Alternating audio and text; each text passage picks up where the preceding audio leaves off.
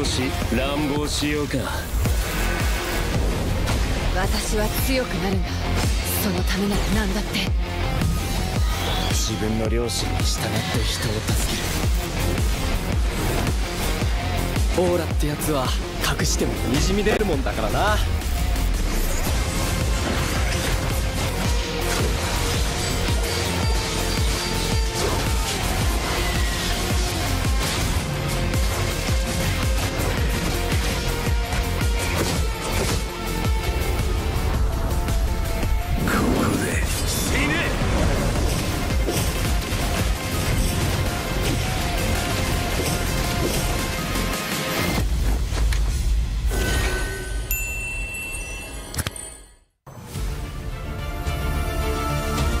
I didn't cure the pain. I harnessed it.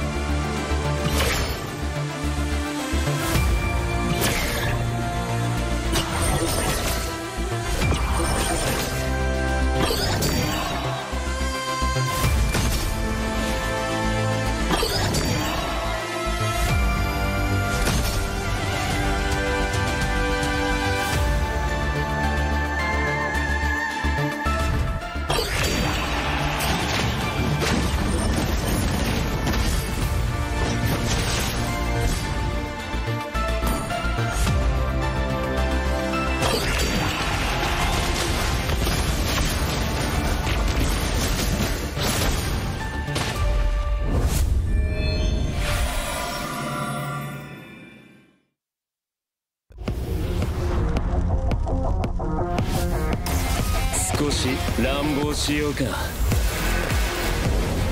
私は強くなるんだ。そのためなら何だって。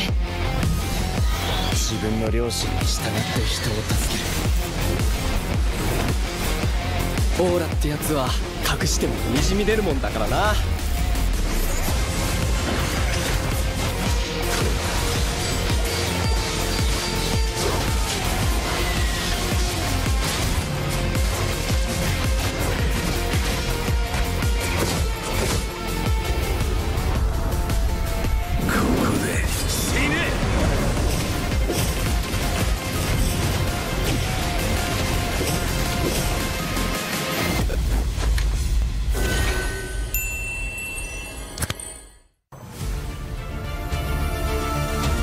I didn't cure the pain. I harnessed it.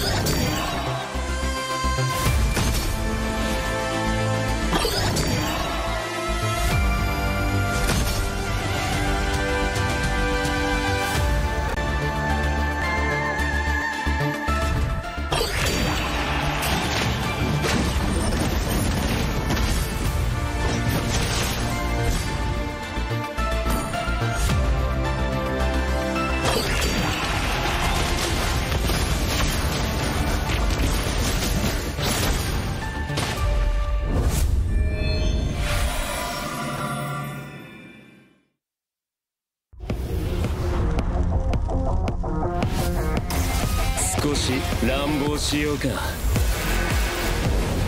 私は強くなるんだ。そのためなら何だって。自分の良心に従って人を助ける。オーラってやつは隠してもにじみ出るもんだからな。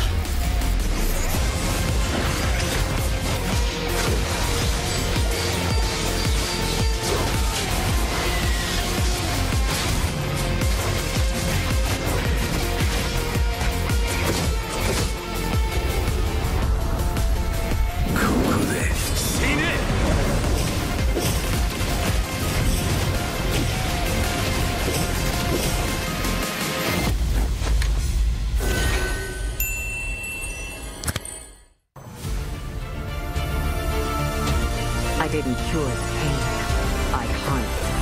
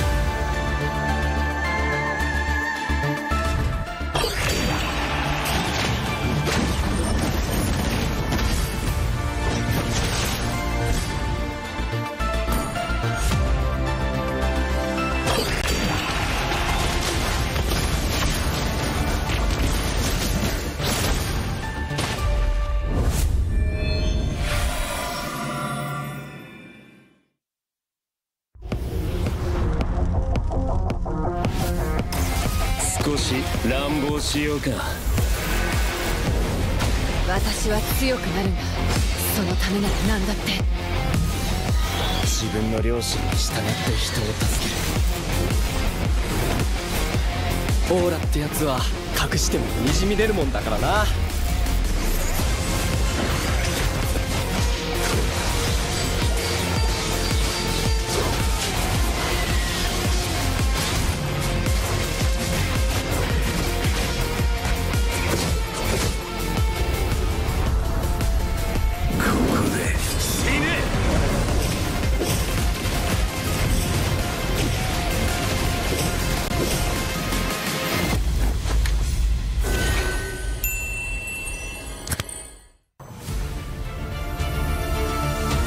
I didn't cure the pain. I harnessed it.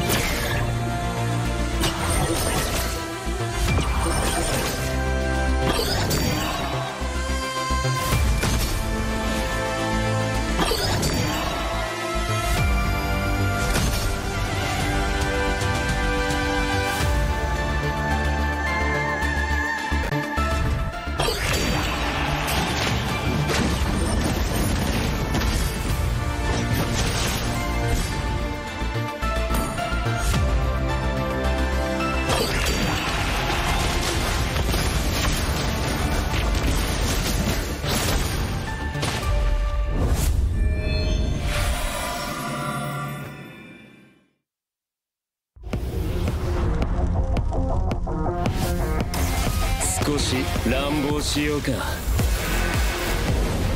私は強くなるんだ。そのためなら何だって。自分の良心に従って人を助ける。オーラってやつは隠してもにじみ出るもんだからな。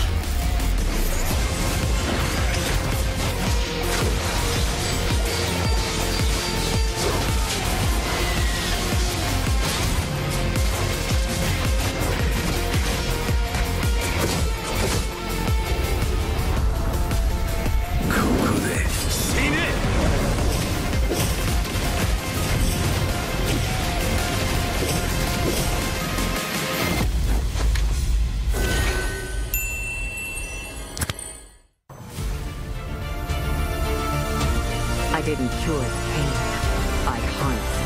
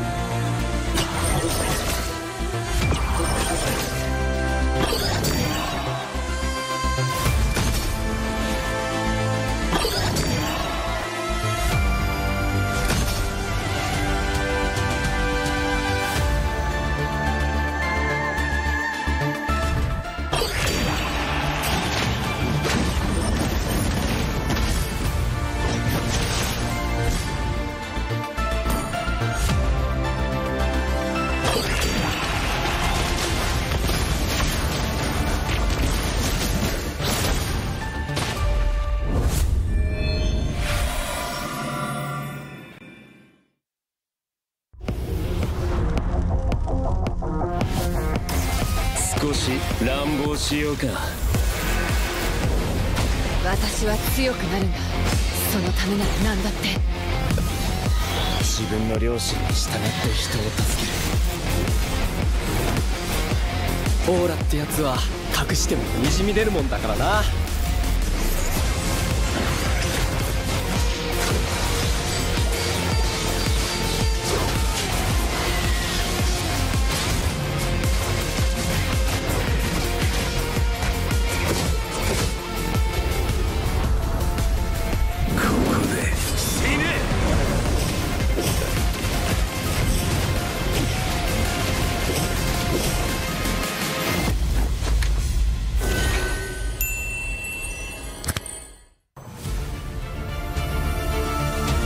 I didn't cure the pain.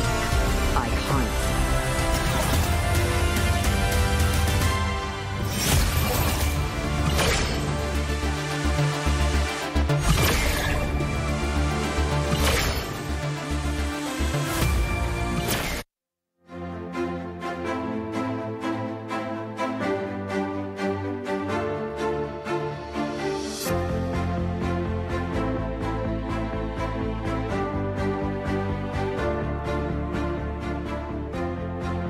السلام عليكم ورحمة الله وبركاته أعزائي المشاهدين والمتابعين وجميع الحاضرين في الفوف جيمنج أرينا لليوم الثاني من دوري محترفين مواجهة الأبطال في موسمها الخامس هنا في عاصمة المملكة العربية السعودية الرياض. نستكمل أحداث التصفيات في اليوم المصيري من البطولة.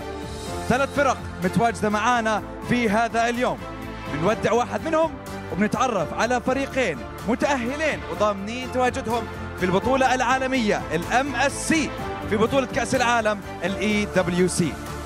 معاكم في تقديم الحدث داود ساندستون داود، وبتشرف في تواجدي معاكم لهذه التصفيات ولهذه البطولة. هلا قبل ما نعرفكم على مجريات اليوم الثاني وقبل ما نعرفكم على الفرق المتواجدة معانا في نهائيات التصفيات وفي يومنا الثاني، نعطيكم فيديو يخبركم نبذة بسيطة وقصة بسيطة عن الفرق المتواجدة وكيفية وصولهم إلى هذه المرحلة من البطولة. تفضلوا معنا بالفيديو ونرجع لكم بعد ثواني بسيطة. فالكل معي جي كي سبورت يتأهلون، وفريق تويست ماينز في التصفيات موجود. يا إلهي العريض، يا رباه على التنسيق. الفالكونز تيم بيكونوا حاضرين، استفزهم التويستد ماينز.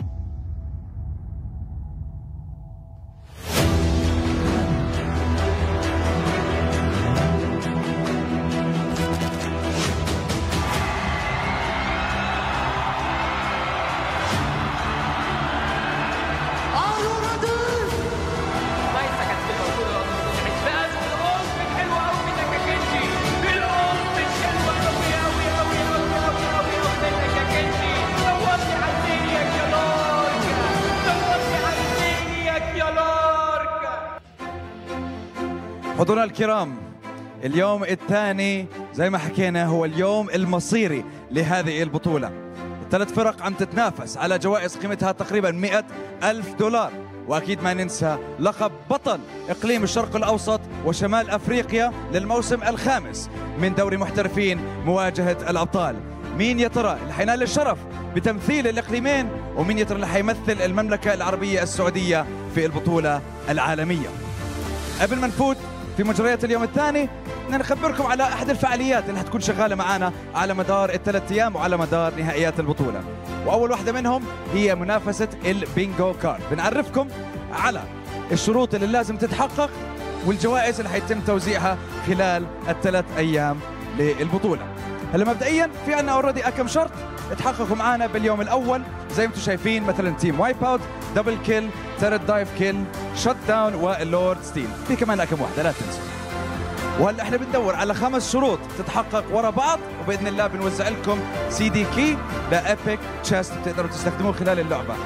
طبعا في عندنا 50 استخدام لهذا الكود، فاول 50 شخص بيستخدموه بيربحوا معانا هاي الجائزه. وهلا احنا اوريدي عندنا شرطين لازم نزيدهم، الا وهما شرط الليجندري ومانياك. هات نشوف وينهم. هي عندنا ليجندري، يعني قربنا على 3 بالخط الاخير، وعندنا كمان مانياك موجوده هون يا حبيبي، يعني قربنا عندنا 3 ب3، قربنا كثير على توزيع الجوائز خلال اليوم الثاني من البطوله.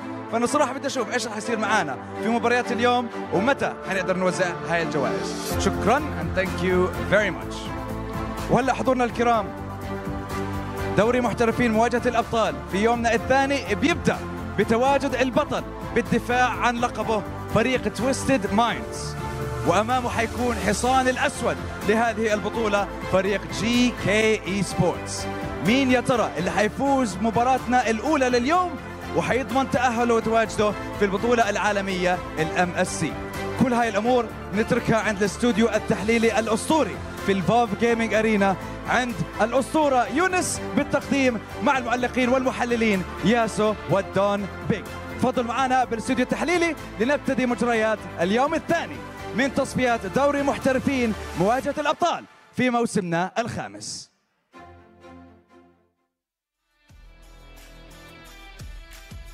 Welcome back to MPL MENA Season 5 Playoffs Day number 2. Today we are going to find out the teams that are going into the grand finals, and also the teams that will be playing in the lower bracket finals. Still, with me today, Realize as your caster, alongside my partner, Chefin. Chefin, how are you feeling for today's matches? Because we've got a lot to discover today in the MENA region, especially for its MPL Season 5. Well, Realize I'm very hyped right now, especially after seeing what happened in the first day in the playoffs of MPL Playoffs MENA Season 5. R8 Esports knocked out in the first day. First team to be eliminated. That was the first seed, the one seed of the regular season of MPL MENA Season 5. Almost like a deja vu to MPL Indonesia. Bigatron Alpha also losing every match possible in the playoffs, and they just crumbled when it mattered the most. But right now, obviously, 3 teams left, 2 slots for MSC in Riyadh. MSC 2024, probably one of the biggest tournaments that Mobile Legends has ever seen, so far at least. And this is gonna be something that's very, very worthy to fight for. Yeah, indeed. Well, all of these teams are fighting for that MSC slot, that coveted invitation towards the mid-season cup. Especially, it's going to be held at Riyadh, which is, still in the Middle Eastern region. Of course, they want to be there for the home crowd. Of course, they want to, be present for the home crowd to cheer for them. But before we go on to the matches, if you guys want to pack up your skins, load out some of that anime from Jujutsu Kaisen type of things for your skin, you can check out the Mobile Legends Bang Bang X Jujutsu Kaisen limited time edition, in which from June 8th to July 13th, the MLBBX Jujutsu Kaisen collab skins will be back for a limited time. You can join the MLBBX Jujutsu Kaisen draw event to enjoy 50% off on your daily first time draw. What's more, you will get a permanent exclusive item or skin in the first 10 draws. So hurry up and log in to participate now. There's 4 choices for the skins. You have the Nobara Kugisaki. If you kind of are into the anime, I've been following Jujutsu Kaisen for a season now, so I think it will be very nice for me to get my hands on the Jujutsu Kaisen skin. But of course, if you want skins, you need to be able to have diamonds first. And for us and for you who are in the live chat watching the games of MPL MENA Season 5 playoffs, you can win a diamond through the diamond giveaway promo, in which you could easily just write down your prediction in the comment section and get up to 500 diamonds for 10 lucky people who guess correctly in each match. Don't forget to include your MLBB ID and server ID in your comment section so that we can easily give the diamonds to you. Yeah, for sure, man. And you don't really lose a lot of time either. If you already remember your server and also your ID, it's pretty much 10 seconds to have a chance for a 500 diamond. That's like 10 times spins for a Jujutsu Kaisen spin event. So what are you waiting for? Just type those predictions. Like, what do you think? What do you think is going to happen here between DK Esports and also Twisted Minds, as we were going to take a look at the bracket so far in the playoffs of MPL Season 5 of MENA. Obviously, in the first day, R8 Esports getting knocked out by Falcon Esports, and it's just quite sad to see one of the favorites of the tournament going down like that. It's probably the worst way to go for you, man. 1 seed and just crumbled in the knockout games. I think that's just... you can't really recover from that. Indeed, I feel like it's very hard for them because as you can see in the team rankings, R8 is like number 1, then Twisted Minds, they are number 2, but they're still fighting now towards the upper bracket final. I mean, for Twisted Minds, they have been, exposed to that international taste, that experience that could help them again re-qualify for MSC. They were Triple Esports, but then disbanded and now as Twisted Minds. I feel like they will still have that experience with them coming into the match against GK Esports, and later on the loser will face Falcon Esports in the lower bracket finals. For Twisted Minds, I feel like they are a team with a lot of caliber, a lot of power in terms of the heroes that they play. They have been very heavy towards the Baxia, the Fredrin, and of course for the MPL MENA Season 5 specifically, I feel like they have sort of a bit of a different options when it comes to other lanes such as the gold. They prefer the Natan, the carries. Natan has been very, very rising in popularity, but for MPL MENA, for the teams here in MPL MENA Season 5, they are very, very inclined to kind of like get Natan as a prio pick for themselves.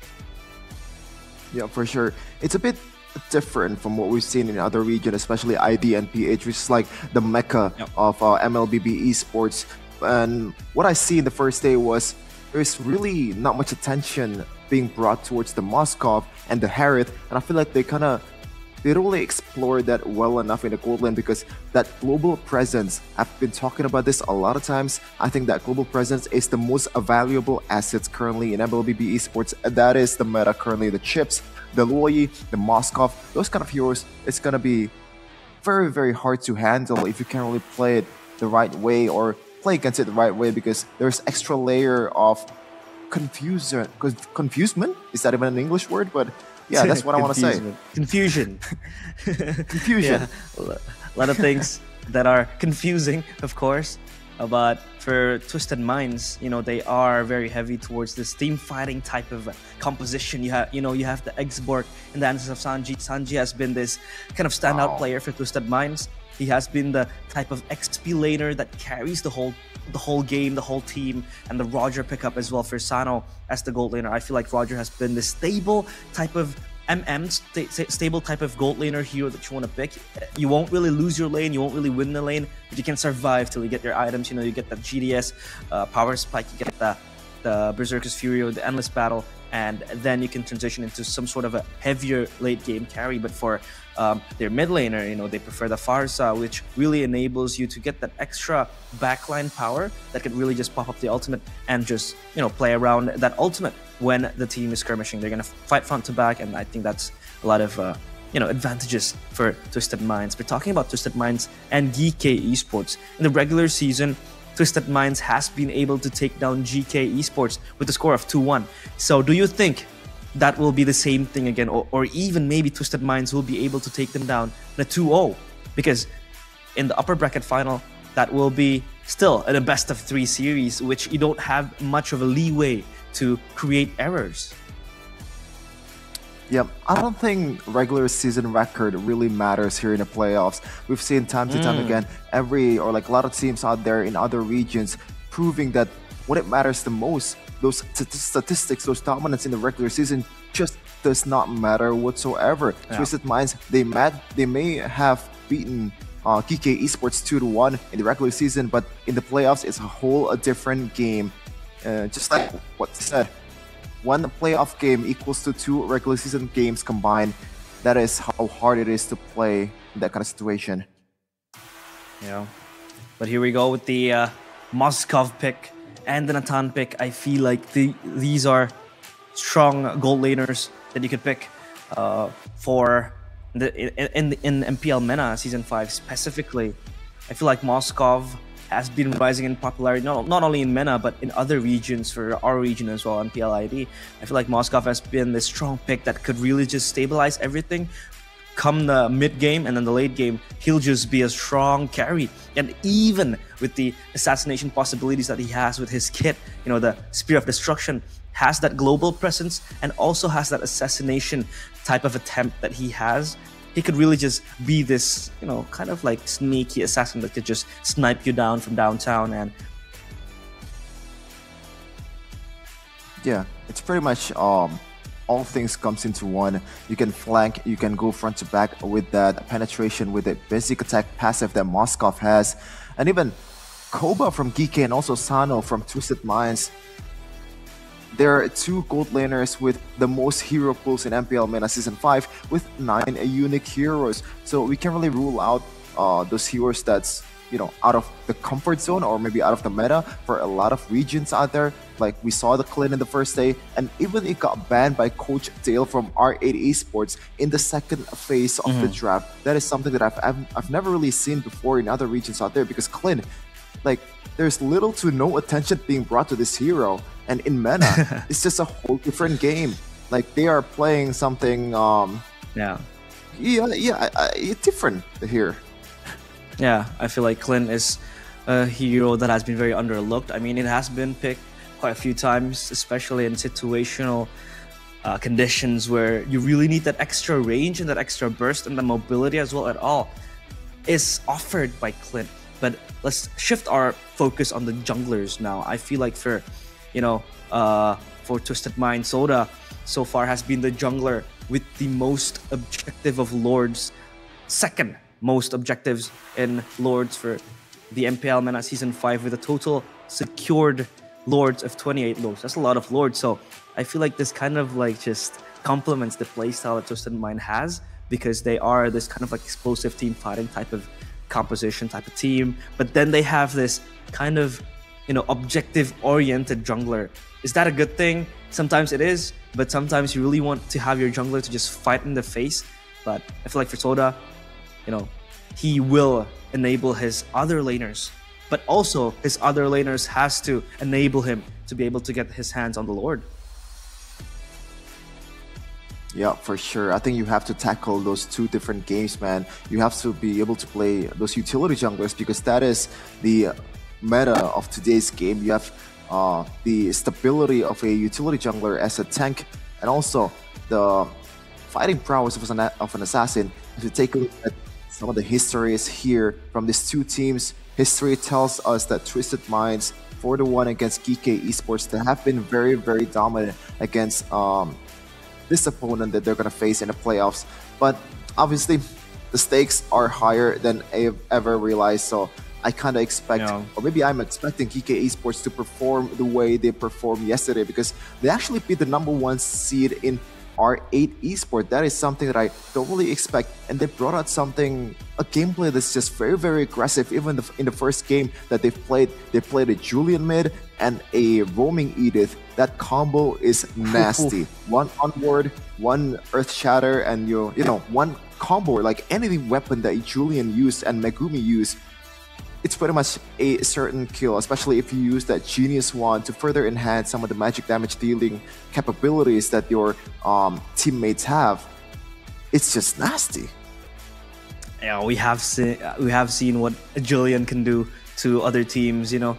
Kyrie was able to pull it off in the playoffs as a jungler, but as a Julian mid, I feel like you just have much more mobility. You have much more freedom, because you don't really need to get your hands on the Lord. You don't need to get your hands on the objectives. You can just focus on the kills. You can just focus on getting those, pushes and split pushes, or even just getting your other laners ahead by helping with the ganks, helping with other type of things that you could really just help scale yourself. And this Julian Edith combo is something that we could peel our eyes to. But for GK Esports, they are also a team that, with one win so far historically against Twisted Minds, they are the team who has Shen, the player with the most hero pool so far in MPL MENA Season 5 with 13 unique heroes. So I feel like that adaptability, that flexibility that Shen brings to the team, it is going to really help them draft a certain type of heroes or compositions that they want to play later on.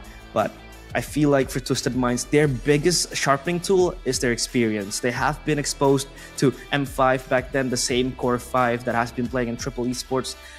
Now, changing to Twisted Minds, I feel like that experience will really matter to them when it comes to the most important part of the game, which is winning, especially in this, state of the competition. You really want to win this so that you can get to the grand finals. If you win here, you'll get to the grand finals. If you lose, still a second option, still a second chance, but you don't really want to fight to the lower bracket. It's very grueling. So I feel like grand final straight away is the key to victory. Is the thing that you really want to get your hands on. Yep, I like both points that you've brought out. Realize, first of all, that hero pool is going to come in handy, because as we can see in MPL Indonesia, Onyx, they're known for their very wide hero pool on their every unit. You see W, carry, whoever player that you want to name, you can only just target ban them and get them out of the game. It just doesn't work like that. And when you have a lot of options in your hand, then the opponents start to, they stop thinking about how I can exploit the weakness of the opposing team, and they would rather draft for themselves, which brings you a lot of safety, I guess, for your draft, because you're not gonna get target ban. And I think that's a really valuable asset if you're building a team. And your second point about experience, man. Oh man, if you're already experiencing the highest of stages in M series, I feel like that is a huge, it's kind of like you're smurfing in this kind of situation, because you're in the playoffs. The pressure is higher than ever in this competition. But your opponent, you don't really know what's going on in their mind, but you are always ready because you've experienced that even more than this one. Yeah, I feel like experience is something that is very key. But yeah, I'll kind of want to touch a bit about the flexibility, the number of hero pools that you could play. I mean, Shen himself is a roamer. You know, when you have a lot of heroes that you could play, I mean, for a roamer, you don't really want to target ban a roamer unless you have something that is, you know, very, very identical towards your name. I mean, like for Beloyski, for example, here in MPL ID, he has the Helkert that is perma-banned, or sometimes other roamer bans. But for a roamer, you don't really want to target ban him. But if he can play 18 different heroes and 18 different occasions, I feel like that is something that you have to peel your eyes against. And when you have that much of a hero pool, you have to be careful, of course, for the possibilities of, you know, flex picks, possibility of doing something that is out of your money. You don't really want to spend like 4 bans for a roamer, for example, or for a mid laner. So they have to be able to scale down their ban priorities, I'd say. And yeah, I feel like that is going to be very, very hard for, you know, GK Esports to figure out. But I'm sure they'll figure out. But for Twisted Minds, what you said feels like they're smurfing. It feels like they kind of are smurfing. Because again, exposed to the M series experience, a lot of teams want to go to the M series and you know, kind of fight for that coveted, you know, trophy. But for Twisted Minds, they are kind of like strong, firing from all cylinders. I mean, for Sano, let's just now touch a bit towards the gold laner. Sano from Twisted Minds, he is the gold laner that has the highest GPM so far. Oh, second highest GPM in MPL MENA Season 5 with 754 GPM. But that is in the regular season, and when it comes to playoffs, regular season doesn't really matter anymore. So it comes down to how you perform in stage, how you perform in the playoffs. And that is the big question that Sano and Twisted Minds has to answer. You brought up 2 stats earlier, realized the fact that the 2 units of Twisted Minds has 2 major stats, and they're second in the standings. And I bet you, man, the first placer is the members of R8 Esports. Oh man, that's gonna be really, really sad. But speaking of about statistics, realize Troll from Twisted Minds. Yeah. This is one of my worries about their team. He has the highest kill participation in the whole MENA region in Season 5 with 82.81% kill participation. Now, you might see that stat and say, oh, that's probably a good thing. He's very involved in the team fight, but what I'm worried about is I don't want them to be like tunnel vision and also relying too much on trolls engage, and they can't really make out an engage of their own when troll is not there. So yeah, being very dependent on a one player is a strategy, but when that one player is out of the game, when they're not really in their you know, A game, then you have to figure out something other than that. And I feel like this is one of the homework for Twisted Minds currently in the playoffs. Yeah, for sure. Like, being dependent on a player, I feel like is not a problem, but when you're over dependent to that player, that is when it comes to, you know, being a problem. Because when you're dependent on a player, sure, you want to kind of like create a composition around him, you want to play around him, but when you are over dependent means all of your winning conditions will go through that player. For Twisted Minds, I feel like they have a lot of winning conditions. You know, they could play through Cuffin, they could play through Sano, activate him, and enable him to be able to get his hands on his favorite heroes, the Roger, the Natan, the carry. But then, do you really want to funnel everything towards him? That is the question. But for GK Esports, they themselves also have other winning conditions. You know, we have Zach, who was previously known as Goyong. He was one of the players of MENA EVOS in MPLPH Season 11, now bringing in that experience from MPLPH towards GK Esports as that player that is, you know, kind of ready to be able to bring that expertise towards GK Esports. And I feel like GK Esports still, they have that potential to win this game, because for Goyong himself, you know, being a mid laner for GK Esports with a lot of heroes that he could play as well, I feel like that could be the winning condition, that funnel that GK Esports is looking for.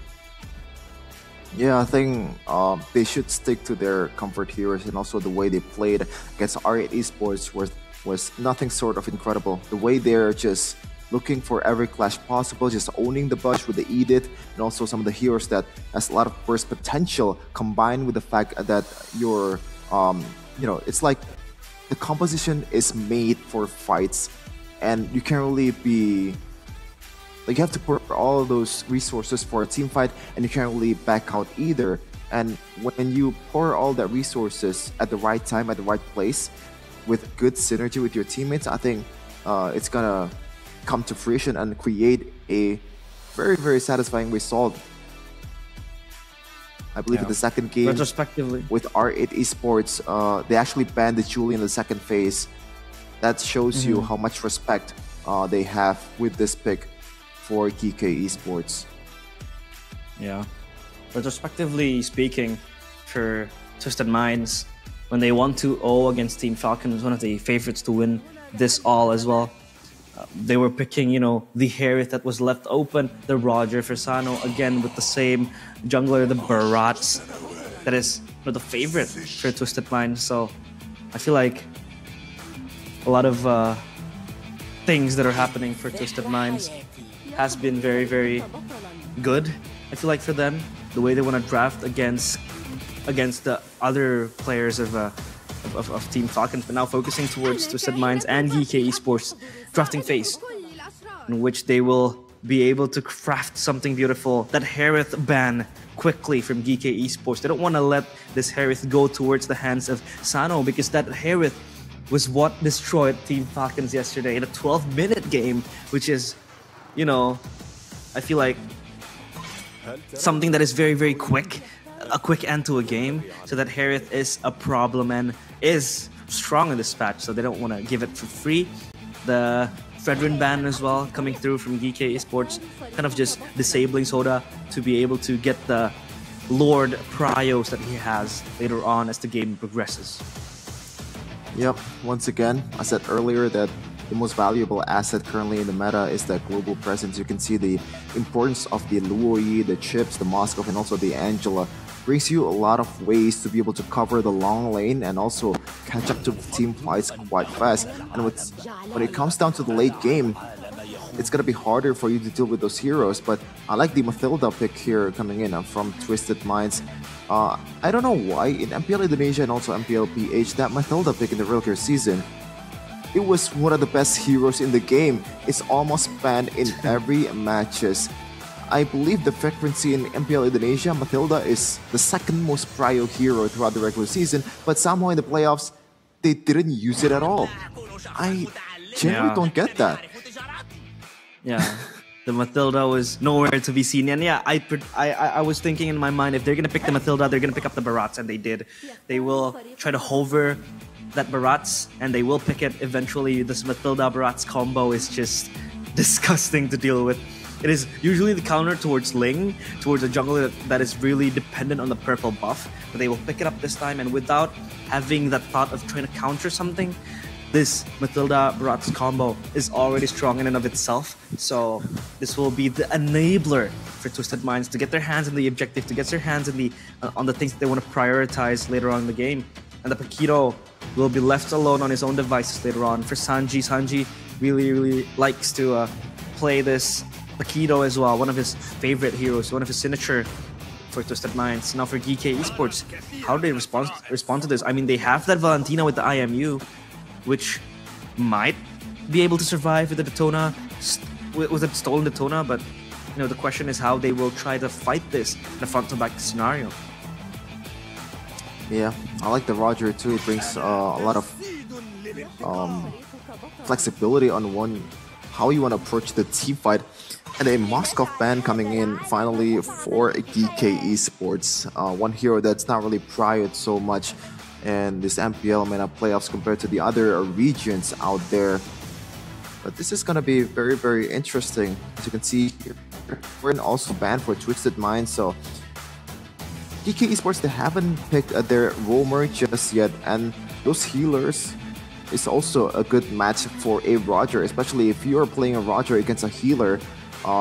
it's always bad for you because Roger is more of a finisher, kind of like Martis with a decimation. Roger procs his passive when the opponent's HP is very, very low, and when there's a healer that can, you know, top your HP up in a second, it's gonna be hard to play that kind of hero. Now, what you want to do is to extend that, enhance the durability of that Roger. So I like the way Twisted Minds are banning right now.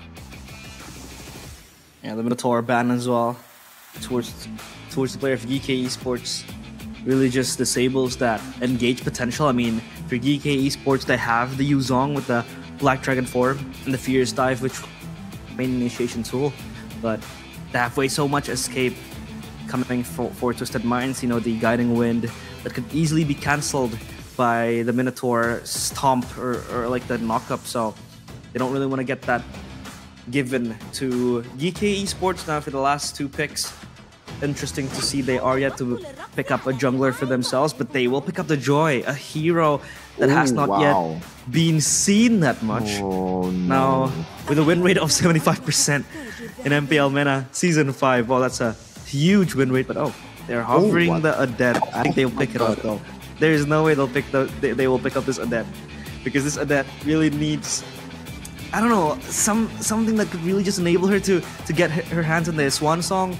But standalone Odette is not something that I really want to play, especially when the enemy has a Yuzong, has a Valentina, has a Roger, a Joy that could just jump in towards this Odette. So I don't think that they will pick this up. I feel like this is just a hover from Twisted Minds. Oh, maybe you're thinking about it backwards, Realize. I think they already locked the... There you go, 2 picks that we haven't seen at all in MPL Indonesia. Odette and also Clint and also a Grok to close out the trap for Shen. Now, what I want to say is, you said about the dives coming in towards the Odette, but that's exactly what Odette wants. When there's a lot of people there, she's gonna proc the damage even more and also stack more shields up there. But this Joy, man, I'm sorry, but I generally do not like the Joy pick here because there is just too much durability coming in from Twisted Minds. It's gonna be hard for you to be able to burst down some of the members of Twisted Minds in this case, and that 75% win rate, I think that's no longer the Joy that we know, man. It's always been nerfed over and over again in every patch, and right now Joy hasn't seen the light of day in MPL playoffs, in PH, in ID, and in any other regions out there. Yeah, interesting to see how this Odette will operate. Now that I think of it retrospectively, Chefin might have made a good point where Odette really wants to, you know, be up there standing where a lot of people are clumped up towards her, and that is the moment where she will be the one popping up the Swan Song, and that is going to be the, you know, kind of like the key to victory for Twisted Minds with this Odette. But again, when she is going to be bursted down instantly with the Joy running out with the electrifying beats or the Roger with the pounce, that is where it spells trouble for Twisted Minds. So they need to navigate a way to be able to enable this Odette. I feel like the Matilda is there kind of to save her as well. You have the Barat as a perfect frontliner to stop that. Yeah, a lot of options to traverse around the drafting phase, the composition that is Twisted Minds composition. So yeah, interesting to see how this will play out. And the Clint as well, a good option for extra range and mobility when you have that Roger playing against you. So yeah, a lot of surprise picks that kind of makes me excited as well on how the diversity there is in MPL MENA Season 5. A lot of heroes being picked up in which in other regions has not been that famous or that popular. No, I am very pumped, Realize, especially with this Odette pick, because I've seen some TikTok videos that left me speechless. Odette deals that much damage? You can see her once again. Yeah, even without the first skill and second skill, you can burst down an opponent with a single Swan Song, and the burst damage is no joke. As we take a look at the composition once again, what do you got, Realize?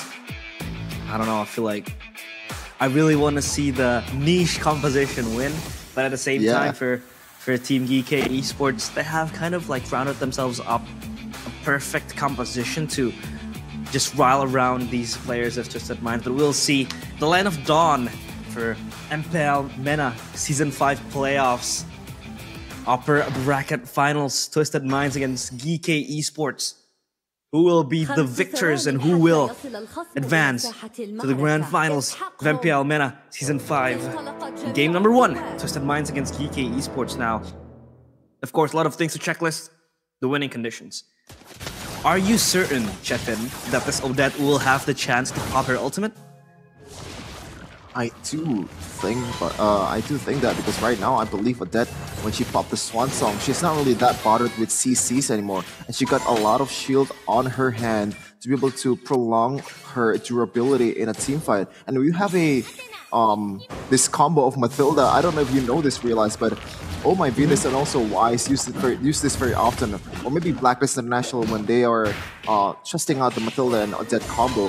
Meanwhile, the bottom lane though, it's gonna be a burst down onto a Costa Rica. No, still has 1 HP. But back to my point earlier, you can combo out the guiding wind on the circling eagle towards a Swan Song, and that's gonna be a moving Swan Song combo. It's gonna be very, very interesting.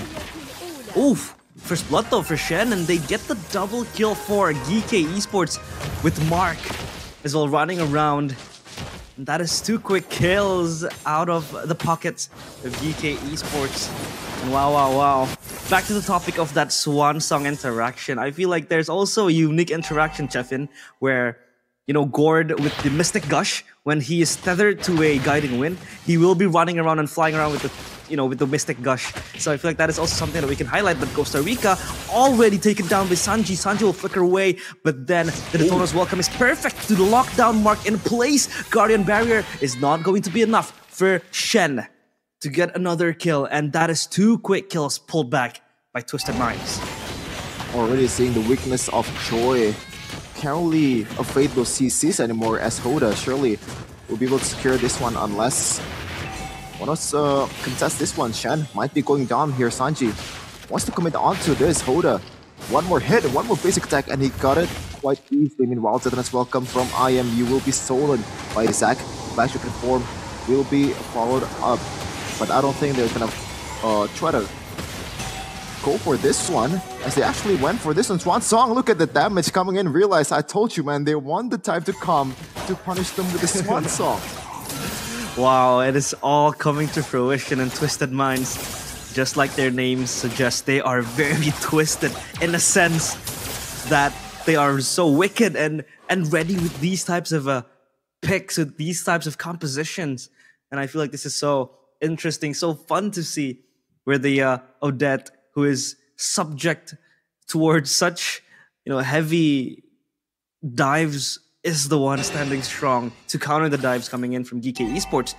But so far, Zoda has been just roaming around trying to get his hands at the objectives. A turtle again secured by Twisted Minds earlier, and Koba already has his hands on the Windtalker. That could be the kind of like the helping tool for him to speed up even faster his farming patterns, and later on get his other hands on the other items that he needs. Not yet the power spike, but he's getting there slowly. Yeah, for sure.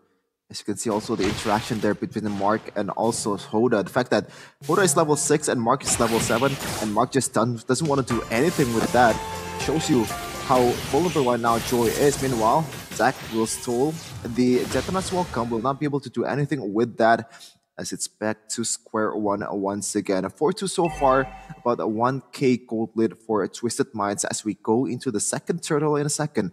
Now, I think the winning condition for DK Esports is somehow try to pull the trigger earlier before Twisted Minds. Meanwhile, wall charge already been used. Huge resource burned out before the turtle fight, as Shen already very low. And now they have all the tools available and also all the time in the world to take this one without any contest. Yep, easy. Total take, and again, Twisted Minds just so good on zoning out their enemies to be able to get their hands on the objectives, on the lords, on the turtles, time and time again. And so far up top, it hasn't really been such of an action, but Sano will get dived upon, just beaten down to a pop by Koba. And that is an important kill for this Rogers to start snowballing. Troll might be next on the menu, but he pops up the Circling Eagle. Jumping forward, the pounce will enable Troll to be pushed back. But there goes Shadow Strike from Zac. Is not going to be enough to take down Troll.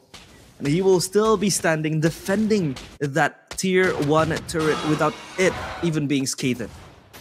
Yeah, finally, GK Esports found something there in the top lane. I was gonna say that they're not really putting any emphasis on the gold lane, considering the fact that Twisted Minds has been roaming towards the XP lane much more often. And when you're up against Barrage in the early game with an assassin, you probably just want to evade that Dino as far away as possible and try to punish the opposing lane instead.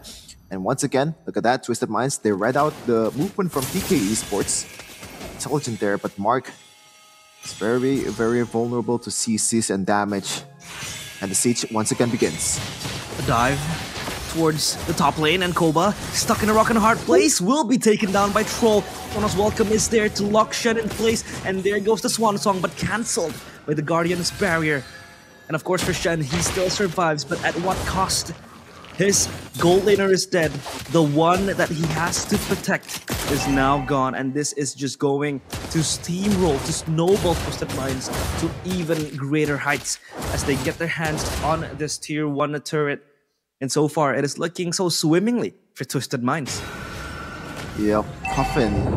It was the Swan Song, and I feel like you kind of underestimated the Odette very early on the draft, realize. You can see the shield coming in from the Swan Song. Yeah, insanity. That was like 1/3 of HP of Odette. That is a huge, huge shield.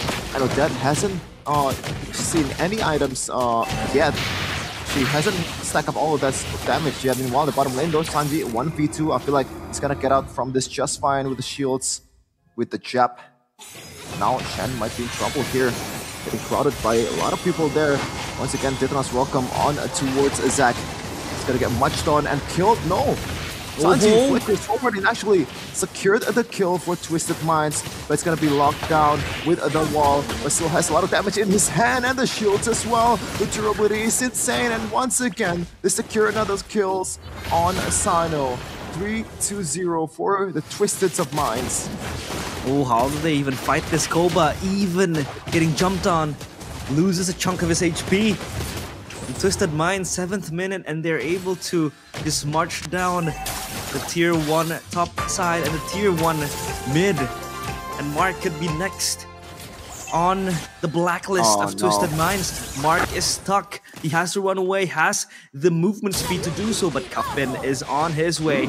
Thankfully though, the extra boost he gets from that will be able to enable him to run away. An endless battle and dominance ice for both Costa Rica and Koba. That could be the main objective now, but Tanji, looking for Mark, won't be able to get anything, but Shen is the one biting the bullet for GK Esports. They are just caged in their own premises. They're caged in their own tier 2 turrets. They can't even go out to open up the vision on the map. They can't even try to invade the jungles of Twisted Minds. As you take a look at the items, what does this indicate, Sheffin? Looking at the items, and I believe that's gonna be either a Holy Crystal or a Blood Wings for Coffin. So maybe extra shield with that item. So good luck for GK Esports to counter that. But Sanji also secured a huge item there, an Oracle, which worked wonders so far. Not only he's gonna get more healing coming in, also more shields from Troll, he also will have more shield with his jabs as well. So extra durability in all parts for this Paquito, as it looks like GK Esports, it's either they don't realize that they're actually taking the Lord, or they just won't let this one go, because there's no way you're gonna contest this one. Meanwhile, the Swan Song, I told you, Swan Song and Circling Eagle combo. Meanwhile, Shen will be locked down. The CC's coming in. Sanji will chase down this rock. Troll still chasing, but it looks like he's gonna get away just fine. Oh, the flicker there. Actually, no, it's not a flicker, but a dash from Sando secured the kill with those passive. Just stacking up the damage. This Clid is gonna be much more lethal in the upcoming minutes. Well, this Clint is already lethal from the get-go. And with the quick draw and the double shot passive, he's just unstoppable.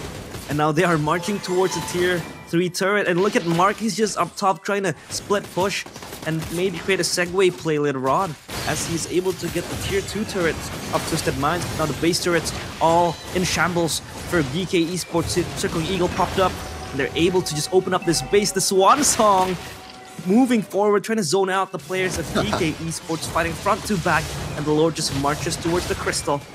The base turret at mid side trying to be taken down. Troll is low, but a stolen Swan Song will be trying to enable BK Esports to maybe fight back. Counter initiation though, like Lycan Pounce from Koba will be able to catch Soda in place, but the wild charge is enough from Shen to just displace them all. But no, Sano again and again with the power of the plant is just way too strong. And 12 kills, all in the names of Twisted Minds. Oh my goodness! Troll is still alive! Circling Eagle, locking Mark in place. He sees CC'd and can't even move.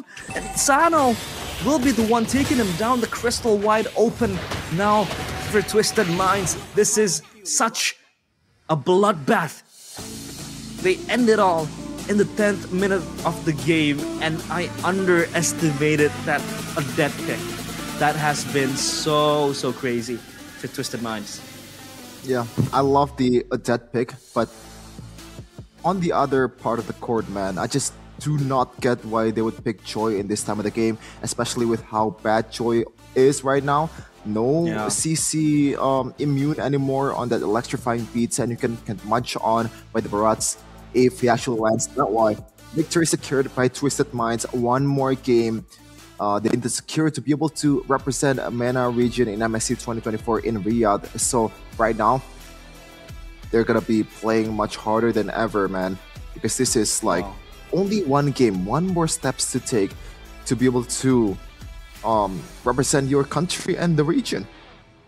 Yeah, that is such a very painful way to lose. I feel like now it all makes sense why the Joy is such a bad pickup. It doesn't really give you that CC immune. You would usually pick it up against the Barats, against like other assassins. But again, you don't have that much of a CC immune, and that Barats was just locking down that Joy in place and couldn't even go anywhere. So it was very hard for her to play around.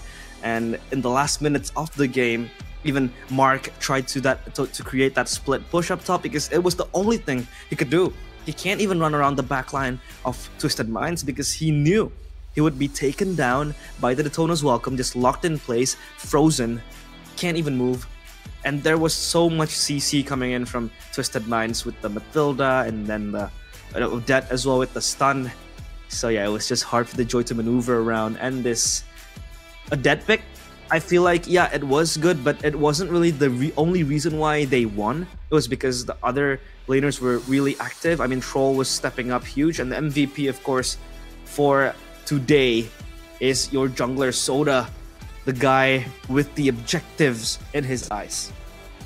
Yep, 46% objective rate, damage not so much because this is the Barats we're talking about. As we take a look at some of the replays, what happened in that game, I feel like in the first few minutes, GK Esports were actually able to get those 2 kills, which is very huge. If they want to set up for the next turtle fight or like the first ever turtle fight, that could be huge. But a huge mistake coming in from Mark as well, just overcommitting in the bot lane for no reason at all, and he get bursted down, and that becomes one of the key moments in that game, because one mistake in a bot lane can cost you the game. Like the whole team just crumbles. They can't really gain the advantage anymore in the turtle fight, and this is one of the benefits of picking a Matilda, just going in and out of the fight quite easily.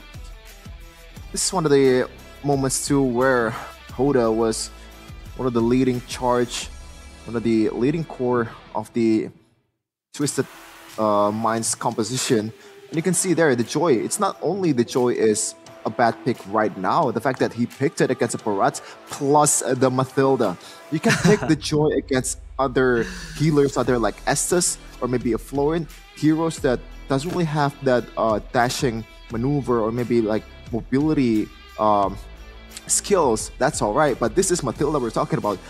You can be evaded with the Circling Eagle and Guiding Wind, 2 skills to evade your electrifying beat. So I really don't get why they would pick a Matilda at that stage. As we take a look at the emblems used by some of the players here, Let's take a look at the MVP holder with a lot of durability emblems there. Tank emblem, obviously concussive plus to further enhance the damage and also the farming speed of that Barats. As also taking a look at the damage participation for each members of GK Esports and Twisted Minds. Surprisingly, Coffin was not really that much of a threat so far in this game. But that's probably because the game is only 10 minutes, and Valentina from GK Esports actually leading the chart with 30% damage participation. And in the late game at that time, I feel like that was a creative maneuver that he used. Actually stole the Swan Song instead of other skills out there. But you know, you can sing the same song, but you can replicate the vocal cords, man. Oh my god, what a line from Cheffin, man. And yeah, that Odette wasn't really showing its, you know, wings, because again, you really want Odette to excel in the late game, and that was like a 10-minute game. I mean, it was also kind of like a threat towards Twisted Minds, because they had, for GK Esports, they had a Valentina that could really just replicate and copy that ultimate. But yeah, like what Cheffin mentioned, you know, there is not enough damage from the Valentina. So that was the question in hand for GK Esports.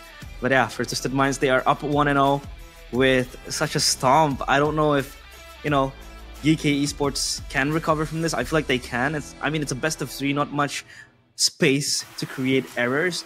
But so far, what they have been showing us, that was like, not even, like, if you draw out the Odette from the equation as well, I feel like Twisted Minds also played a very, very good game. I mean, Sano with the Clint, just doing and minding his own business, doing his own thing as a Clint.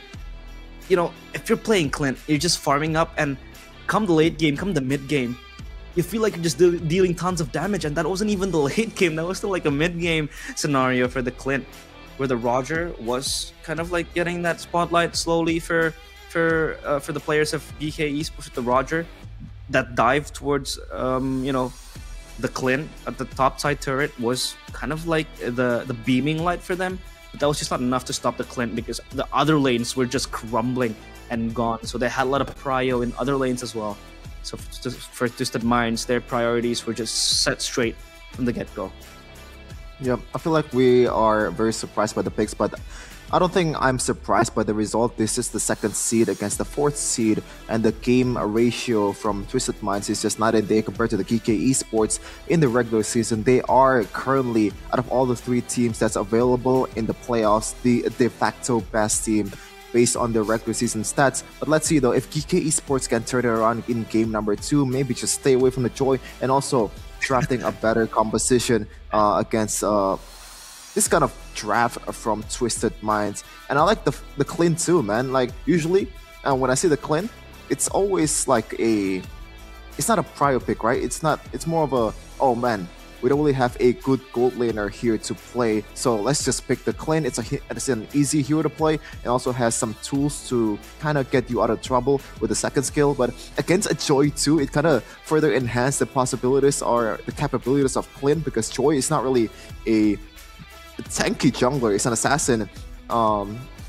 So getting bursted down by a Clint is a normal thing that happened in that game, because the damage will not be able to be reduced by the items that the Joy have. It's mostly magic damage. Magic damage, and they had a lot of survivability as well coming from the side of Twisted Minds. You mentioned it, you know, there's a reason why they picked up the Mathilda, the Odette with the Swan Song, and even there was an Oracle build coming in which just enhances the shield, coming in with Paquito as well, the jab, and that just adds so much survivability, because the Swan Song in and of itself innately already provides with you a shield. So you don't really have to worry about someone not peeling for you. And I feel like Odette wasn't even peeled in most of the team fights. You know, the Odette was just standing behind, you know, waving her wand. Not with a peel. There wasn't even a peel action coming in from Twisted Minds. They were just like standing there and letting, you know, Odette do her own thing. And GK Esports couldn't even punish her. So I don't know, maybe, you know, for GK Esports, they should just stick to the traditional junglers they usually just play. You know, the Fredrin, the Baxia. I feel like that gives you more of a power when it comes to the objective contest, when it comes to the little skirmishes. The Fredrin gives you that. The Boxia gives you that. The mobility it has also enhances you to be able to move side to side. And talking about side as well, the side lanes were just all torn apart by Twisted Minds towards GK Esports. They had no chance, little to no chance. In up top in gold lane, there was kind of like a hope in which the dive happened. The down bottom was just gone. I mean, Sanji was there trying to clear up everything, but it just didn't work out for GK Esports.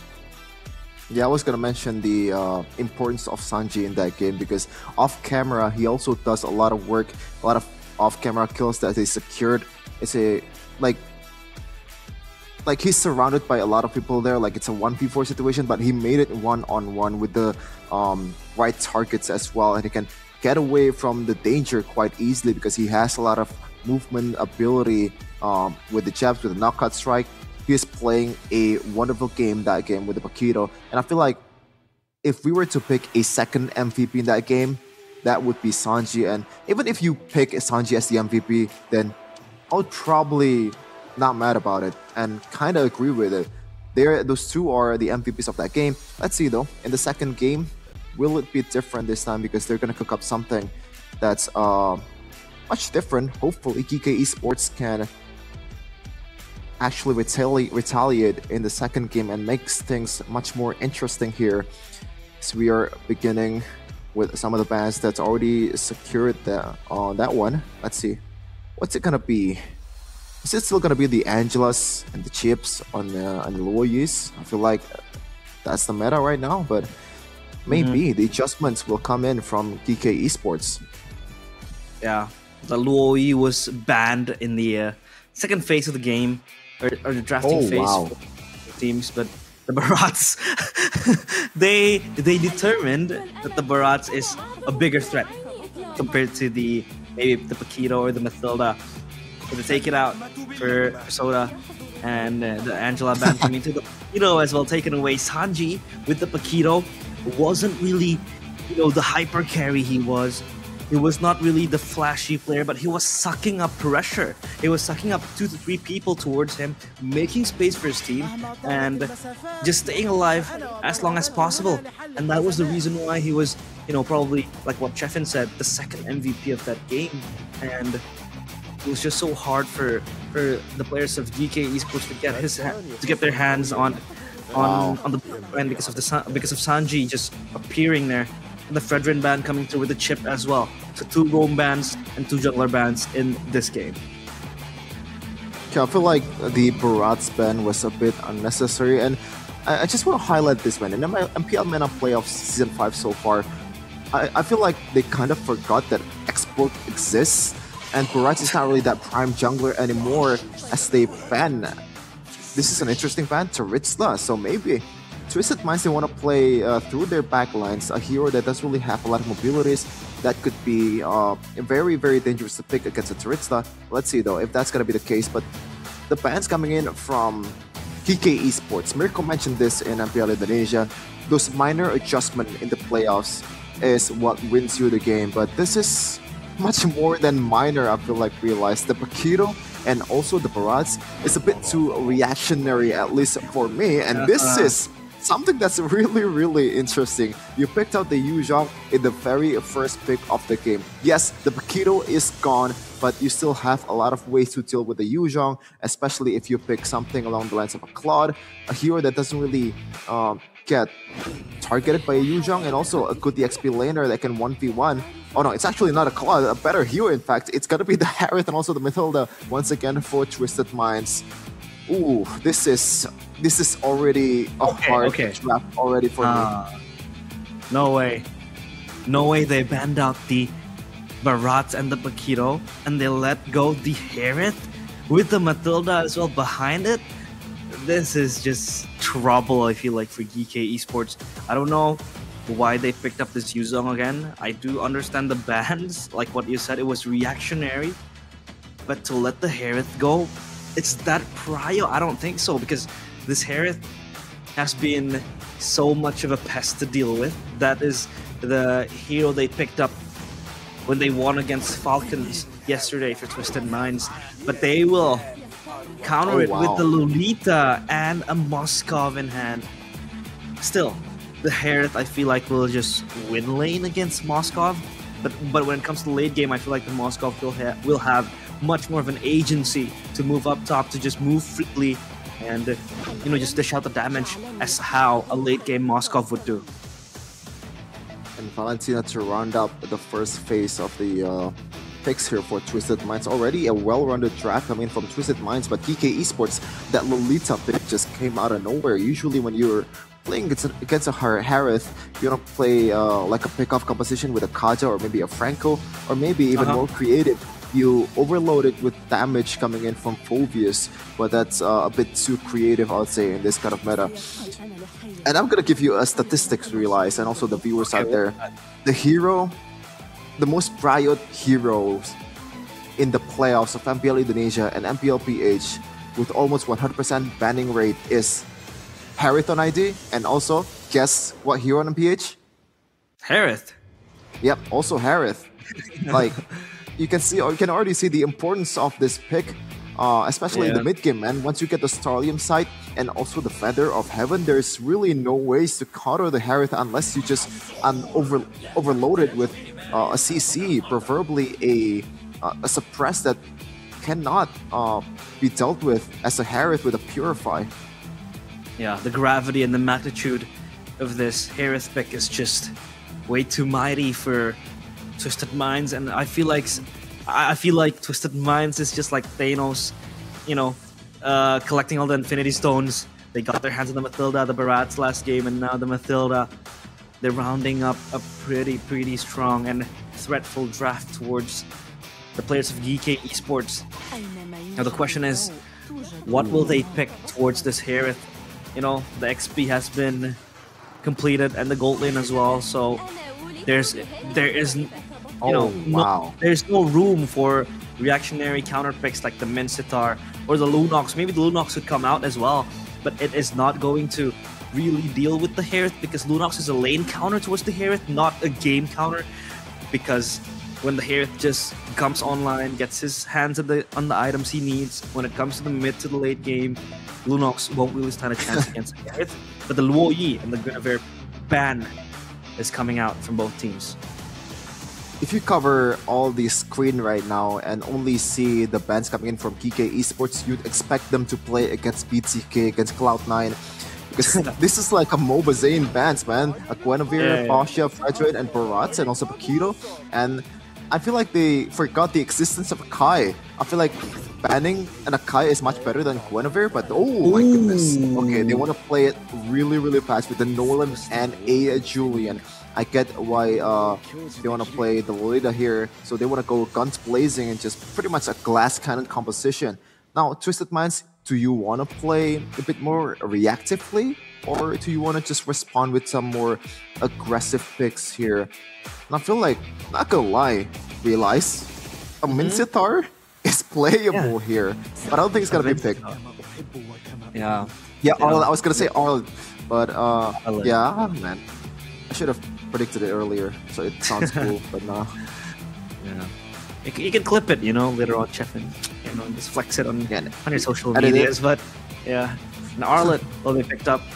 This enables Twisted Minds to have a strong engage tool with the final slash and chain reactionary stuns that you could have with the Arlet. But still, for Twisted Minds, this draft has been very strong. I feel like the Harith that they have. For GK Esports now, the question is, how do they want to play this? Nolan, Julian, will they be funneling the resources towards these two heroes? Because I feel like these two heroes are greedy in the sense that they need resources, they need gold, they need prio in both lanes. But for Nolan, as a jungler, still kind of like a viable option in the jungle. But I don't know what's gonna stop this Harith, man. They don't really have a pick-off type of hero, the one with the point-and-click CC, like a Kaja, that can't really just tie up this Harith. Well, technically, the Numinant Blast coming in from Lolita, you don't really have to charge it anymore, and if you just click it right away, it does give you a bit of a stun towards the Harith. I feel like that's the strategy here coming in from PK Esports. Now, Twisted Minds, the job is to be able to respond to some of the engages that the opponent will bring to you. I expect at the very least 2 Purifies from Twisted Minds. Probably will be 3 with the Valentina also bringing out the Purify. And now, it's just a game of who's owning the bush. Because so far, PK Esports against R8 Esports, when they own the bush, they own the game. Oh, the bush will be very important, of course, for both teams. And now coming into the second game of the first match of today, will Twisted Minds be the first team to enter the grand finals, or will GK Esports fight back in this game? In a very, very terrifying draft. Game 2 is underway. Twisted Minds against GK Esports. Okay, I did not expect that troll actually choosing that Flicker instead of Purify. Yeah, I do think that if it's a Lolita instead of an Edith, yes, Flicker does make sense, but I think I'm more of a Purify guy here in this kind of match. But we're gonna see on the other side of the court, Zach bringing out that Flicker for the Julian. Also, shout out to Megumi Fushiguro making an appearance once again in MPL MENA Playoffs Season 5 by the Skids in game right now, because the event is not gonna last for long for you. Yeah, don't forget to get your hands on the Jujutsu Kaisen XMLVV skins. And you can enjoy 50% off your first daily draw. And maybe you could land yourself a Megumi Fushiguro with the Chimera Shadow Garden, you know, the domain expansion if you've been following the anime. I'm a big Megumi fan. But yeah, for Sano now, it's just being pushed back. It's not going to be a sweet game for him. I mean, in the laning phase, especially when you have so much cryo towards the top side, towards that gold lane. But for Sanji, he's almost taken down. Goes to Rika, just jumping, and Sanji though still alive under the shade of his turret, so he's gonna be fine. Koba receiving damage and pressure. So again, just, you know, time and time again, switching the pressure up top from both junglers and both roamers as well. Not gonna lie, so far Twisted Minds has been reading the movements coming in from PK Esports really, really well, especially that mirroring in the jungle pattern for Hoda, securing his own camp. And right now, Mark try to burst this one, though Hoda still has a lot of HP on his hand. They might want to go for Shen. Heavy Spin is still safe for the next objective battle. It looks like Shen has to recall right now to set up for the next turtle. Bottom lane though, they're still securing the lanes to be able to get a level 4. Yeah, they want to get that running as fast as possible because they have a turtle take, though Zac is close by. They want to get this turtle. Heavy Spin popped up and the Great Spear, the Spear of Destruction coming in, but that turtle will be secured by Soda again, the king of the objectives in the jungle today. In the server, Rikafin will discover his players now. Troll is trying to push back Shen and Zac both ways. So Twisted Minds again coming with the advantage that they have. So just try to speed up their goal advantage. But talking about goal advantage, it's actually in the hands of GK Esports. Oh my goodness, not for long though, realize as a kill is secured for Sanji with a lot of recalls as well. And this is not looking good. Usually, Yuzhong is one of those heroes that's quite standard in the laning phase. You can deal with pretty much anything and not get killed in the process. But if you get killed in this kind of phase of the game, then it's not going to be good for you, as looks like it's going to be a gang here from Zac going down bottom. Yeah. They now will try to corral their members around. Still, first blood name of Sanji. They'll try to just ease up the pressure and just soak everything towards them. The resources all in their hands. For Zac, this is going to be a very interesting game to play. I mean, who does he target? Sure, the Herald. But he has backup from Soda and Costa Rica. This jump forward, already popping the BDF. Now the heavy spin will lock him down. That is another kill. The Spear of Destruction popped up. There's no way Koba will TP towards that. Mind you once again that this Yuzhong was the first pick of the game for GK Esports. The value that it brings so far in this game is just close to nothing so far. 0-0. In terms of KDA, the worst performing member of the team, getting gapped by the ganks coming in from Twisted Minds to the top lane, though Sano will just use his Summon Force to try to deal some damage towards Koba. And now, another one, Zack might be in trouble. Still gets away, and finally Vengeance Flicker by Sanji to secure the kill. Meanwhile, Black Dragon Form though will try to punish Shanji, getting bumped by the hammer. Still has a lot of vengeance, and also the guiding win gets out from trouble. They secure the turtle as well.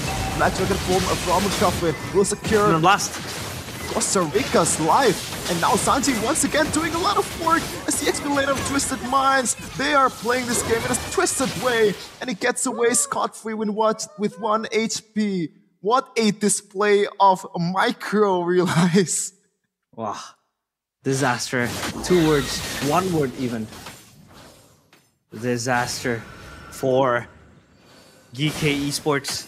Twisted Minds is just running them down with every possible play that they could create. It was just Sanji trying to rile up the situation with the dive towards the turret, getting the kill and just jumping out with the vengeance, the flicker as well, and then popping back his final slash to get the final slash towards GK Esports. It was just enough, but the fracture now coming in.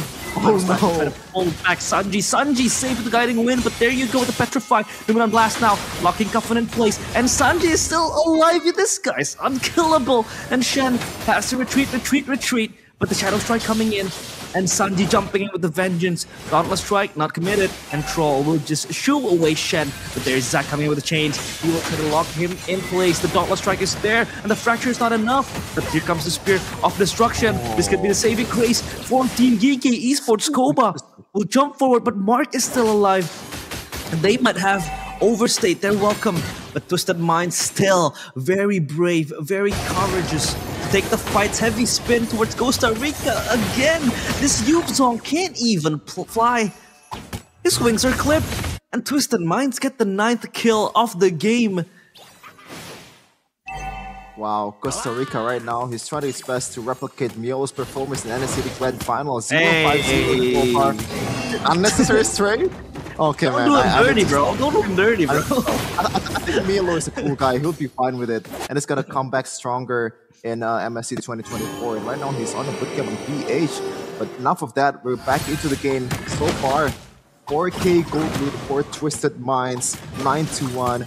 A huge disparity on kills and also the pressure on the map. And I think it's mostly because of Sanji over and over again. He secured a solo kill. He secured a 1v3 situation kills. And he actually held up for a long time for the Twisted Minds team to be able to get their heads on some kills. Meanwhile, Zaman Force on the bottom lane.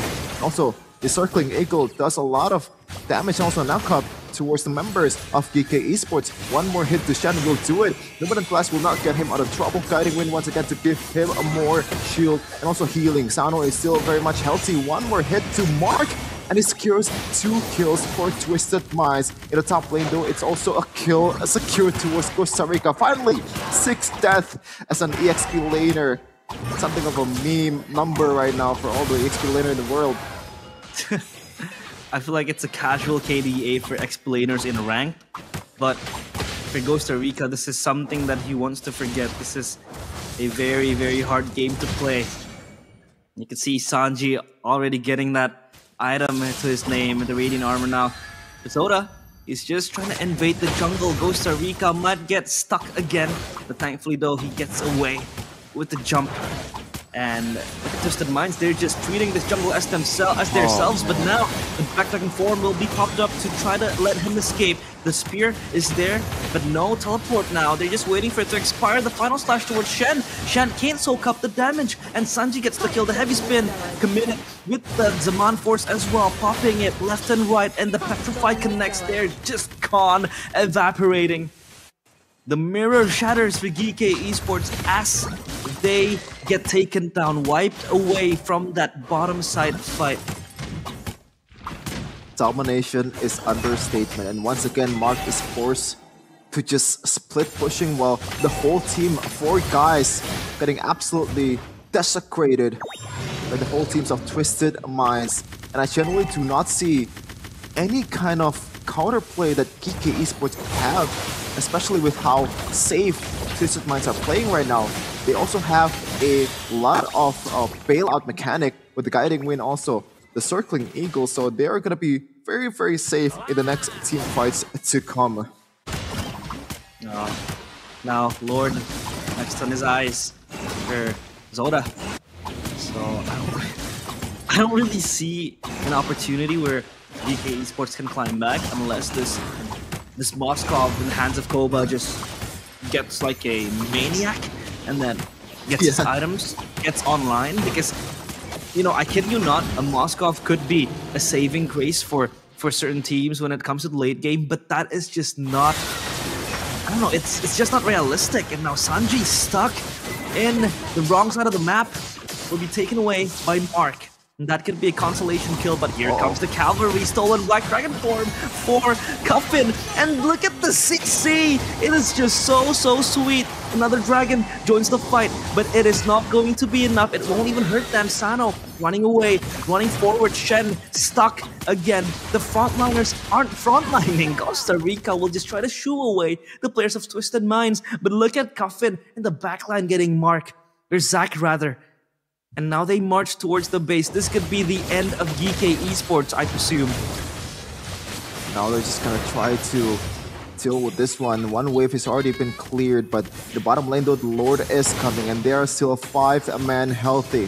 Zach is coming up in a second, but let's see if they can defend this one. Zaman Force right away from Sano. Secure a 1 kill. Meanwhile, the Wind of Blast connects onto 4, but there's no follow-up whatsoever. The damage is just not enough. Costa Rica still doing his best to stay alive.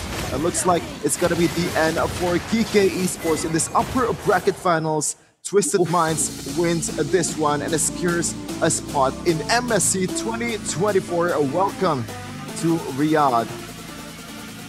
Welcome to Riyadh, of course. The hometown heroes secure themselves a spot towards Saudi Arabia, towards Riyadh, where the fans will be very happy to welcome this hometown team play.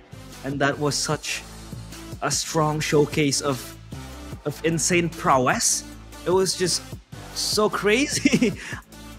I'm out of words to describe what happened in that game. It was just a stomp from minute 1, where it was a 6-0 lead. Sanji was just doing his own thing, being flashy, just making the plays as an Arlet. It was just, I don't know. I'm lost for words, man. I don't know. It was just so insane.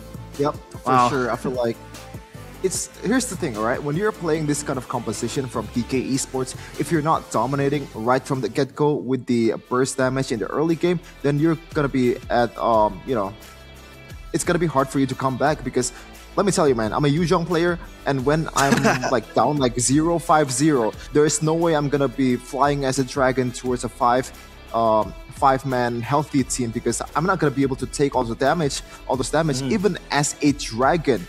Moreover, when I return back to the human form, and Yuzhong, I don't think it's a good hero if you're trying to come back from this kind of situation, and it's just way too late when they're already up like 10k gold at a time. 18-2 at one point is the kill stats in that game. And it was like, I don't know, man. Just like you, I'm a bit speechless right now. It's just way too dominant. Just like Onyx and MPL Indonesia, just running through everybody. Yeah, that was just not even running through. That was ramming through the players of GK Esports. Twisted Minds, they have secured themselves deservingly an MSC slot later on in Riyadh, in probably July and August later on, because they will play in the middle of the summer, you know, where the heat comes in. But yeah, that is the first game, or the first match rather, of today. I expected it to be like a 3-game, you know, match, but it feels like GK Esports, they were losing their identity. They didn't really know what to really kind of play through. That Yuzhong first pick was so questionable. Was so, you know, it was not the best thing that you could first pick.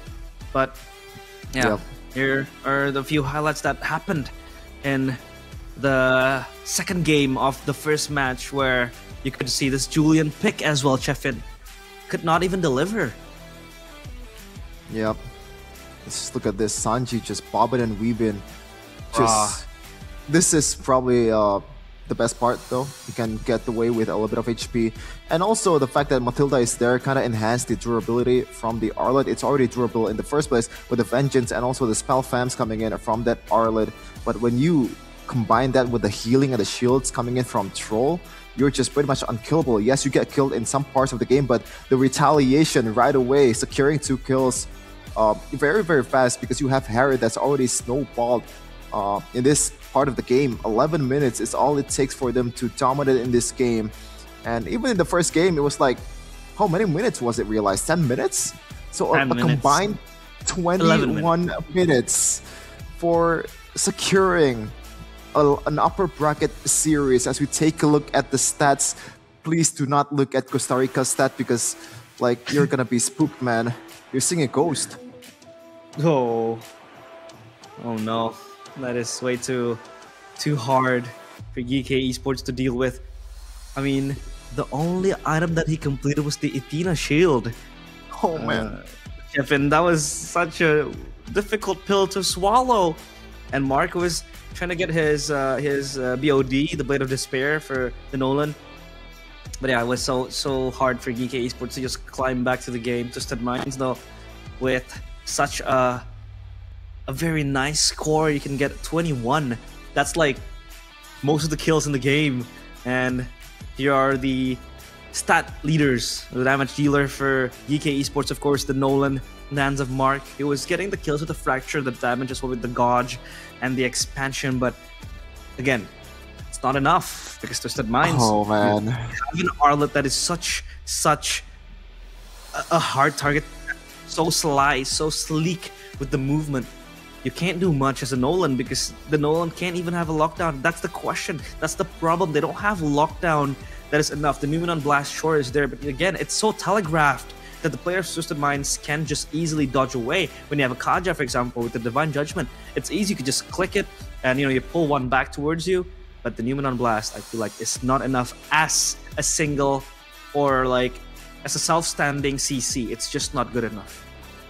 Yeah, for sure. It's a really weird pick, at least for me, especially in the very first phase of the draft. You bring out a Lolita. I feel like you have to save that in the second phase if you do kind of weigh the options. Should I pick the Lolita or not? Because I feel like there's much better options there to explore, especially when you're up against a Harith and also Matilda, which has a lot of shields and also a lot of healing. You have to be able to secure a hero with more reliable CC. Maybe if you want to go big, you should go for something along the lines of Tigreal or something like that. If you want to combine it with a burst damage as well, I feel like that would be better. Yes, it is risky, but at that point, you're already taking that risk because you're already letting go of the Harith and also Matilda. And yeah, as you said, realize that Numenon Blast just doesn't work at all. Even multiple times in that game, there was times where the Numenon Blast connects onto 4 people. But as I said earlier, yes, it doesn't need to be charged, but the stun also scales with the time of your charging. So if you just cast it right away, then there's really not much stun that you bring to your team, and there's really not much follow-up as well because you're already down by like 10k code lead at that point. It's a valiant effort, but you have to be better next time. And what GK Esports needs to do right now is to reset, because right now they have to be able to play right away against Team Falcons to be able to secure that grand finals slot. Just treat this match as like, just don't remember it at all. Just pretend that you are amnesiac or something like that. Because it doesn't really matter if you get dominated in 2 games. Like, it's just an L. Different way to take it. There's a lot of ways to take an L, but at the end of the day, the result is still an L, so it doesn't really matter. Don't think too much about it. The best way to do, or like the best thing to do right now, is to reset and try your best against Team Falcons. Yeah, it's an interesting way to look at it. A new perspective from Chefin as well. I'm serious, forget about the loss. Forget about the loss and just carry on. That's true. I mean, I couldn't agree more, because if they let this loss get into their heads and get carried with it to the next game, I feel like that will just bother them, especially against Falcons. One of the strongest teams as well, alongside Twisted Minds. They're also the favorites to go to the grand finals to get their slot towards MSC. But the question is, will GK Esports be able to weather the storm, weather that, that very, very scary part of the lower bracket, which lower brackets are very grueling. But of course, we want to hear from the winners of that match from Twisted Minds, so we will toss it to an interview upstage with the host. بالبلاي اوفز، وهلا انتم اكدتوا تواجدكم برضه بنهائيات الام بي ال مينا سيزون 5. سانجي، شعورك بعد الانتصار وتواجدكم بالنهائيات وكاس العالم؟ بخصوص شعورنا خاصة في الام بي ال مينا، صراحة متوقعين فوزه في الام بي ال مينا، لكن الخطوات الاولى راح تبدا في الام سي ان شاء الله. باذن الله يا رب. وهلا طيب ترول، سانجي، انتوا الاثنين يعني تعتبروا من الابطال للموسم السابق برضه لا ام بي ال في سيزون 4، فكيف حتضلكم مدافعين على لقبكم في هذا الموسم، او خلينا نقول لبطولات ام بي ال؟ لا لا لا لا لا ترول، عندك السؤال حبيبي. كيف حتقدروا تدافعوا على تواجدكم، وخلينا نقول تحديد او انه تحصلوا اللقب بنهائيات بكره باذن الله؟ بالتدريب يا حبيبي. الشباب ما عم برحموا على فكره، انه التصريحات اللي عم بسمعها من عند فريق تويستد مايندز برجع بقول نعطيهم الكاس شكله، بس لا لازم نستنى لبكره. طب سانجي، اخر سؤال، مين بتفضل تنافس في النهائيات، تيم فالكونز ولا تيم جي كي؟ يعني الصراحة على بخصوص مستواهم اللي شفناه ما راح يفرق لا جي كي ولا الفالكون، يعني 2-0 ما فرقت. يعني يا جماعه زي ما انتم سامعين، تويستد مايندز ما بتفرق معاهم، هدفهم التركيز على الام اس سي، لانه الام بي ال شكلها خلصانه. طيب شباب، سانجي، ترول، الف مبروك على تواجدكم وتاهلكم للبطوله العالميه. وصراحه انا بدي اسمع كلام الاستوديو التحليلي بعد التصريح اللي سمعناه من تويستد مايندز. شباب اعطوني رايكم، لانه تويستد جايين للكاس وجايين ليدمروا الدنيا بنهائيات وتصفيات دوري محترفين مواجهه الابطال. نرجع للاستوديو وبناخذ رايهم بعد المقابله. تفضل معنا مع يونس، ياسو ودون بيج. And there you go with the interview. The winners of that game, Twisted Minds. What a dominant showing that was from the players of Twisted Minds. And I couldn't appreciate more their creativity and their prowess on playing with that creativity. You know, the first game they picked up that Odette. We were not we, but me, but I was kind of like doubting that Odette pick, and Chefin was like, nah, it's good. You know, that Odette pick will be good enough. You know, it doesn't even need peel, and it did not need peel. In the second game, it was just another level of like, you know, prowess showcase. It was just so insane how they dominated and just rummaged towards the players of GK Esports. Yeah, for sure. It's an insane showing from Twisted Minds, as I feel like they are going to be the favorites to actually get the crown of the champion of MPL MENA Playoffs Season 5, become the #1 representative of MENA region in MSC 2024. And I feel like it's going to be a really tough test for these two teams that's fighting it out in the lower bracket to be able to secure even a game, to be honest, against Twisted Minds, because I feel like those two games just really convinced me that this team is the S-tier team of MENA, of the MENA region, because it's night and day, man. 21 minutes? Are you kidding me? This is the playoffs. This is the match that decides who goes to MSC first, and you're losing in 21 minutes. I feel like that's, I'm sorry, but borderline unacceptable. You have to be better than that. No matter what draft you have, you still have... Yeah. I love Chefin's kind of like bold takes and bold statements on that, but you know, we'll get to him later on, because later, you know, a few moments from now, we'll have an interview with the MENA casters on the stage, but we're still waiting for that. But yeah, that is such a bold take from Chefin, which is true, because that was such a dominating game coming in from Twisted Minds. 21 kills against like 2 kills, and the first game they surprised us with the Odette pick, and just trying to be able to style against the players of, you know, of GK Esports. It was just so insane. The fact that they were able to get such clean wins as well, without any fight back. It was just so insane. You know, I love Chefin's bluntness. You know, I love your bluntness, Chefin. But sometimes you just gotta be honest, do man. You think GK will come back? Well, I'm rooting for GK, so I hope so. Okay. Yeah. Interesting to see later on the lower bracket finals, because it is going to be GK Esports against Falcons Esports. You know, Twisted Minds just breezed their way past Falcons Esports because they also won a 10-minute game against Falcons Esports in their first encounter. But I feel like we are going to have an interview with the MENA casters. Ooh, Yes, hello, yes, can you Yasu. hear me? Yes, we can hear you. Can you hear me? I'm Can you doing hear great. us? How are you guys doing? Yeah, I can hear you. Can you hear me? Yeah, we're doing good. We're doing good. Alhamdulillah, ana bikhair. Oh. All right, that was an Arabic phrase. I didn't know that you can speak Arabic, Shafan. Well, a little bit. I learned it here and there, but not so much, to be honest. Okay, so welcome guys in here on the MPL MENA desk, and also I think that we also need to say hello to everyone who's watching the Indonesian rebroadcast, and we want to say in MPL MENA, the top 1 team, you guys just finished casting the previous game, but I want to take you back to yesterday games. In the previous day, we had R8 Esports, which were the top 1 team during the whole regular season. And I think this is the same scenario that you guys faced in MPL ID, right? I think that Bigatron or like BTR were the top 1 team during the whole season, but when it came to the first day, they also left. So how did you guys receive such thing, and also how did the community receive such thing? Jevin?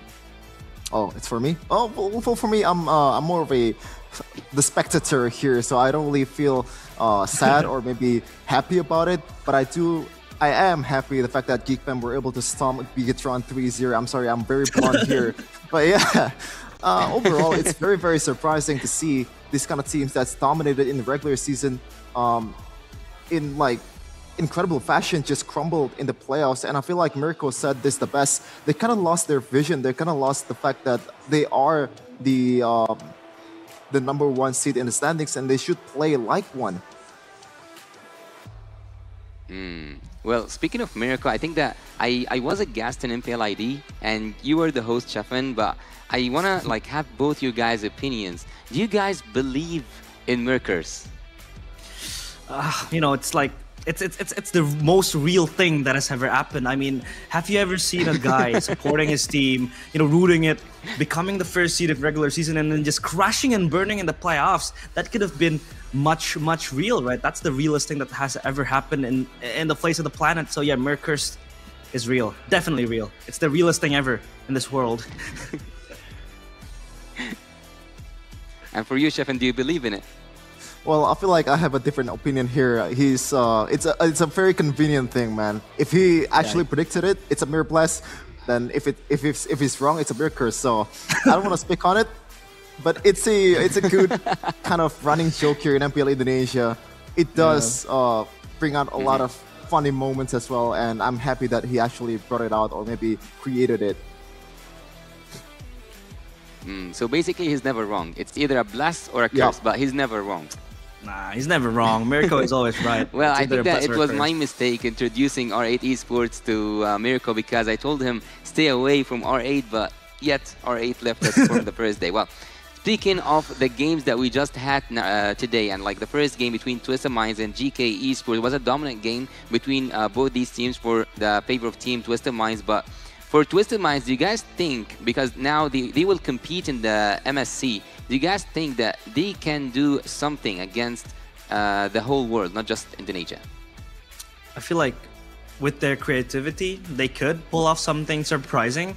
That Odette pick, I don't know, we haven't really seen that much of it in MPL ID, but the way they played against it, without having to peel for the Odette was just standing alone. That is some sort of an insane play, I'd say as well. But you know, that creativity is something that is always going to be surprising, because most of the teams from the other parts of the world, they're always going to stick with the meta. They're always going to stick to protocols, to sequences that is textbook sometimes. But teams like Twisted Minds from, let's say, smaller regions, they are more creative, they're more innovative. And I feel like that could be the trump card later on, facing the major regions or the other parts of the world or the teams competing in MSC. So I think, yeah, it's going to be very interesting to see Twisted Minds play in MSC later on. Well, speaking of the MSC, who do you guys think will be our second team? GK Esports or Falcons? Jeffin. Well, I'm not gonna speak on what I think, but what I want is GK Esports representing MENA in this MPL playoff season 5 because they have Geek in their name. Bro, what? Okay. So if it wasn't Geek, it's GK. That's the trend now. For sure. Go GK. All right. Thank you so much, guys, for being here in MENA, and thank you so much for being here with us. It has been an honor, it has been a pleasure, and also a joyful interview. Thank you so much. Yeah, Thank you. Thank you, Yasu. Yeah, Yasu. Wow. Man, I miss Yasu, man. I first met him when I was a spectator at M5. I was there, and I was, just talking to him in the backstage. He was a very nice guy, and can't believe I'm interviewed by Yasu. Wow. And Chevin, why GK, bro? Just because they have the Geek in their name? What?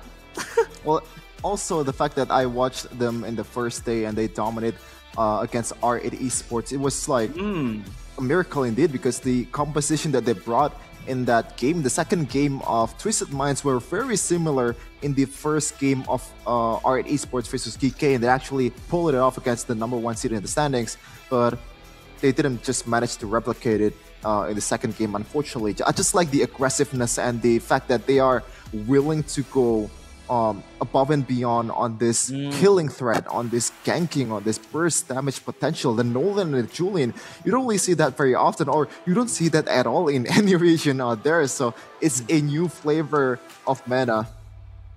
Yeah, that is a signature of MENA. But the next thing that we are going to feast our eyes upon is the elimination match. Who will proceed to MSC and the grand finals, and who will go home back to their own homes? We'll see it after this. Falcons Esports against GK Esports right after the break.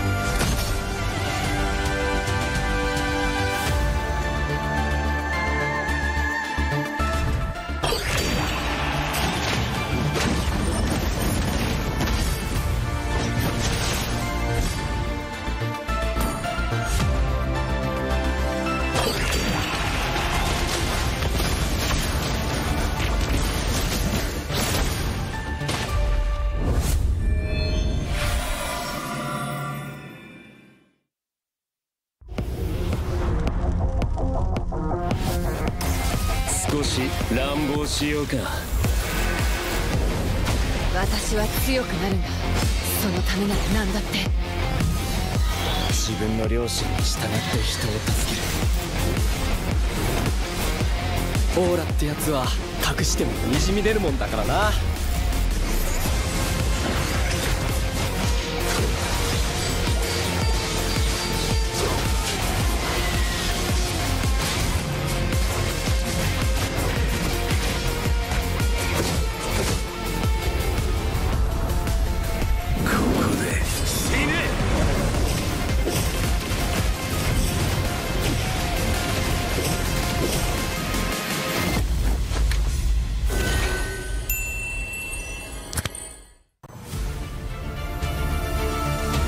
I didn't cure the pain.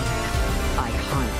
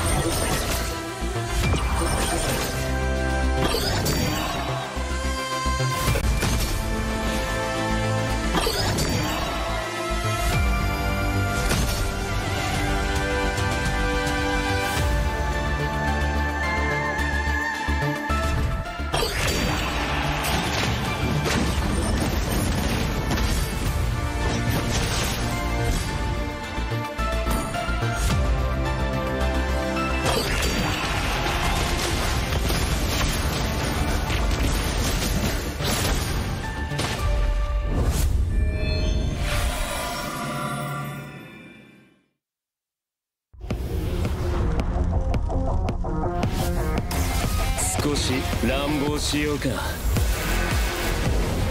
私は強くなるんだ。そのためなら何だって。自分の良心に従って人を助ける。オーラってやつは隠してもにじみ出るもんだからな。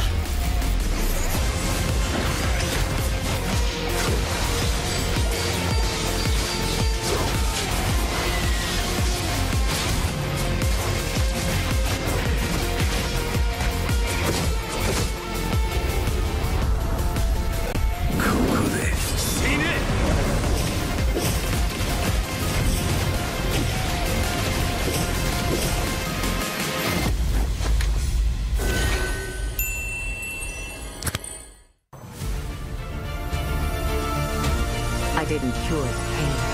I harmed.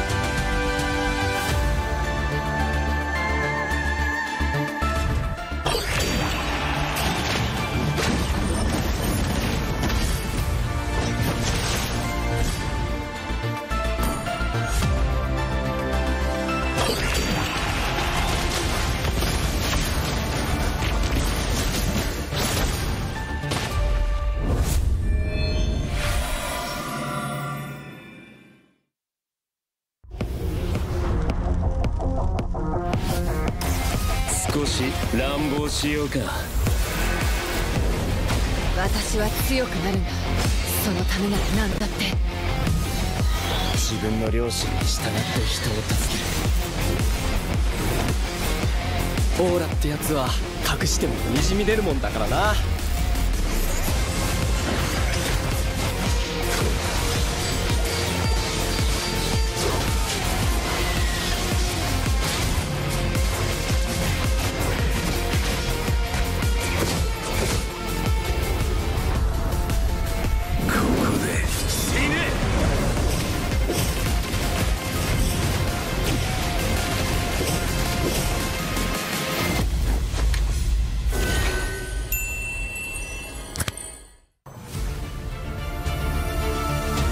I didn't cure the pain. I harmed.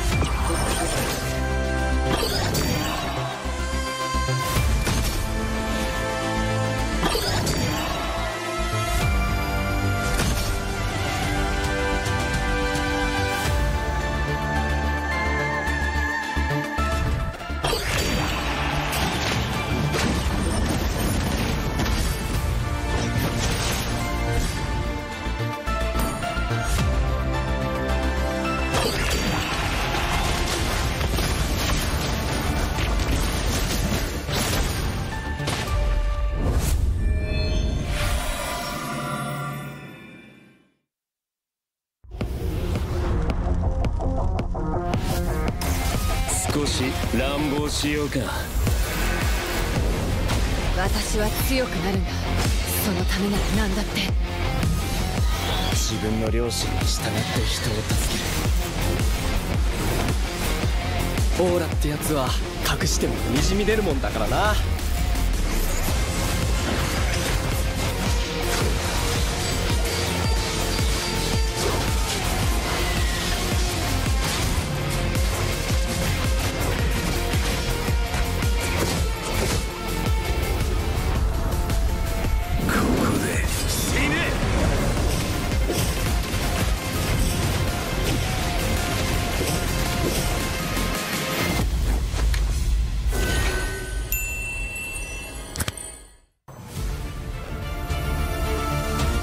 I didn't cure the pain. I harmed.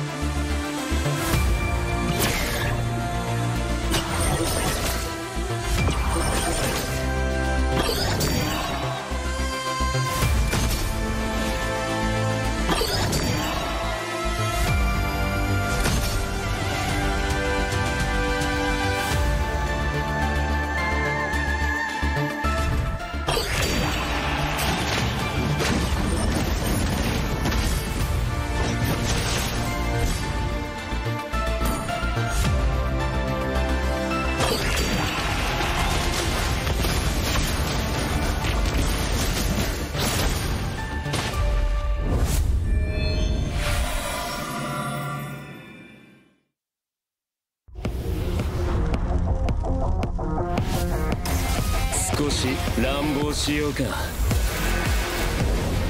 私は強くなるんだ。そのためなら何だって。自分の良心に従って人を助ける。オーラってやつは隠してもにじみ出るもんだからな。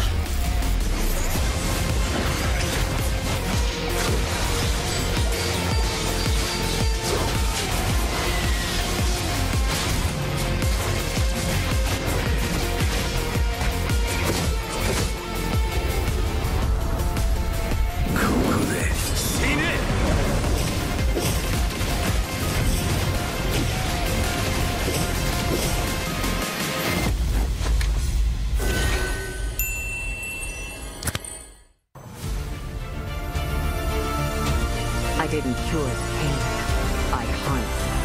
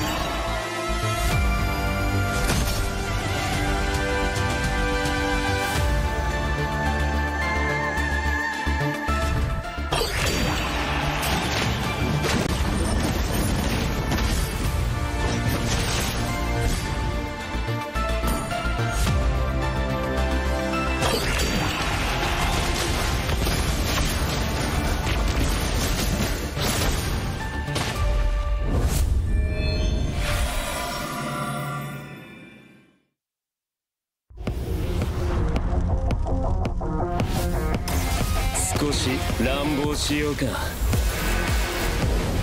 私は強くなるんだ。そのためなら何だって。自分の良心に従って人を助ける。オーラってやつは隠してもにじみ出るもんだからな。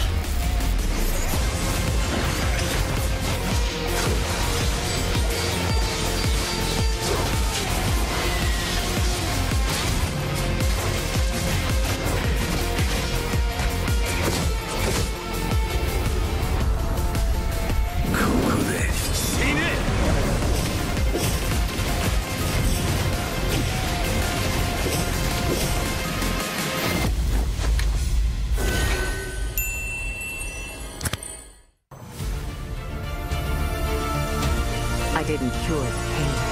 I harnessed it.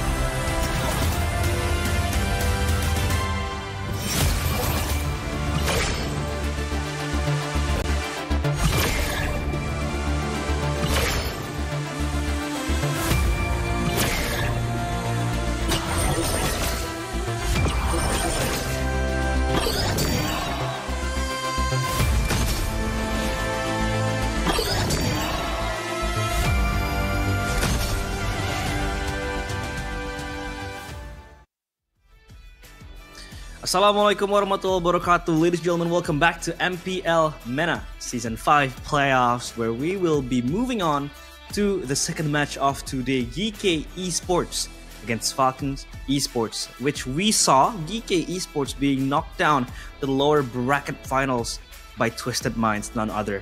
And they themselves have secured an MSC spot. Meanwhile, GK Esports needs to fight back. Still with me, Realize and Chefin on the desk today.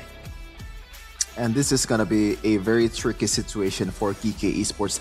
They've just played 2 games in a row, and I don't know if that's going to take a toll on them, especially the way they lose in that match. It was very convincing beat down by Twisted Minds. I hope it's not going to affect them in the later stages of the game and also in the lower bracket finals. But in terms of like the fatigue, do you think, like Realize, do you think in any way that affects the way they're gonna play in the second game, or will they be able to kind of benefit it from the fact that they've already warmed up with 2 games in their hands? Chefin, I kind of want to take this opinion like how you would usually put it. They won't be fatigued because those games, those were like 20 minutes, two games in 20 minutes. There's no fatigue in that, you know. So I don't think they'll be that exhausted. I feel like, you know, they'll be prepared. They won't be that tired. guys, Chefin taught me how to do this, okay? This is not me speaking to myself. My bad. Jokes aside, though, I don't think that the fatigue is there yet because they weren't really pitted in a situation where they had to think that much to be, pressured mentally. Yes, they got stomped upon, but like how you said, Chefin, just forget about it. Move on to the next game. And the fact that the game was ending in like 11 minutes, both games, kind of gives themselves a leeway in a sense. You know what I mean? Like, just much more time to chill and relax after that quick game. So, mentally, fatigue-wise, I don't think it is there yet. Yeah, speaking about game time, realize Team Falcons actually averaged the most game time out of all the team in MPL MENA Season 5 so far, with an average of 18 minutes and 4 seconds. So that might be something that we need to watch out for. They want to play it in the late game and build up a composition maybe with those heroes like Natan or maybe Moskov that can carry you in the late game with those items and also damage and a lot of utility that they provide in terms of like the long lanes and all this stuff. But yeah, this is going to be a very interesting match indeed. Falcons against GK Esports, a battle to decide who's going to be eliminated from the contention of MSC 2024 and MPL MENA Season 5 playoffs, and also who's going to represent the second representative of the MENA region is going to be decided today. Yeah, today is the day of judgment and decisions because, of course, GK Esports have, come so far to stop now. I mean, R8 had to go through that bitter stage of sadness and sorrow, just being the first seed of MPL MENA in regular season and then going to playoffs, cosplaying Bigatron Alpha in MPL ID, just crushing and burning in the playoffs before they were able to get their hands towards the upper bracket finals.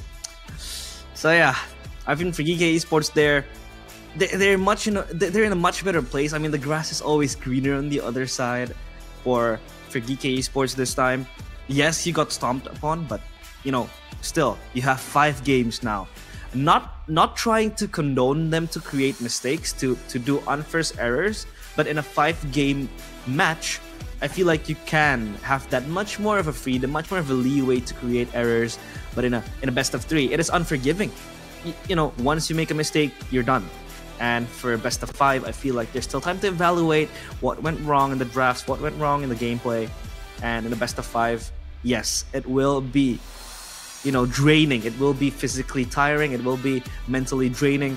And the fatigue might kick in the second or third game, but it is how their mental resilience shown. Now, you talked about the statistic of Falcon Esports playing the most game time out of all the teams in MPL MENA Season 5. That could be the trump card as well for Falcon Esports because they're accustomed, they're used to these types of situations where they have to play a lot of games, long duration games, and I feel like with that average game time of 18 minutes, they are going to treat this as a walk in the park. Yeah, especially the fact that GK Esports, in the previous game, they faced off against the second jungler in MPL MENA region to secure the most objectives in regular season. But right now, they faced off against the number 1 in that statistics, which is Kenji. 54 total secured and also a 39 lords secured. Mind you, that second place was 28 lords, so that's like 11 lords disparity, a huge difference in numbers there. So maybe the same story will be unfolding here in the second match of the day. Best of 5, as you said, realize. I feel like, yeah, I agree that you can make mistakes, but at the end of the day, you just want to, get all the right things done and not play around, not experimenting at all in this kind of situation. But maybe if you do, only do it like in the first or second game, just try to set tone or like see what works and see what doesn't work and go from there and try to build a formula out of that. Team Falcons, they have so far, I'm trying to count the games that they have been playing. Excuse me. The Team Falcons, they have been playing a total of 3 games, and this game will be their 4th game. So yeah, so far they have been playing a lot of games, and in those games they have been playing with a draft that is, kind of like comprising of a lot of variations of heroes, but they really love the Yuzong. in the hands of their XP laner. And I feel like that Yuzong could be the key to victory for Team Falcons. But talking about Yuzong for GK Esports, that's kind of like a nightmare for them. So I feel like either they contest it or they ban it out. You know, if their XP laner is kind of like confident in playing the Yuzong, you know, just start to contest it. But for Team Falcons, I feel like you kind of want to ban out the Yuzong against that. But, you know, Team Falcons, they have been able to take down the first seed of the regular season, which was R8 Esports in the lower bracket semifinals, in convincing fashion on others. So Team Falcons, they are well prepared. But don't forget as well, GK Esports was the one who knocked down R8 Esports to the lower bracket semifinal. So these two teams, I feel like they are equally as strong, if not even kind of like stronger than the other. Yeah, for sure. So I'm kind of expecting the series to go all the way here to the fifth game. But as you said, realize I actually don't really agree with you with the fact that they should ban the Yuzong. I think with the way that it unfolds in the first match earlier, the Yuzong was can be pretty much a non-factor in a game. No matter how good you are on a Yuzong, you can still be beaten down with those precision of the gankings, and also just micro display on that Arlet from Sanji might be replicated in the second match that's gonna come. So yeah, for GK Esports, I would probably advise them to kind of weigh down like the priorities of the heroes, because they let go of the Harith, they let go of the Mathilda 2 times, which is pretty much one of the winning formula of Twisted Minds, and they're not really respecting it enough. Meanwhile, on the other side of the court, they're picking Yuzong as a first pick. You have to realize that this is really not a hero that's worthy of a first pick. There's still a lot of heroes that can counter that. Yes, the Paquito is gone, but overall, it's not really a hero that can carry you in the early game. There's still a lot of solution that can be offered when you're up against a Yuzong. Maybe go pick something along the lines of Lapu Lapu, because when you're trying to trade that ultimate, that Bravest Fighter with the Black Dragon form, you're gonna win out the trade because you have a better cooldown on your ultimate if you are a Lapu Lapu. Or even go with the Arlet just like Sanji, you can still micro it out and win it out in the lane. Yeah, I do agree with that. I mean, sure, the Yuzong is a non-factor, but the fact that, you know, GK Esports were very, very adamant on playing this Yuzong kind of like gives me some sort of a signal that they really want to play through this Yuzong. But yeah, again, it won't really change the game like how, you know, XP laners like Paquito, like Lapu Lapu, like other heroes could do, because this Yuzong usually would just, you know, have the task of just rattling through the backline with the Black Dragon form, jumping in and jumping out. But again, this Yuzong, yeah, I think it's not really worthy of a ban, but it's not also worthy of a first pick. So they kind of have to scale down their priorities. And for GK Esports, I feel like that has been the problem. And also letting away strong heroes, either meta or either, you know, pocket picks, you know, comfort picks for certain, you know, players, like how they let go the Harith, and then they were not so much respective of the Barat and the Mathilda combo.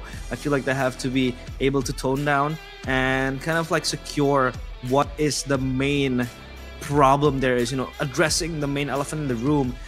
You know, that could be the most important part where GK Esports have to sort out. But for Falcons, or for Team Falcons, I feel like they have had a solid foundation, but they just eventually lost to the grand finalists, which was Twisted Minds.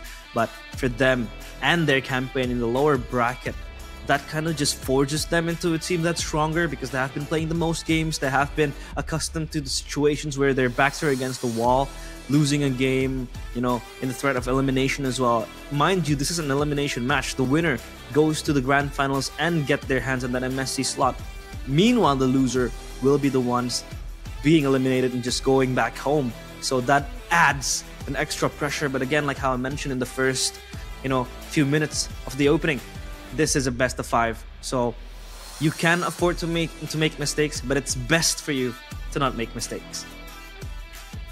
Yeah, for sure. I think so far in terms of the draft, Team Falcons is a more colorful team, it's a more flexible team in terms of their approach, because they've picked heroes that can respond like a Minotaur, heroes that can engage like a Chip. Meanwhile, on the other side of the court, it's GK that that went guns blazing in every game possible using those engaged type of roamer. And I feel like if you want to play that, then just do it the proper way. Pick those Edith, don't pick the Lolita.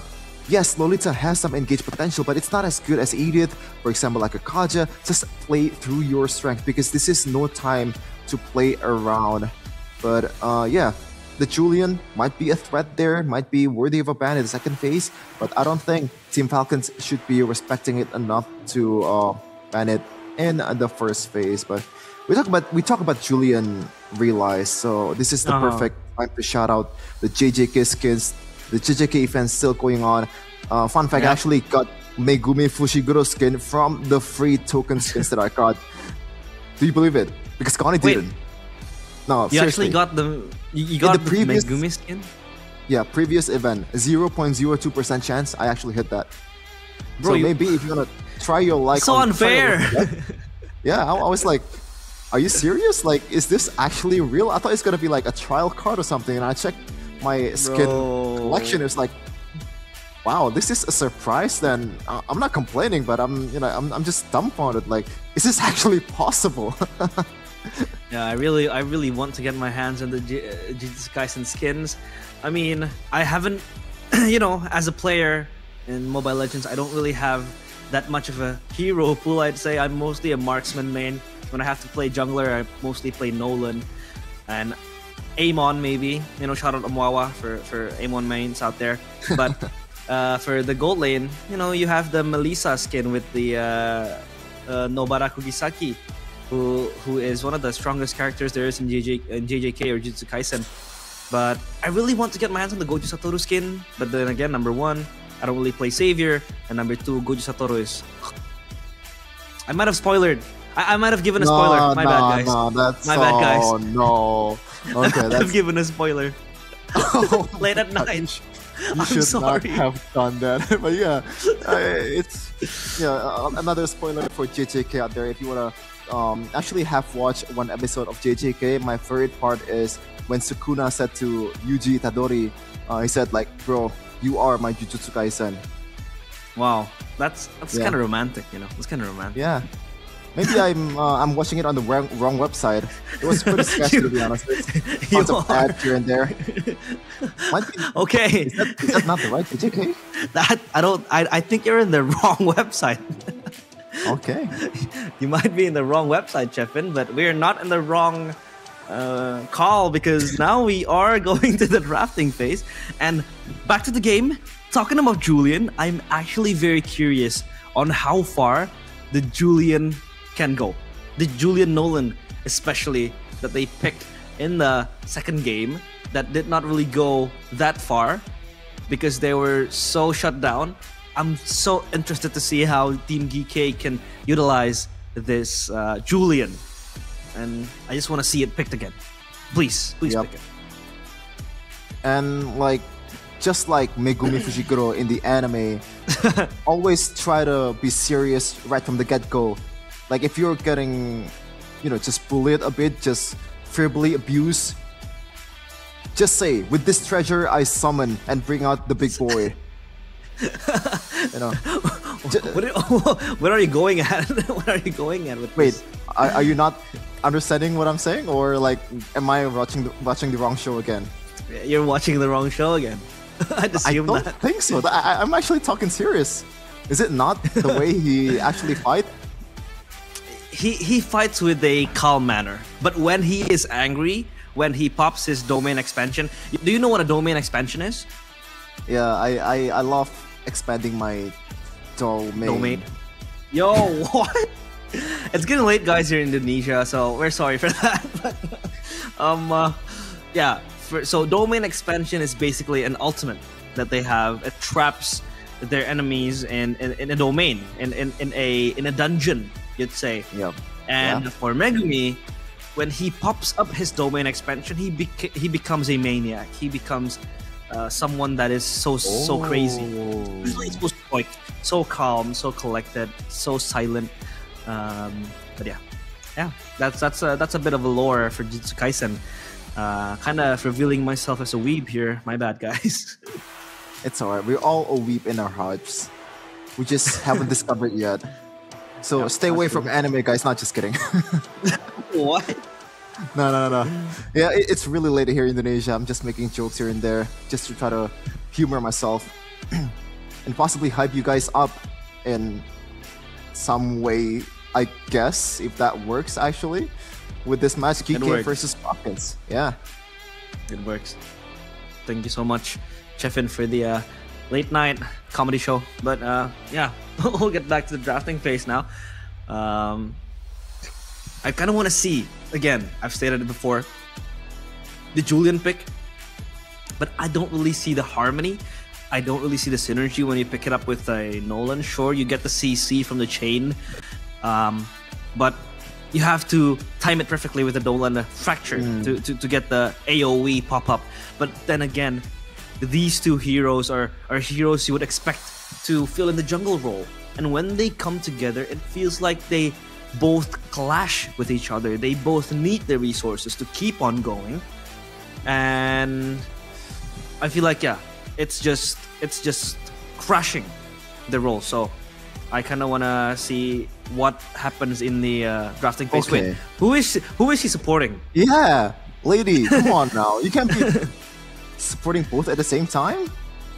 But yeah, I get what you're saying, Realize. But if you haven't watched the game where they actually played Julian and Nolan together and actually worked, like, you just have to see it, man. And I don't know if I'm just yapping right now, but I saw some kind of rotation that they usually do as a Julian and a Nolan in the before the turtle fights begin. Because Julian, when you're level 3, you're already unlocked all of your skills, right? You're already very much a threat, a kill threat with the burst damage. Even without an item, you can combo it with a Nolan. And usually what they do is try to own the bush in near the either bot lane or top lane near the turtle and try to intercept the jungler of the opposing side, and that gives you a lot of room to pretty much get the turtle without any contest whatsoever. And they haven't been able to replicate it in that 2 matches or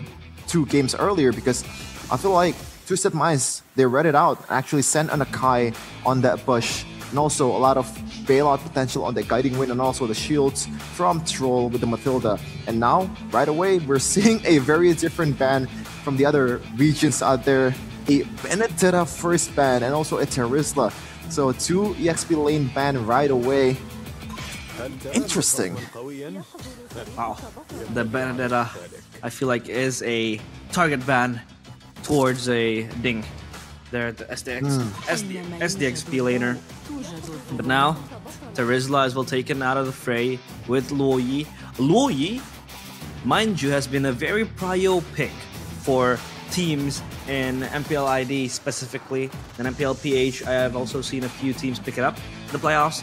But now for MPL MENA Season 5, they have been respecting this pick as well quite a few times. So yeah, I feel like this Luoyi does have the pressure where number 1, it has some sort of CC. Number 2, it's so good as a poke mage. And number 3, you have the mobility where you can mass transport most of your teams to do either pickoffs, gangs, and skirmishes. So that is one of the strongest parts of Luoyi, especially when you have that power that you kind of like unlock with a team fighting comp. But the last 2 bans to conclude the first phase is the Valentina and the Chip. Chip and Luoyi both can be very scary, but the Angela now, they let go of it.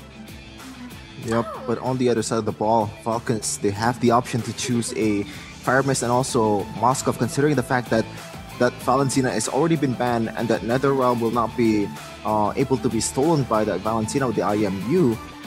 That is an option, but we will see if that's going to be the case here. I do think this... wait, is this the first Angela in this playoffs? Because it has been banned very often, almost in every matches, or maybe every matches so far in the playoffs. Yeah. Might be. It's interesting to see.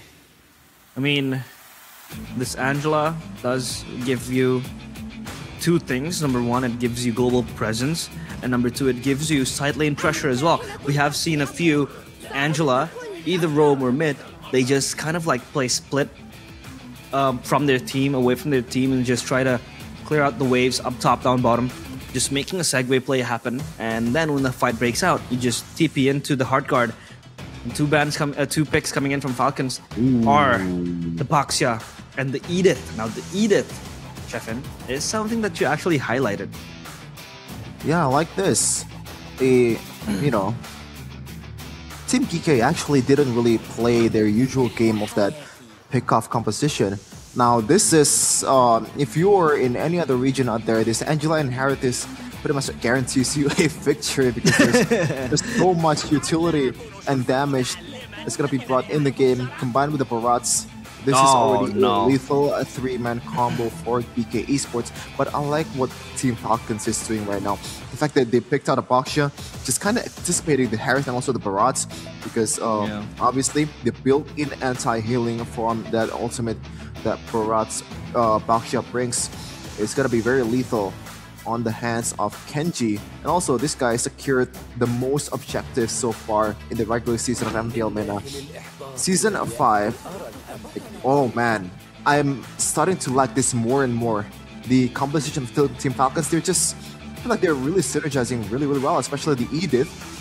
You can pretty much punish all the frontliners, either it's Barats or Angela, doesn't matter. You have a Nitan to burst down the frontliner, and also you have the Baxia with the utility, with the anti-healing.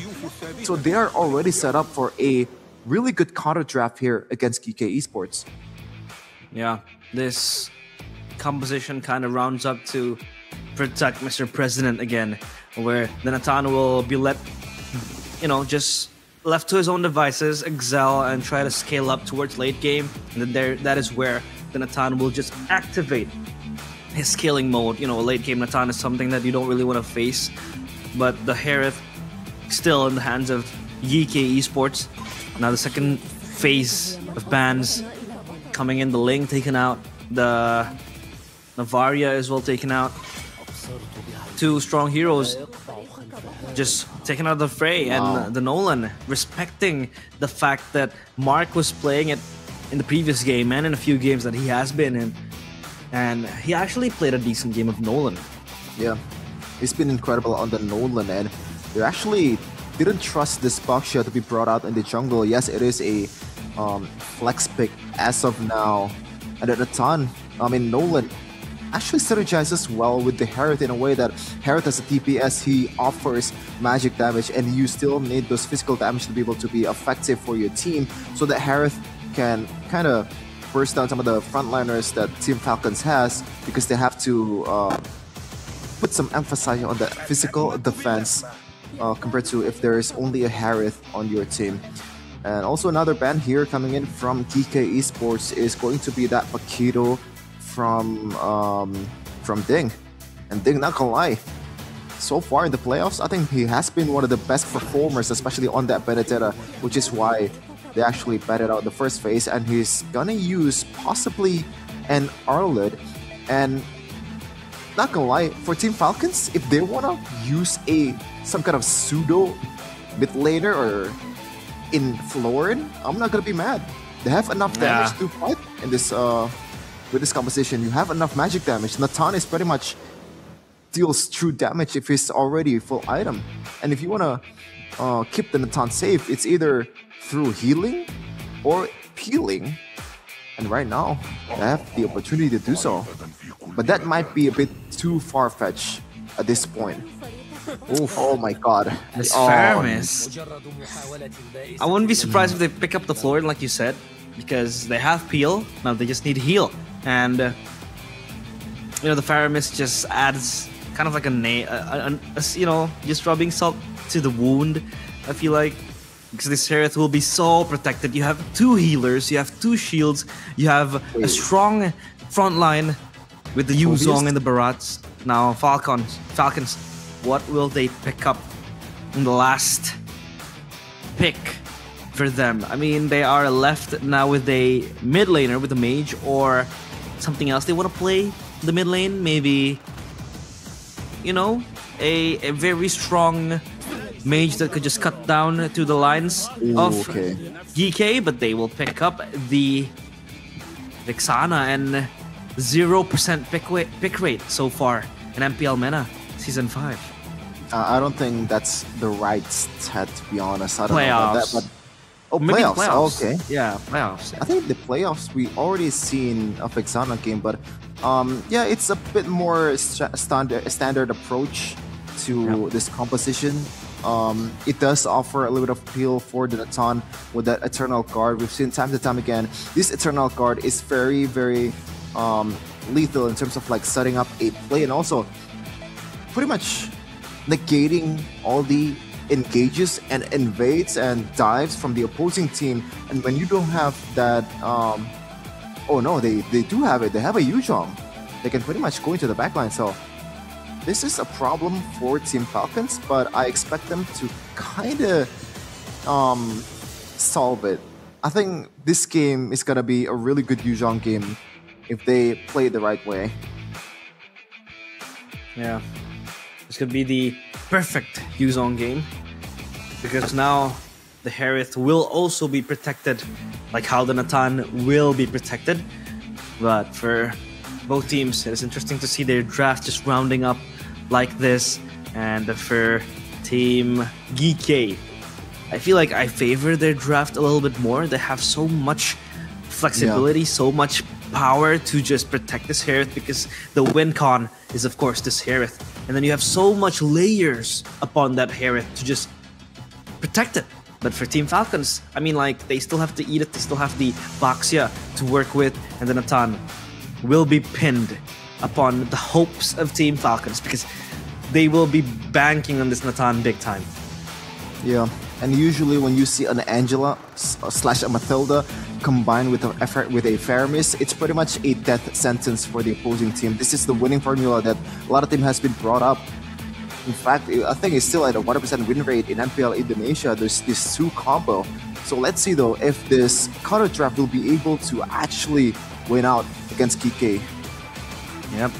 Game number 1 in the second match of the lower bracket final of MPL MENA Season 5. Who will go home and who will advance towards Riyadh and the grand finals? GK Esports against Team Falcons. Now underway. The Land of Dawn we go, and as you can see, movements coming in from the players of Team Falcons. They're just trying to rile up, trying to close down the gaps of the players of GK Esports.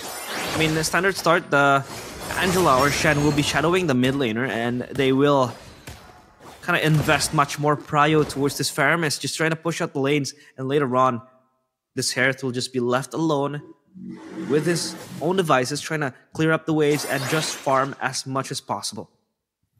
Oh, this is an interesting spell that Lark brings here. A Flicker instead of a Purify against a Yuzhong. That could be a trouble in the next minutes to come. I do agree that outside of the Yuzhong, there's really not much of a threat in terms of a like CC towards the Natan, but I feel like at this point of the game, you don't only have a healer that can pretty much bail you out or like give you a little bit of HP to work with, and Purify might be the best way to approach this one. Meanwhile, in the bottom lane though, there might be a punish here coming in from Kenji, but then as Welcome will be able to connect on towards Kenji. Punch down, and getting bursted down is going to be the Angela Shen, the first victim of the match. Oof. First blood coming in towards Ding. One of the best performing XP laners so far in MPL MENA Season 5. And with Arlet as well, trying to just steamroll towards success. This could spell trouble for GK Esports. And Akoba don't need to just, don't need to be wary of, don't need to worry so much about what's going to happen in the next few minutes. Just scale up as a Harith. You're going to win the lane against Natan as well. So it's all going to be fine and dandy. And Turtle now being taken by the players of GK Esports. Kenji is there though to try to contest this Turtle. And this could be the next big fight. Ding already has his final slash, the ultimate that could change the game, but there comes the Black Dragon form. Total reset for both teams, and they're just trying to rattle up this damage. Costa Rica caught in the middle of the pack of Team Falcons. The final slash connects, and the Eternal Guard as well connecting. The Turtle goes to the hands of Team Falcons, and GK Esports, they leave empty-handed in that skirmish. Look at the patience though. And the decision making from Team Falcons, they knew that once the turtle is resetted, they're pretty much set for a non-factor U-jump because the Black Dragon form is being popped in a way too early, but it's not really the U-jump fault either. The fact that it's resetted is already bad enough for GK Esports, and Team Falcons just waiting out on that 50-50 just adds more salt to the wound for GK Esports. And right now, it's 1.5k gold lead. Costa Rica, he has to be a bit more careful next time. Maybe back off if you can't really win out on those 1v4s. Yeah. And now Team Falcons, they just try to slow down the tempo and not try to move hastily because they know if they're winning in the mid game, if they're winning in the early game, that's a good thing. But when it comes to the late game, they have that insurance in the hands of Lark. But then but now a fight breaks up. The Eternal Guard popped up as well, and the knock-up is there. The Eternal's Welcome will lock the players in place. But Kenji gets the kill towards Mark, and now they just scramble to the Lord Pit. And again, Team Falcons just getting that kill. Mark with the Netherrealm, with the Eternal's Welcome, still being the victim, with that much of ultimate being expended by Team GK Esports. Oh, there might be a sandwich incoming here. Kenji rolling, but they're going to be hating right now. The stun connects on towards Koba, but the Purifier is there. Black Dragon Foam coming in with the Petrify ready, as well as Costa Rica going into the Eternal, but gets Eternal Guard knocked up in the air. Oh, Lark! Punished. Zap though, still taking some damage there, poking some of the members of Team Falcons down, but it's going to be a 1v1 trade. Meanwhile though, Mark is not going to stay silent. He's gonna try to get this turtle for their team. Koba and this Angela Shen, very, very annoying. Oh no, Lark has even... I was about to say that Lark has completed his Feather of Heaven, but there goes Kenji as the thief in the night for Team Falcons. He secures the turtle while just rolling around, just spreading his retribution.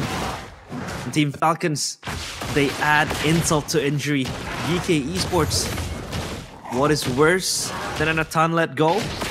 A Natan getting first kill in such an early condition. And now 5 minutes just going to roll between our eyes, and Falcon Esports so far with a great start to tone down the pick of this Harith. With this Harith pick rather. Completed Starlium's Kite, and for Ding and both Kenji already with their items as well, the Brute Force and the Hunter Sight, but now the Hunter Strike. But now Falcon Esports, they will try to maneuver, just trying to threaten Koba up top, but here comes another fight. The hard guard towards the Black Dragon form, perfect Petrify. But where's the follow-up? There is no follow-up because Daytona's Welcome is perfect. Lark gets taken down. That's a very important kill, and Koba will lead the charge forward. The Zaman Force is enough to take down the players of Falcon Esports. Ding coming in with the Vengeance Strike. It is enough, but no, it is not, because Koba will fight back. The Vengeance brings him to his death, and GK Esports, they fight back. This could be the turning point for GK Esports. Yeah, it might be a counter draft for Team Falcons, but at the end of the day, they have to realize with this composition, their winning condition is much more specific than Team Falcons. Meanwhile, GK Esports can play as safely as possible. They have the healing, they have the shields, and also that Nether Realm that can bail them out of the Mineral Super. Gonna knock up on towards Koba. It looks like there's not gonna be any clash here. Looking at the item still, Hunter Strike for both the XP laner. That this is something that you don't really see in other regions out there. An Arlo that try to focus on towards the physical damage and the penetration first rather than defensive items. So we can expect Ding to be much more aggressive in the laning phase, or maybe in those 1v1s against Costa Rica. Yeah. A total take next on the menu. Kenji still rolling forward, will lead the charge. Entropy popped up. Lark will step forward and blitz forward. The Eternal Guard is there to be the peeling menu for the players of Falcon Esports. The realm is there. Kenji again stealing that turtle for himself, and the players of GK Esports running for the hills. Now Shen next on the chopping block, but he won't be chopped down as a flicker expanded, and he will just run away through safety, but not safe enough because Super is behind him, just trying to shadow him.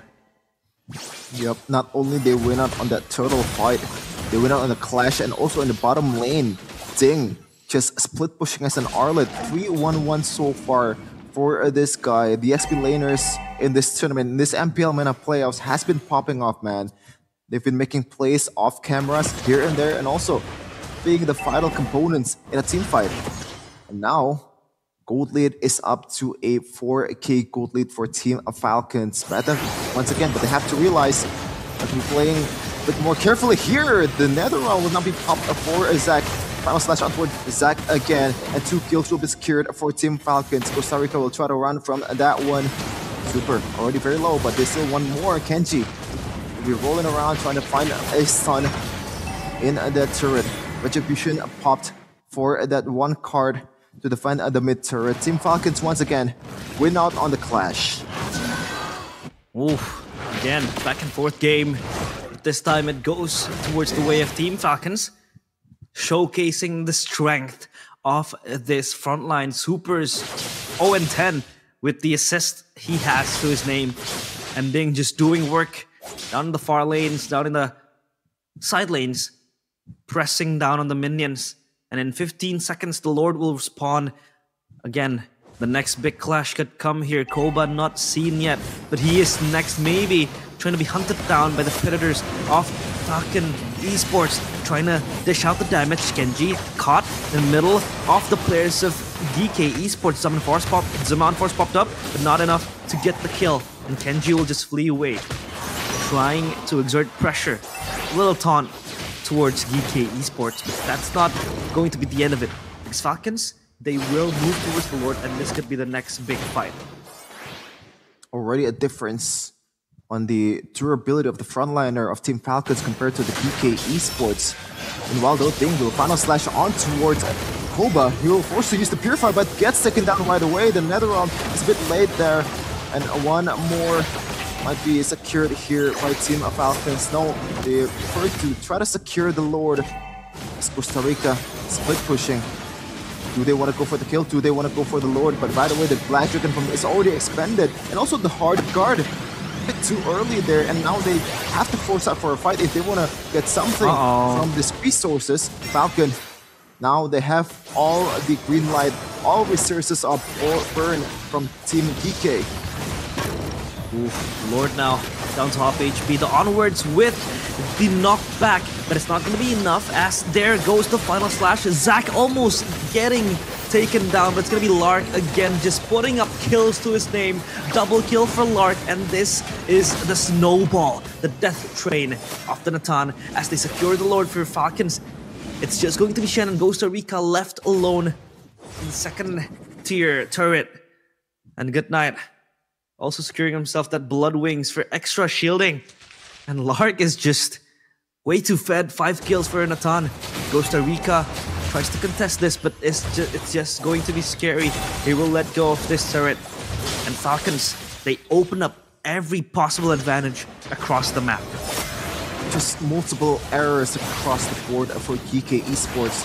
They knew that they don't have the resources possible to be able to fight for this one. Meanwhile, Ding misses the final slash. Turn that guard on towards a 3. Well, meanwhile, Costa Rica in the front line, taking all the damage with the Petrify as well. Light Dragon Form will be used, but the damage is way too much from Lark. He's still free hitting, and also a kill secured from Lark and Ding. Costa Rica will use the rune there, trying to get some vision, trying to siege this one. Kenji rolling around once again. Final slash on towards Shen, and this might be a 2v5. Koba and Costa Rica will be the lone defenders of DK Esports. Oof, they don't have much choice left. Koba is gonna be taken down. No, the Netherrealm saves him, but it won't save the crystal as it shatters, and Falcons take game number 1. 12 minutes. That is a quick game. Only 1 minute short of the first match we have seen today. Yeah, and that's not looking good at all for DK Esports because, yeah, they've lost 10 minutes, 11 minutes, then 12 minutes. definitely not the way you want to start in this day 2 of the playoffs of season 5 in MENA region. But that was like, I don't know, man. There's just the lack of discipline from GK Esports. Every time they knew that they don't have the resources to contest the title, contest the Lord, they're still forcing it, knowing that they have no chance at all to win the fight. When the on the other side of the court, they have an Atan who's already fed, is already like 5-1-4, have all the items needed to be able to burst down any members that you have, the frontliners, even with Netherrealm and Hardguard. Even we have an example there, Black Dragon form combined with the Hardguard can still be bursted down by Natan and other members of Team Falcon. So yeah, I think at that point, once again, the Yuzhong becomes a non-factor because it's not a snowballing hero, or maybe Yuzhong is more of a like snowballing hero, but not really the hero that you want to see when you're trying to defend your base, because at that point when you're going in with the Black Dragon form and getting bursted down, then you are pretty much useless at the time. I'm sorry. This is the hero's problem, not the player's problem. Or I'm sorry. Yeah. That's true as well, because you could see Yuzhong can't even, frontline. It was trying to dive towards the backline, even expending the hard guard towards the Yuzhong, but it did not really deliver. But of course, your MVP is Super. Look at him just going insane. 83% kill participation and 15 assists. As an Edith, he was just peeling for his teammates, getting the perfect onwards, tossing the players behind with the knockbacks, and it was just so clean. A clean game from Super. And for GK Esports, to be honest, they had their own momentum. As we roll out the highlights, they had their momentum, but it was just gone in a matter of seconds, because there was a moment where Koba was fighting back, getting double kill. It felt like he was going to go online, but it was just not enough, because Falcons was just rattling through the backline of GK Esports, and they couldn't even respond that much at this one. This was the turnaround where we saw happen between our very eyes, and we thought that it could be the monumental turn for the game, but it was not, because it was just not enough for Team GK to push it to the front line of the players of Falcons. And Lark was just way too fed with 5 kills, and Super is doing his own thing. Look at him, not even dying as a roamer. Yep. Really great display of patience and also aggressiveness from Super. And even GK Esports, they're forced to deal with not 1 but 2 TPS when Super is popping the Primal Wrath, because this hero scales off his HP and also his durability, not so much for the magic damage stat that you have. Looking at the items though, let's take a look at the MVP. Only Athena Shield and also Dominance Ice secured so far for Falcon Super. But look at that KDA, man. The perfect KDA, the one that you want to have in your roamer. Not stealing any kills at all, just popping off with the assists, just dishing out the dimes to his teammates. And other than that, look at that. Falcon Ding, this is an Arlet, by the way. And when we talk about Arlet, it's a setup hero. And he secured 7 kills on its own. This guy is just way too aggressive with it. Hunter Swag as well, an item that we don't really see very often or in the early game, especially as the first item. Maybe the small penetration item, but not the Hunter Strike. As we take a look at the exact stats here, Lark reached by 853 GPM. Very much, it makes sense, man. Like, he's been on the gold lane, getting all the kills as well, getting fed by Super, and that really was Super display of gameplay of Team Falcons. Now the question is, can they actually keep up the momentum and try to execute the same way in the second game? Because there's no way that Team GK or GK Esports will just let go of these heroes and play the exact same draft. Yeah, I mean, the players of GK Esports were thinking about how they had so much layering to protect this Herod, the healing, the sustainability with the realm, the hard guard, the love waves and all of that, but it was just not enough. The players of Falcons, they were buying anti-heals, the glowing ones, the dominance ice, but then again, even the NODs. But bar the items, I feel like still they were not allocating the ultimates properly. I mean, you could see how the Black Dragon form was popped prematurely. It was used prematurely, and then the hard guard as well. But it was so smart of the players of Falcons to just disengage when that happens. So then in the next fight, when they re-engage, they don't have the crucial ultimates to carry them to that fight. The healing then, the Nether Realm then, the second life that you have through the Faramis ult will then be so non-existent to the point where they just get rammed down without a scratch by Team Falcons. So that was the problem where their ult management, their skill management did not work properly, even when they had such a very, very strong, well-rounded draft to protect this Herith, to keep on fighting sustainably, just carrying out the fights throughout like a minute or two. But it just did not happen because Falcons, they understood well enough the win condition of, the players of GK, and they just avoided it, wholeheartedly. Yeah, and I feel like it does feel like it's easy to say when you're as a spectator, as a viewer, as a caster, on like, well, why do you want to go for that? You don't have any resources at all. But this is the playoffs. This is where the pressure is at the all-time high in the regular season compared to the regular season. And I feel like Team Falcons, with the experience that they have in M Series as a team in the international tournaments, it comes in handy in this playoffs, man. And it really showed up. The experience, the patience, the composure that you play with Team Falcons against GK, it becomes a very valuable commodity when it matters the most. Yeah, that is where you get tested. That is where, you are forged. The mental pressure. This is where you thrive, and this is what differentiates winners and champions. And of course, we are rounding up towards the second game. Of course, GK Esports, they have to just pull through to what happened, because they have so far been playing 3 games, Chefin, all 3 losses, all 3 under 15 minutes.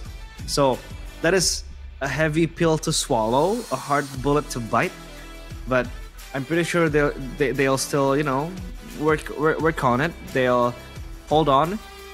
But Team Falcons, I feel like they won't be stopping anytime soon. Yeah, and the fact that Team Falcons averaged the most game time out of all the teams in MPL MENA really doesn't look good for GK Esports. The fact that they usually play the long game and they just got beaten down in 12 minutes will definitely not feel good. And Team Falcons, the fact that they are in the regular season, they were the 3 seed, their record of the matches was 7-2 and averaged the most game time, kind of signifies that they are a very clutch team, right? What it matters the most when it came down to this single shot call in the late part of the game, they excel at it.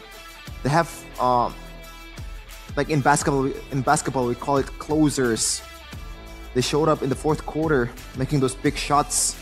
I feel like this is, even if Team GK or GK Esports bring the game to the late game, it's still gonna favor Team Falcons because of the experience and also that composure in the late game.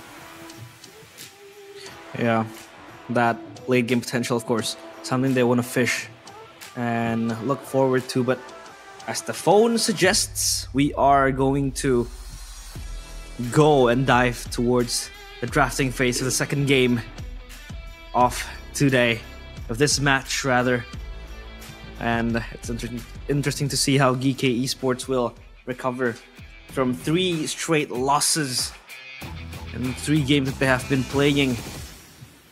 GK Esports, they have to be able to determine what type of heroes they want to play, what composition suits them the most. But again, this Benedetta is such a scary hero to play against, especially in the hands of Ding.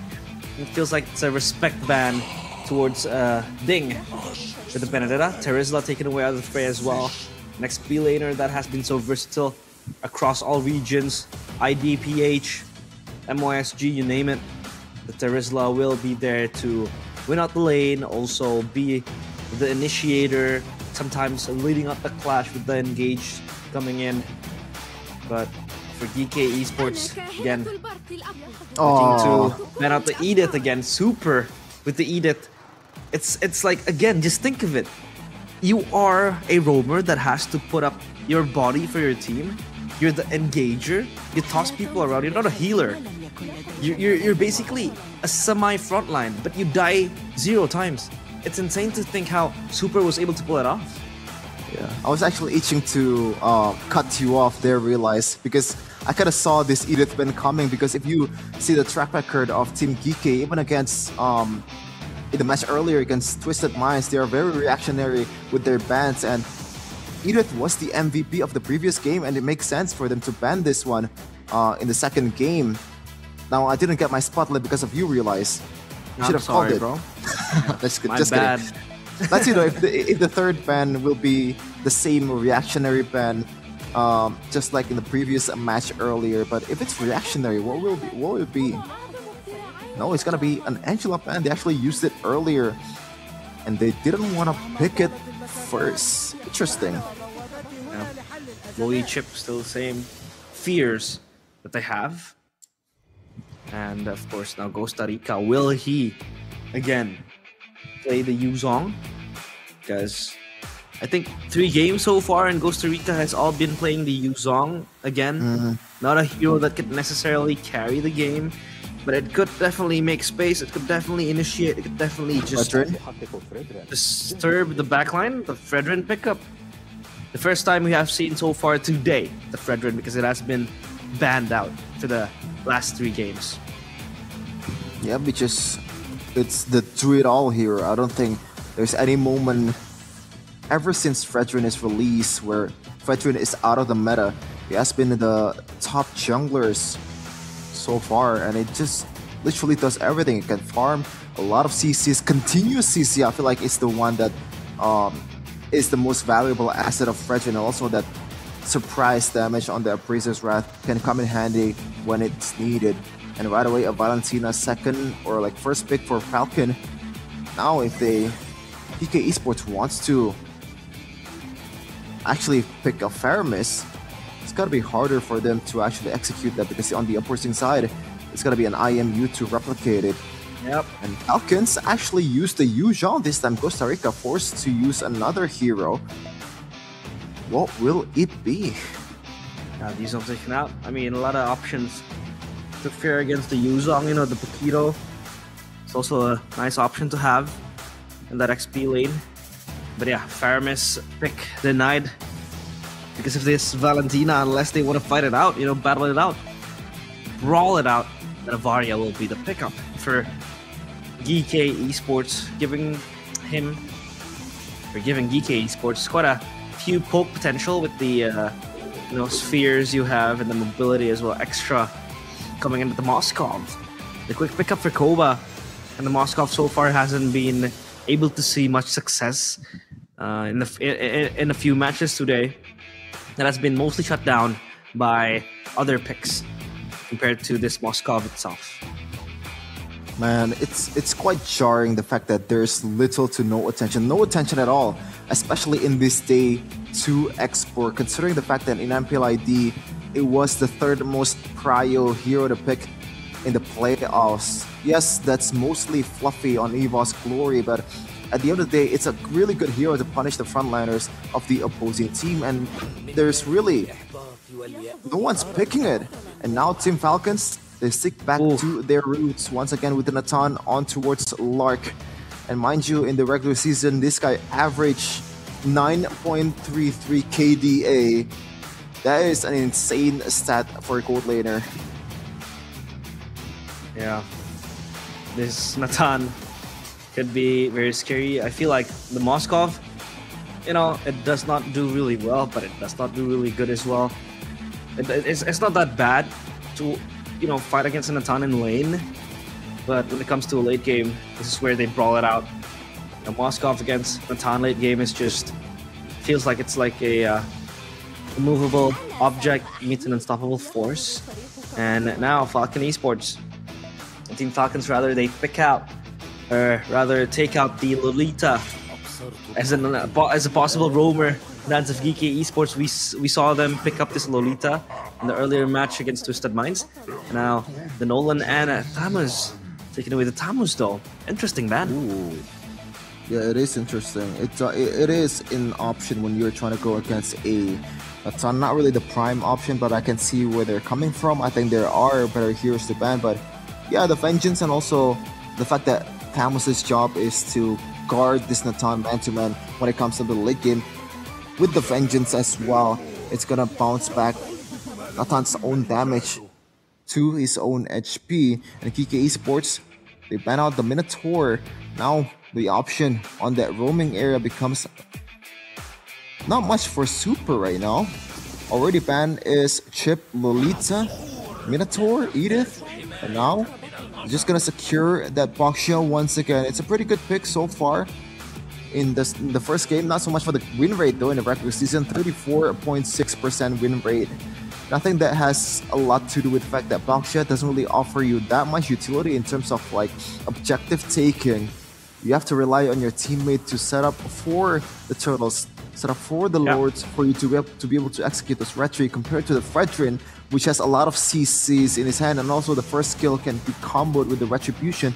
And I feel like in the jungling battle, in terms of like a full-on 5v5 team fight, Fredrin is a much superior hero than Boxia, but obviously there's other strengths that Fredrin doesn't have, but Boxia has, and that is that roaming ability around the map, that potential to gang everyone in any part of the map quite fastly.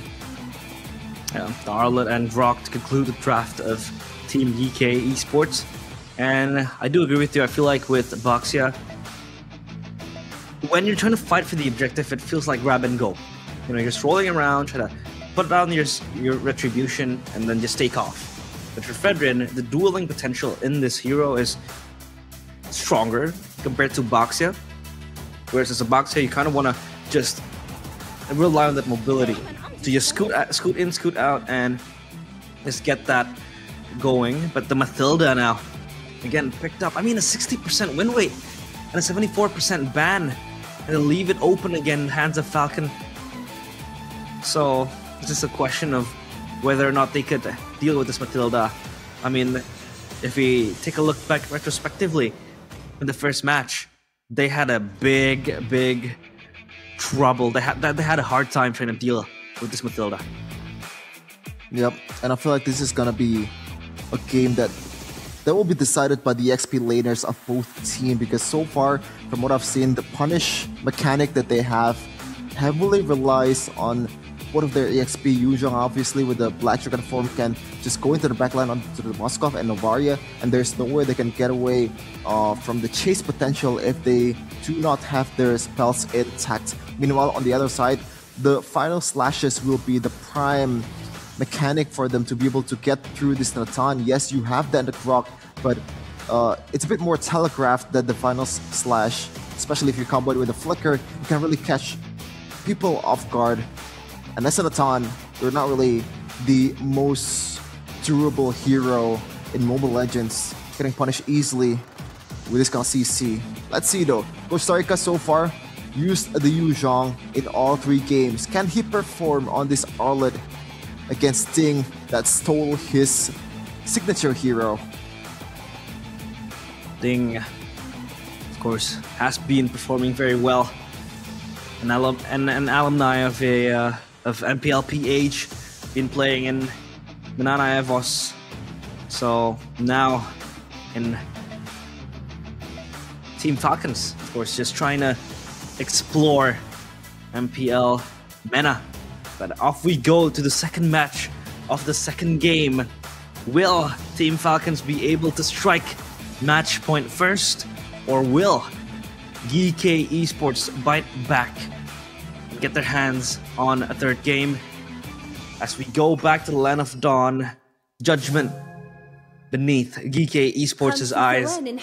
And with this lineup, I feel like you have that split push potential, you have that fighting prowess as well. Enough CC to, just kickstart a fight for Team Falcons.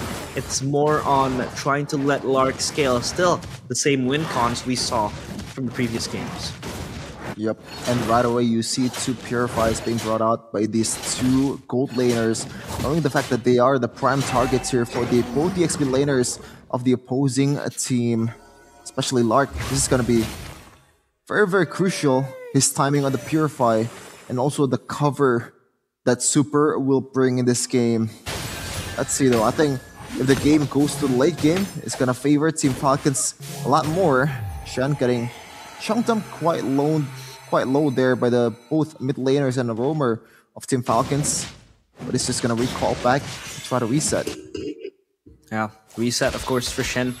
Can't really stay that much longer. And talking about the emblem, still the same QC for both players of the gold lane department. They kind of want to deal damage and get that sustain in a 1v1 situation, move quickly. With the QC enables you to have that extra movement speed, but Kenji just rolling in to the wrong side of the map. But thankfully though, it won't be much of a problem. Puissance popped up with Ding just jumping with the Furious Dive. Chunking down goes to Rika to almost a sliver of his HP, but it's all fine. At least now with the pressure they exerted towards Costa Rica, it forces him to recall as they try to grab their hands on this turtle. They do have the advantage, but you have to watch out for the Spear of Destruction from Koba. He can catch up to fights right away. Yes, he is a Moskov in the early game. Not so much damage they can offer, but if you can execute it, it's gonna be lethal. Meanwhile though, Black Chicken form being executed. To be able to zone out the members of GK Esports, as I said earlier, the setup for the Baksha has to be prime and precise. There you go with the Phaser Strat to just clear up mid-wave. Almost Shen taken away, but oh, good night. Could be sent to his demise. No, he won't. Almost said goodnight to himself. Thankfully though, the Guiding Wind will save him. And again, still all even Stevens down bottom for both gold laners. And Shen has been moving around so nimbly. He's just trying to open up the spaces, open up the maps, assist the side laners, and just be as mobile as he can. Especially when he has that wild charge ready for the get-go. I feel like he just wants to try to maximize the kill potential with the wild charge. And for Zac as well, looking for snipes here and there, left and right, with an Novaria. Not wanting to scale that much, just trying to get the kills whenever he can. But items, of course, will be chased down by him. Now a mid lane fight could ensue. Mark, though, caught in a rock and hard place. And there you go with the Petrified connects. The Guardian Barrier will betray him. And now Shen will try to flee away. Thankfully, though, he won't be taken down. And that Guardian Barrier was the name of the game. But this time it was used wrongly. Koba might be next on the elimination list. Thankfully, though, he won't be down and out. Costa Rica might be dead. No, he won't. Guardian Barrier is perfect. But where's the follow-up? Koba dishing out the damage. Mark comes through as the backup, but no, it's just not enough as the players of Team Falcons are just way too thick. Way too tanky. That pick in the mid lane that was quite literally being executed to perfection. Meanwhile, Costa Rica might be in trouble here with the Vengeance. Try to bob and weave out of the team fight, but he's gonna get taken down by the circling Eagle of Super. But right now, it's a 1v1 Kenji. Will he be able to secure this one? It's Mark with the Retribution. Secures that one. Kenji rolling around trying to get something for himself. And now it might be a contest here in the purple buff. And no Retribution for both of these guys. Koba dealing all the damage towards the jungler of Team Falcons. And it's gonna get taken down. Even though with the Guiding Wind and the shields, still, it's gonna be EK Esports with the pickoff.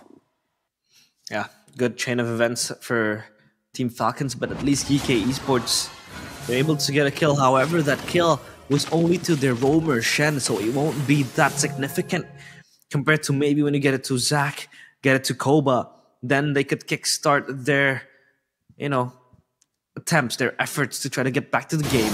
But still, it's too early to judge. 2-1 to the score, but Shen is stuck. Oh, the flicker! It it's just not good enough, and Shen gets taken down. A miss flicker. Koba next on the menu. Will he be taken down? He will. Good night as he dies, and he gets the kill. And of course now for Falcons, it all looks so good for them. So they get 1 kill to Lark, 1 kill to Goodnight, and next on the menu is Zach. He just tries to flee away outside from the server, outside of the map even, but the snipe will take Goodnight down. A vengeance in the form of 1 snipe back towards Team Falcons. A good retaliation, but they are still on the losing end of that trade. So far, 2K gold lead for Team Falcons. And this is one of the ways for you to be able to play this Nathan safely. Meanwhile, Entropy will be used. Mark still on the aggro turret. And Lark will be able to get away with the guiding win of Super.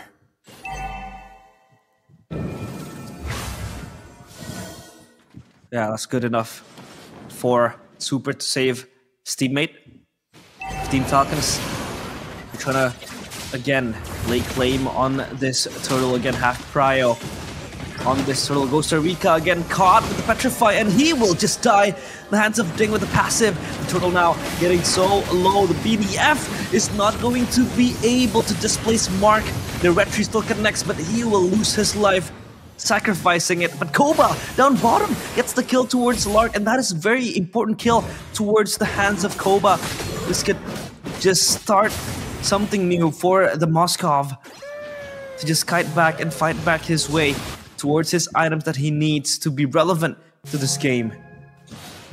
And also get some pressure in the bottom lane as well. Didn't manage to get the turret just yet. 1 more hit will secure the kill for Ding towards Koba, but he can evade it well. The Wrestle King Eagle will be used on towards Shen. Not much damage just yet. It's gonna be a wall charge. Miss. Ding secures that one. Well, actually, it was Super. 2 kills so far for the roamer of Team Falcons. I don't think they're done just yet. They're still trying to siege this one, as Kike will concede on that turret in the bottom lane. A good siege, a good maneuver there from Team Falcons. Wait.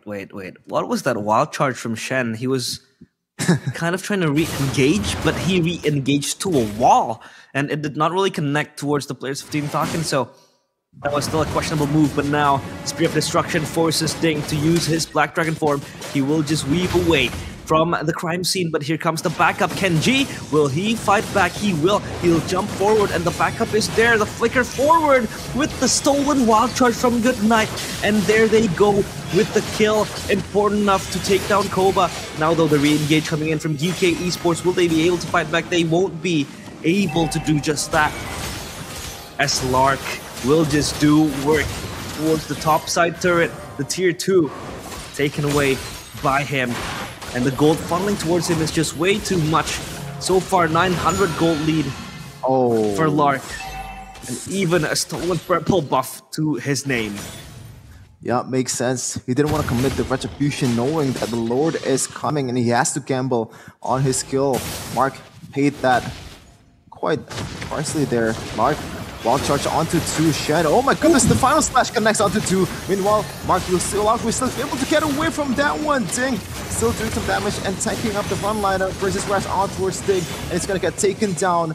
A 1 kill secured for TK Esports. Meanwhile, might be 1 more here for Team Falcons instead. 1-1. And now might be a green light for TK Esports to take this one. Shen already very low and Mark has to recall back. Meanwhile, Koba will try the bottom lane. That's a quick push mechanic. Lark will try to blitz this one. Yeah, the Lord so low, but they try to zone down the players of GK Esports, and the Lord not down yet. Kenji though gets the Lord wild charge backside, and they get Super in that process. But here comes Lark with the damage he has, trying to dish out the damage. Mark though connects the taunt, and there comes Koba with a teleport from downtown, and the Appraiser's Wrath is enough, and they turn it around. GK Esports, they were able to pay that lost Lord with 2 kills, 3 kills even, and 2 important kills. And now Kenji might be next on the spears of Koba. Here comes Dingo with the connection of the Petrify, and Koba has to pay with his price, and Costa Rica will run away from that bloodbath. And a back and forth game, this time much more competitive for GK Esports. Yeah, but I feel like so far Team Falcons has been executing it a bit more cleanly, and now they have the chance to use this Lord to their favor. They're still pushing at the top lane. Ting secured a very important Oracle. Lark will be the main character of this team fight for Team Falcons. The objective is to secure Lark and be able to give him a free hit. Every frontliner will be bursted down in front of this hero as he secured a very important item in the Holy Crystal. Now the damage will be much more apparent, much more lethal in this point of the game. Oh, this Lord even trying to deal out extra pressure. Mark though, again, just caught, but he's able to bob and weave. Now the Astral Echo will reveal the players of Falcons, but so much pressure coming in from GK to fight back. The Guardian Barrier is way too good to zone out, but no follow-up coming in from GK Esports. The final splash was good, but it was not good enough because there was no follow-up coming in from GK Esports. Now Falcons, they'll try to regroup, just play this more slowly. They're able to just crack open the far lane's turrets. And now it's just left to the base turrets trying to fend off the pushing waves, the pushing minions. And Falcons, now they try to gamble this out, trying to regroup down in the mid side, or mid lane rather. In GK Esports, they have to respond to the pushing lanes, but thankfully they have good wave clear. They have Koba, they have Zac, and they even have Costa Rica. So I feel like when they are given these type of minions, these waves that are pushing towards him, that could turn into their favor because they could just farm this out, build up that gold lead, get their items, and then fight Team Falcons. Yep, just have to realize their own strength with the Moskov in the late game. It's got to be very lethal. Handle that long lane, and time to time again, we've seen how the Spear of Destruction can pretty much change the tide of the team fight. Koba just comes out of nowhere and secures 2 kills onto Lark. And now Lark, this is definitely something that we haven't seen before. 1-2-2 on this Natan. And it's gonna be a kill towards Good Night. It's a Night on the thing with the Petrify on towards Mark. They're just gonna try to chase with the Black Dragon form by a Ding. Shen in the front line. Meanwhile, those Spirit of Destruction will connect for Koba. Still a 4v5 for GK Esports. They have the man advantage. Do they want to commit onto this one? Yeah, this is so scary for both teams. And Chappie popped up, and now Mark coming in with the Appraiser shot, but it fails as he gets knocked up, and the Lord resets. Lark will be the one dishing out the damage. The scary monster for Team Falcons, and they flee away. They get the wipeout soon enough without Zac having to lose his life. Lark will just blitz forward. They get the kills, and the Lord as well. Do their own names. I think it should be endable, but they choose to go for the Lord instead. I think Kenji should have just went with his teammates. It's very low right now as the whole team just try to burst this one at the top lane. 1 card left. Can they clear this one? But no, it's just gonna be Lord secured. And I do feel like they missed out on an opportunity there to just end the game. The spawn time was like 30 seconds from each member of GK Esports, and they didn't commit on that one. An interesting maneuver there from Team Falcons, but they still have the advantage, and they're just gonna try once again to break through the bases, like the base of GK Esports. The wave clear though will still be very good for GK, something to watch out for if you are Team Falcons. Yeah, again, that was a questionable decision. But I don't really think they wanted to gamble that out. They were trying to just, be more decisive on a much more deciding option, which is the Lord. And this time it will march towards the base. But again, the power of this Moskov will just take down the Lord easily, especially. And if both wanted that, almost getting the kill. The Face of Wrath will connect, but it won't really matter that much. Ding will be taken out by Koba. And they get the frontliner. Team Falcons, they're forced to go back to the Circling Eagle to re-engage towards Mark. Mark is still tanky enough to soak up the damage. And again, Costa Rica jumping into the backline, not going to take anything, not going to get anything, and Team Falcons, they're forced to flee away. Astral Echo will reveal their positions. Lark, thankfully though, getting that extra shielding to tank up the Astral Sphere. And GK Esports, they're fighting back. They're able to now get out of their own half. And even getting that kill. Oh, good final slash coming in from Costa Rica. But where's the follow-up? Super jumping forward with the circling eagle. Lark is there to dish out the damage. Entropy defensively backside. And now GK Esports left to stop on their tracks. As GK Esports losing Shen, meaning they don't have the engage tool needed to fight back.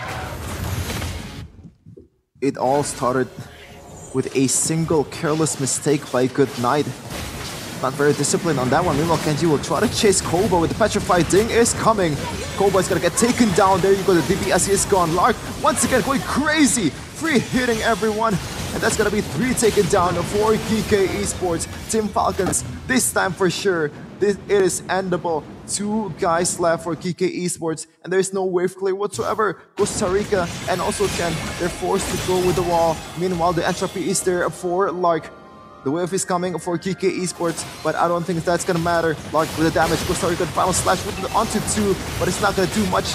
Lark is still going crazy with the damage in this late part of the game, and they're just gonna focus down on the crystal. And there you go. The second game secured by Team Falcons in a much more harder manner this time. A good sign in a way for GK Esports, but it's still an L nonetheless. A good sign. But again, signs don't matter when you can't get the results.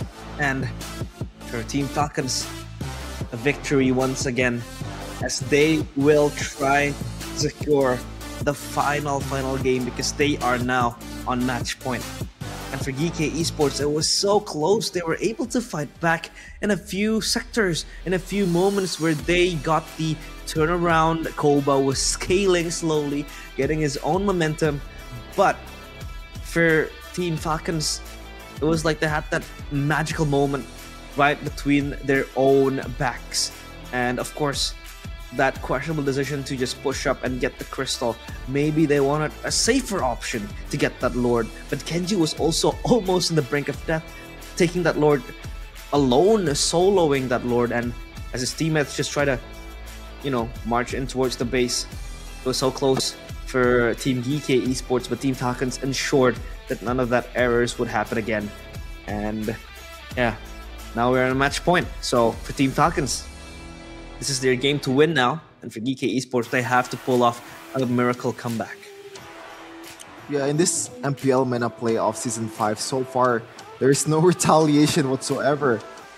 In the previous day, 2 or 3 2-0s, earlier 2-0, and this might be a 3-0 as well. As we take a look at the MVP of that game, it is Super once again, 95% kill participation with the same amount of assists, this time on the Mathilda, a much more defensive hero with the items as well. Look at that, Enchanted Talisman just to get some mana regen, and also a very important Flask of the Oasis. This is one of the, I think, best way to kind of describe how the game went.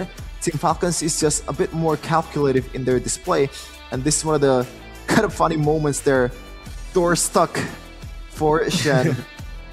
And it gets punished. Yeah. And yeah, so far the punish from Team Falcons was just a much... It's better, man. Look at this. Even though they are very, very low in with their HP, but they just play with their strength, just knowing that if Lark is still alive, that then we still have a winning chance. And I just really like that call. We're gonna see it in a second. This one, I was very surprised by the fact that they are chasing for Koba right away. That call was genius. With the you know, the poisons and also the Blast Dragon form, they were able to catch Koba, and without Wind of Nature, it's gonna be dead meat. And now, this is the end of the game. 2 guys defending, and there is really 0 wave clear at all. Makes it easier for Team Falcons to end the game. As we take a look at the statistics here, Super once again 3-1-15, a very dominant showing of engaging and also disengage from the danger. A lot of times we see this hero, Matilda, just stealing everyone out of their death, whether it's Goodnight, whether it's Lark. It's just very useful in any part of the game. The healing is there, the enrichment is there with the guiding wind, and also as their Eagle can be comboed with a lot of heroes that Team Falcons has. And PK Esports just had no answers with the flexibility coming in from Peter as you take a look at the damage dealing participation here in the top. 33%, and also Rich Guy and the carry, pretty much the perfect marksman game, the perfect DPS game that you could ask for your gold laner, topping off the gold and also topping off the damage. And that is it for the second game of Team Falcons versus KK Esports. Let's see though if KK can still somehow back on track and bring out their A game here in the third game, because if they lose in this game, then they're out of the contention of both MSC 2024 and also the crown of being the MPL MENA Season 5 champion. Oh, that is such a very, very bitter truth to accept. And we're counting it, we're accumulating it, Chefin. 4 games now, all 4 losses for GK Esports. So I feel like they're gonna pull up another geek lower bracket finals, if you know what I mean. But yeah, for GK Esports, they need an answer. But do you think it's time for them to bend the Natan? I think, yeah, it is the time for them to bend the Natan, because it's pretty much apparent that if you have the Natan and keep the Natan alive, you're guaranteed to win the game. Doesn't really matter if you still have a lot of HP in your frontliner or backliner or anything like that. As long as the Natan is alive and gets all the items necessary to burst down all of your teammates, then it's done and dusted, man. And Lark has been performing very, very incredibly on this hero time to time again. We saw one exchange in the top lane where I thought, oh, maybe this time around Team Falcons will lose out when Lark gets killed, but he ended up not getting killed, and that is where Super comes in with the healing and also the guiding lane to be able to get him out of the death. And yeah, I do agree with you. If there is time to be reactionary, this is now. It's not the Edith, it's not other heroes out there, it's the Natana. I think it's the main problem for KK Esports, and you have to get that out of the board for Team Falcons. Yeah, the Natan was carrying the team fights here and there, left and right. I mean, scaling Natan, an online Natan in the late game is just a scary threat, a force to be reckoned with, and Lark was delivering in both games. But we also can't underestimate the power of Super. Super was just showcasing a good game of roam, in which he was both playing different style of roams. The first one was Engager. The second one, yes, a semi-Engager, but at the same time, you're more of a healer, more of a shielder for your team. But still, the same playstyle is able to just acquire 2 MVPs even for someone that is playing a roam-heavy hero and a roamer as well. It's very insane. He's able to just steal the spotlight from Lark, but again, it's a unified attempt to get the game for themselves. The Falcon Esports, not much to be changed in the way they approach the games. You know, their protocols, their sequences. But one thing that they should probably sharpen is their decision making. Sometimes there is a bigger option, a bigger objective that they could grab, they could acquire, but they choose to not take it. I feel like that could be worked on even further. And fun fact, ladies and gentlemen, if Falcons does win in the end in this third game, then in MSC 2024 there's gonna be 2 Falcons. Falcons AP Brand and also Team Falcons on its own. So it's very, very interesting to see if those 2 teams will fare up, or do they kind of steal each other's meta there. Yeah, in this third game, I think we have to address something that's maybe a bit uncomfortable, because we have been talking about this guy in the previous match as well. Costa Rica on the Yuzhong, it didn't work out. On the Arlet, he was 0-5-3. And I feel like against Ding, he kind of felt like, you know, if I want to go for this 1v1 in the laning phase, I'm gonna get out microed, and that is why he has been a bit more passive on the Yuzhong, on the Arlet against Sting. And when you have a losing lane, especially in the XP lane, you're gonna lose out on the rotations, you're gonna lose out on the clashes that the team is going to make, and that becomes a big snowball that's gonna come right at your teammates, man. You have to be more confident in this laning phase and try to win the lane. That way you're able to help your teammates out faster than the opposing EXP laner. And I gotta be honest with you, if you played reckless in the third game, then I'm all for it, man. This is the time. There's really no time to be just pulling your punches here, because if you lost this match, then it's all done and dusted.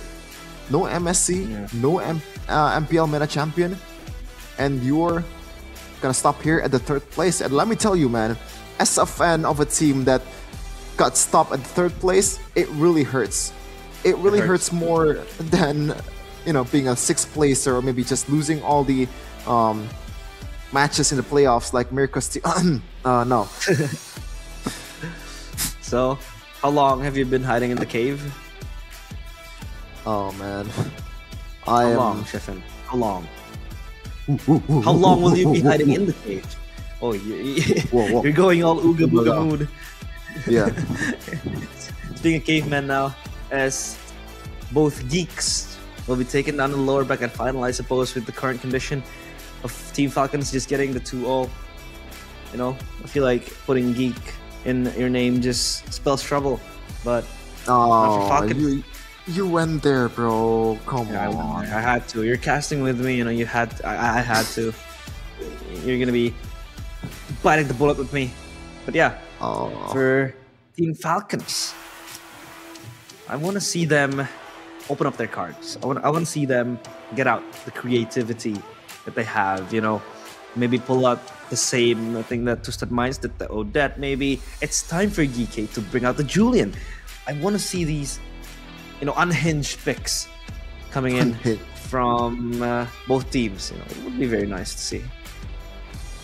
But I think for Team Falcons, there's really no rush. Even if they lose the second game, they still have one more game for them to, I guess, for the lack of better term, to play around with, and just try to limit test yourself, because you're up 2-0 right now, and you wanna keep hiding your cards, because the next opponent is no slouch either. It's Twisted Minds if they do win out on this third game. And once again, we're back on the chess match of Coach Yesh and also Coach Jomai. It's still the same ban over and over again. Benedetta, the first ban for Ding. He has been probably one of the core members of Falcon Esports or Team Falcons. There's a reason why he got imported, man. And this might be the meta currently.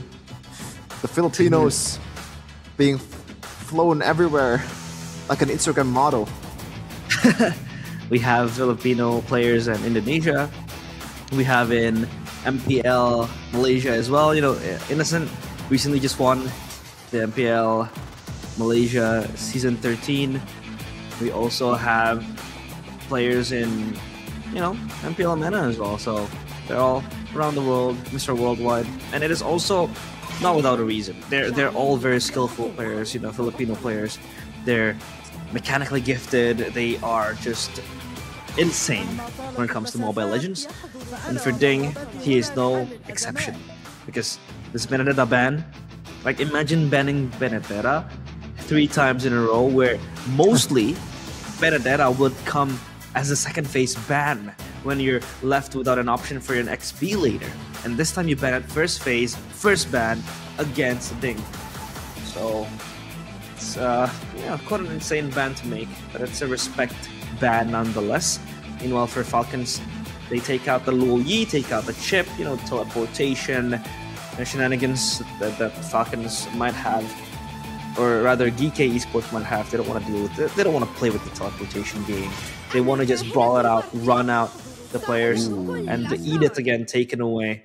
So not giving the Edith a chance to play again, because Super was Super with the Edith. Okay, now do you want to go Fredrin or do you want to go Natan? Because The fact that they're not banning the Natan is quite sus. They're still choosing to ban the Edith for a super, but it's gotta be Angela instead. Not the two heroes that I mentioned. 44% win rate, not that great of a win rate so far in MPL.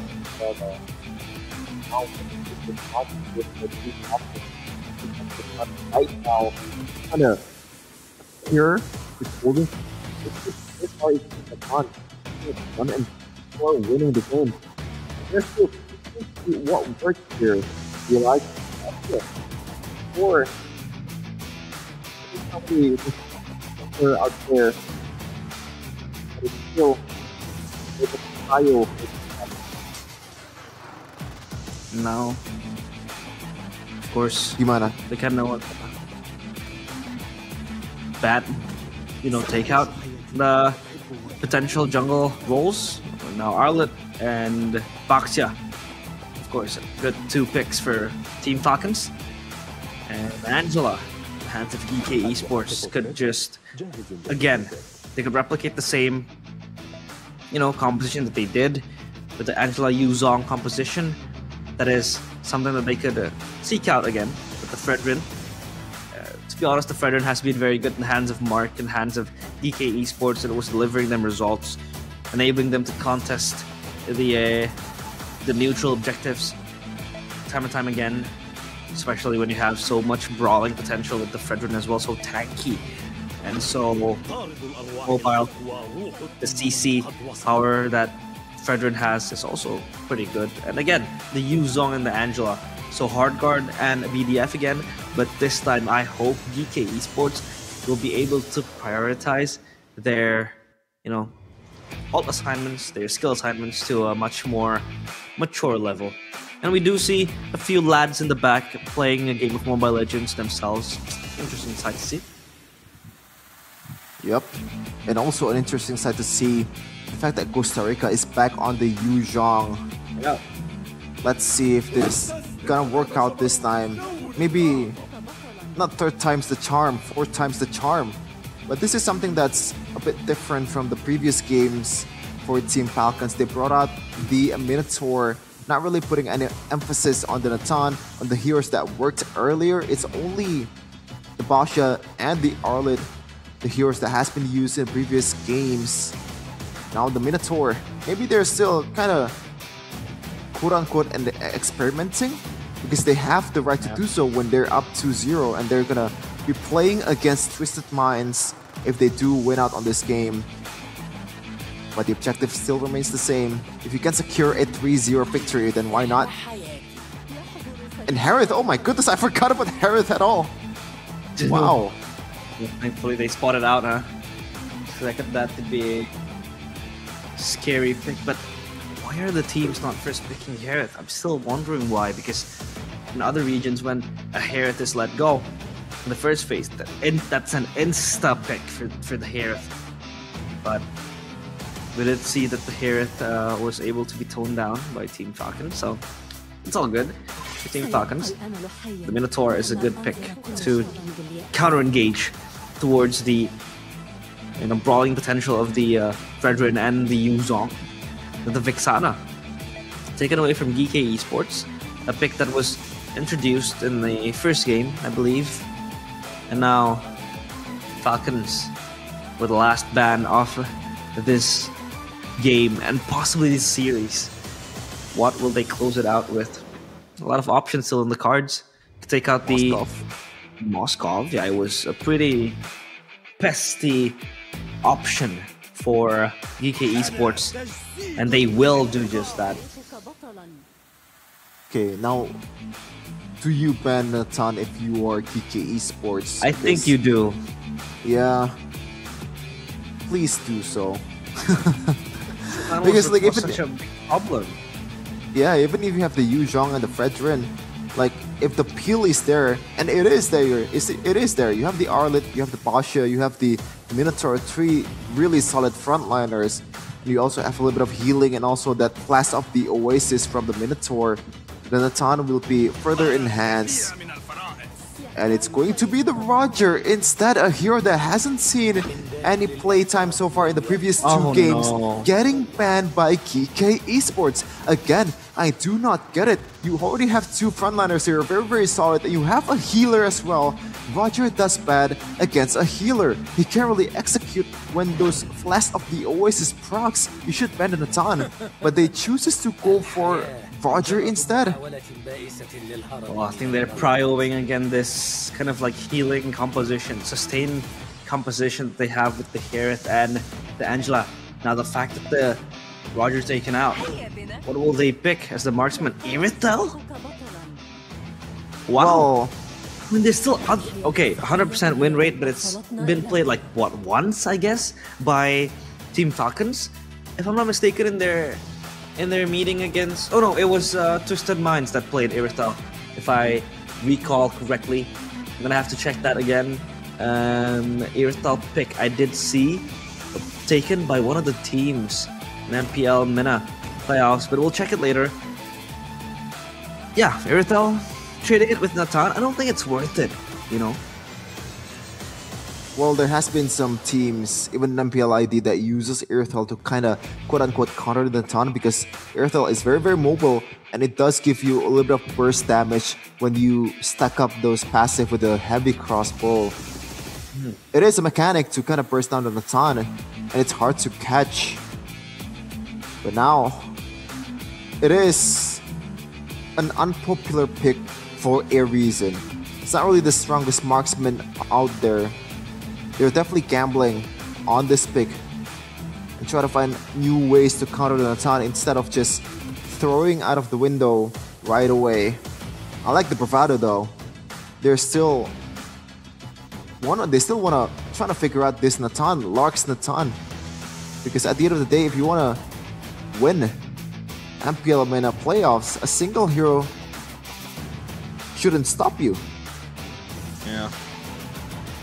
By the way, checking back on the stats, it was actually GK Esports that was able to get a win with the Irithel, but that time it wasn't against a Natan, it was against a carry. So, I mean, for a carry, yeah, it's I think it's much more easy for the Irithel to lane against, carry, short range. You don't really have that much burst compared to the Irithel.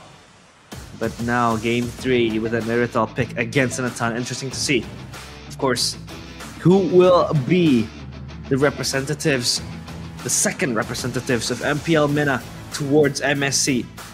Will it be Team Falcons, or will it be Team GK Esports possibly playing their last match of MPL MENA Season 5 right here in Land of Dawn we go? As Team GK Esports, their backs against the walls. They have to be able to get this win. It's do or die for GK. Team Falcons though, they have, as you said earlier, realized they have more room for error. Even if you experiment in this game, it's still a-okay. There's still a lot of chances for them to secure the series and represent MENA in MSC 2024. Now, with the momentum and all swinging towards Team Falcons' favor, it's gonna be a really tough job for GK Esports to be able to win out on this one. I do sense that to be the obstacle that is just forcing GK Esports in a much more unfavorable spot. But this Angela pick is trying to activate a much more proactive approach towards this game. So good night with the Navaria. It's just gonna clear out the waves. Clearly, now Kenji's stuck with the Petrify. There comes the backup, and that is going to be first blood drawn by Mark. Good start for GK Esports. This is what they want. The power of the Fredrin, and as well as the early and quick rotations coming from GK Esports. And so far for Team Falcons, still, it won't really matter because they can still bank on this Natan. The late game, we have seen it time and time again happen across two games happening. Now goes to Rika to jump forward, backup coming in towards Mark, and there goes Goodnight. He says goodnight to himself, Ding jumping in, trying to bob and weave, figuring out a way to get out, and he will still be alive thanks to the Vengeance and the Dauntless Strike. Oh, he flickers forward and gets Costa Rica in the process. Ding. He's not stopping anytime soon, and he will be punished for that. But that is balls of steel coming in from Ding. Yep, but I don't know if that's the right play though, as right now he has to catch up to the turtle. Kenji has the advantage here. He takes the control of the turtle. Super will try to use the minion sphere to get them away from the vicinity, and Kenji will be able to secure this one quite convincingly with the red tree. And while final slash on towards Zack uses the Nether Realm and also the flicker. Electric and form from Costa Rica. Will try to use that one to get in, but almost getting bursted down by the third aggro. Costa Rica has to be able to play this one a bit more safely. Meanwhile, in the bottom lane, there's going to be a trade by Koba. Uses the sprint to get away from Lark with the entropy. Oof. It's a very scary string of events happening up top. Felt like Costa Rica and Shen was overextending with the BDF and hard guard pop. But thankfully they take out, or get out rather, unscathed. And Lark's just having a good time bullying Koba down bottom. He's able to mount up the gold lead and even a level ahead of Koba before Koba was able to reach 5. And Shen gonna check out the bush. Super is inside. And this time they slow down the tempo, not wanting to just brawl out because again, same win cons. Same ways to win this game. Just try to bank on Lark for the second time, third time now. This is the main objective of Team Falcons. The timers next is on the turtle. 35 seconds and Mark already shadowing Kenji, locking him in place. The taunt will connect towards Kenji. Super jumping in with the knock-up, and there goes the mini one Fury with the Astral Echo as well. There goes the Entropy, and Zack saved by the Nether Realm. No, he won't be, because he's just stuck there and can't even move. Koba can move away. Moving forward, the Astral Sphere connects, but a fight in the mid lane will be against the XP laners, but no casualties taken. And now, they can be marching towards the turtle with a much greater advantage because Mark has to recall back to his base. You can see the disconnection is very, very apparent. The hard guard is used just to save one member from death. Even the Nether Realm is also used just to get Zack away from the death. Meanwhile though, Kenji will be hunted down by Costa Rica. Oh, final slash fighting on towards a 3. But it looks like the turtle will be secured by PK Esports. Meanwhile, Kenji is still taking all the damage coming in from Koba. But it looks like the chase by Lark will be able to get one for Mark. And that is going to be, I think, a winning trade for Team Falcons. They're right now 300 gold lead up against GK Esports and might be securing some turret damage in the bot lane, possibly taking it. Ooh. That was, I don't know what chunked down Koba's HP. He was just gone in an instant. Shen trying to reconnect the love strings, but it's just not enough. As Ding will still stand strong under the tier 1 turret. And Koba now, a lane swap happening. He will swap out towards top side, but this time he's shadowed behind Super, and Ding Koba has to be wary of the positioning of these players. And this time Team Falcons, they're just playing this counter reactionary. They're just playing this in a much more reactionary way to be able to respond to the engages of GK Esports, to sniff out the possibilities of engages coming in. And you can see the power of Koba with the heavy crossbow is just so scary. It could be the main output of damage, but Lark now joins in. Perfect knock-up from Super, followed up with the Minion Fury. The Black Dragon form comes in, but this final slashes miss. And now the hard guard is there to save the players of GK Esports, but they go back to the base. They go back to the jungle. Lark is taken out of the fray, and this could be the winning fight for GK Esports, but no follow-up next. And it's still a one-on-one trade, but they lose Lark in the process. They do lose Lark, but it is a gold lane to gold lane trade, plus an XP lane in Costa Rica. But now they do have an advantage here. No, actually, they concede that one. Might be eyeing for a steal here from Kenji. It is a veteran in the end. He goes in very, very bravely. Meanwhile, the Priestess Wrath is there to try to secure the turtle, but Kenji still uses Retribution in the end. Mark still taking all damage, getting chased down. The final slash is gonna connect, abiding. Zack might be trying to chase down by Team Falcons. It looks like the fight ends, and they're trying to siege the mid lane turret with the resources they have.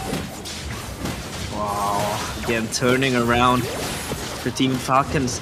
A very up and down game. Ding looking for the final slash. It connects towards Zack and no time to pop the Nether Realm. And of course that ultimate was also expended in the previous fight. So Team Falcons, they get 2 turtles, they get the mid turret, they get tier 2s up top and down bottom. And Lark is just going to scale. That doesn't feel like something irreversible. And now the Black Dragon form trying to escape defensively. The hard guard equipped as well. But Costa Rica will get good night. Defensive becomes offensive. And Falcons, they're forced to flee away from that initial initiation. What I thought was about to be an escape turns out to be an assassination attempt from Costa Rica. Yeah, but there's too much resources there. Hard guard and Black Dragon form. Meanwhile, Shen will not be able to get away from this one. Minu at 3 onto 2. Netherrealm is still there. Lark dropping forward with the damage coming in. Still free hitting on towards Mark. The damage is already there. Koba will try to go away with his heavy crossbow. Stuns connect from Costa Rica. He's trying to go back again into the team fight. Watch out for the snipe coming in from Goodnight. But it looks like it's just going to be no trade at all in that exchange. Slark might be eyeing for another entropy here. Costa Rica, the prime target. No, they're just gonna back away. Team Falcons currently 3k gold lead. I'm gonna say Realize so far, Ding is one of the best threat or the greatest threat to GK Esports, man. Every time Ding wants something, he always gets it. Meanwhile, Black Dragon form combined with the hard guard once again. Entropy behind is Lark. It looks like they're get caught out in third aggro. Costa Rica, what are you doing? Bit too aggressive there, taking all the third aggro. But they do get the mid lane turret, so there is still a trade there. Ding in the front line, trying to get something there, and that's it. Wow. You were trying to point out something, and in the middle of your sentence, I was about to praise Costa Rica for having one of the best Wuzong gameplay so far, but we'll cut it short later because now a Minion and Fury comes in. The other realm popped up, they're all stunned in the place of themselves. Lord Pit is still the main contention, the Lord is low. Kenji gets Mark and the Lord as well, 2 for 1. Bonus for Team Falcons. And I was about to say that Costa Rica is having one of the best Yuzong games out of his Yuzong games today. But that engage, that deep dive was just like, it was just the end of the rope. That was like, nah, I think I spoke too soon. Yeah, but you can see there when the Lord is being taken by Kenji, they chooses to go for Mark instead because the retribution threat is still there. A very disciplined way of playing for Team Falcons. Let's see though, what's gonna happen here in the stage with the Lord.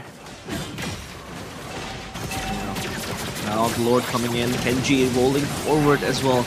The Shield Unity Mark pops the Appraiser's Wrath, but it's not enough to take down Mark, for Kenji rather, but they will take down the Lord. So that will just hamper the efforts of pushing forward, but Lark just exerting so much pressure up top, gets out with the entropy. It's so easy for him to get out. And Super has the Dominance Ice to just, you know, neutralize the healing potential of this Angela, of this Yuzong, and the Faramis as well. But so far for Falcons, they're off to a very, very good start now, transitioning towards the mid game. It's just looking more scary for Team Falcons, or for Team DK Esports rather. The Lightning Truncheon, acquired by Good Night, adds that extra wave clear, extra splash damage, combined with the Astral Sphere and the Astral Meteor as well. Yeah, I feel like Costa Rica has to be a bit more disciplined here. Yes, you are a Yuzhong, and with the hard guard, you can lock down the lock quite easily. But when the Purify is still there, when the turret's still there, and when the whole team is there to peel for him, you're in for a bad time, man. This is a late game Natan. At this point, you can be too aggressive with your approach. And as we take a look at the KDAs that some of the GK Esports members has, Koba 0-1-0 hasn't got a kill yet. Even Zac, the 2 damage dealers that GK Esports has, they don't have any kill in their belt at all. There's no extra gold that's being poured onto them. And this is definitely trouble for GK Esports as they down about 6k gold lead in the 13th minute. Still comebackable though, but against Natan, what is going to be the response? Shando, oh, this is very dangerous, man. Ooh, thank God. He already has his hands on the Divine Glaive for Lark, so that's going to just add extra penetration to cut down through market to Costa Rica. The frontliners won't really be frontlining no more. And the Lord now, it's just so easy when you have an Natan. And all just down to Lark, dishing out the damage so good. And so far for Team Falcons, they're trying to just end the game as soon as they can. Hunter Strike done for Ding, adding that extra dueling potential. Now Super with the Athena. It's just looking to stack up more magic resistance towards Shen and towards Zac. I don't see an angle where this Irithel will be able to outscale the Natan. I mean, sure, the burst is there, but you'll just be deleted before you can just charge up your heavy crossbows. And the Satan is just going to steamroll and just step you down in your face. But a fight down bottom, where Koba gets equipped with the hard guard. Ding will be able to run freely. Oh, no. The final slash is there to stop him in his tracks, but the Astral Echo will reveal and slow down the players of GK Esports.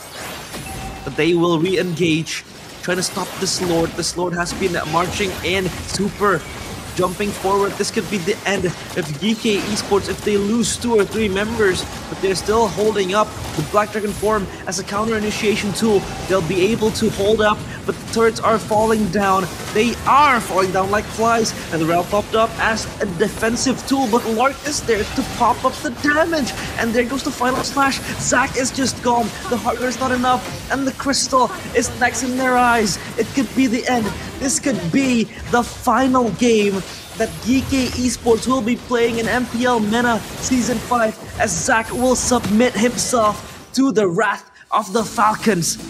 And they secure themselves a slot towards MSC, towards Riyadh, and of course, towards the grand finals of MPL MENA Season 5. Oh my goodness.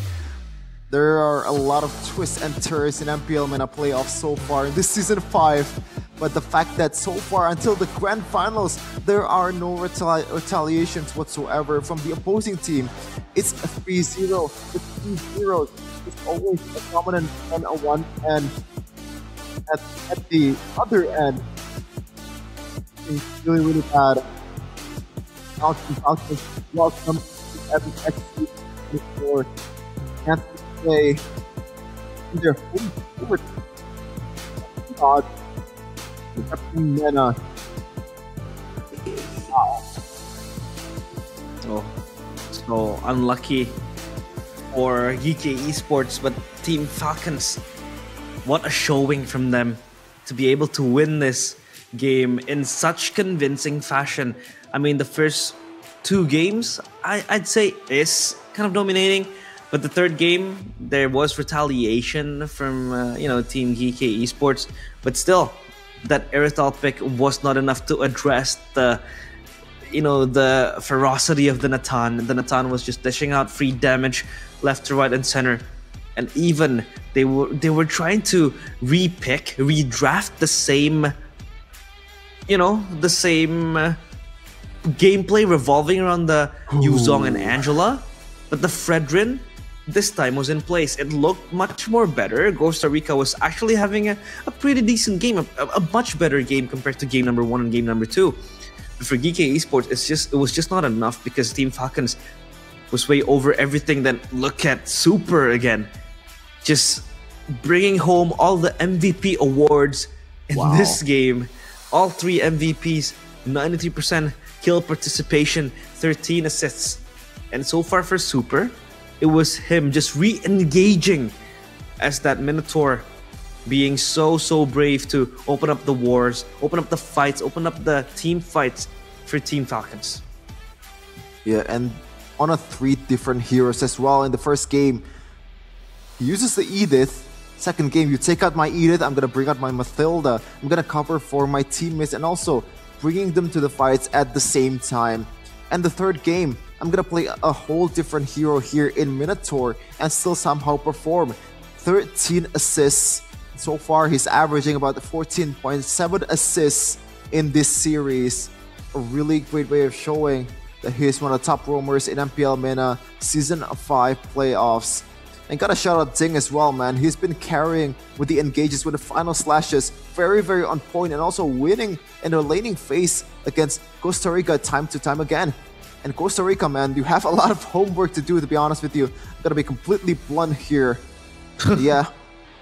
This is game number 3, secured by Team Falcon in a less convincing fashion, but if you get the W, then that's all that matters, man. 15 minutes still. And at one point, I think they're not. So I feel like it was so hard for GK just to fight back. Sure, they had a few good counter initiations. They had good re-engages, especially just banking on the hard guard and Costa Rica with the Yuzong to jump in and just, you know, be a very infectious type of factor to just disturb the backline. But it was just not. Yep. You know, it was just not on par with the damage that the Team Falcons had. Sure, in the early stages of the game, GK Esports felt like there was a light at the end of the tunnel. There was, you know, impactful moves here and there. But Team Falcons, again, with the same gameplay, with the same way that they approach this game, banking on the Natan, just letting Ding play. You know, Team Falcons, they are able to move forward towards the grand finals of MPL MENA Season 5. And of course, getting their hands on the tickets towards MSC in Riyadh. Wow. Once again, Natan carrying Team Falcons, 31% damage participation. 3 games being let go, and Natan, Lark, to say, it's free real estate, man. I'm just gonna eat if you present me with this, a lot of food here.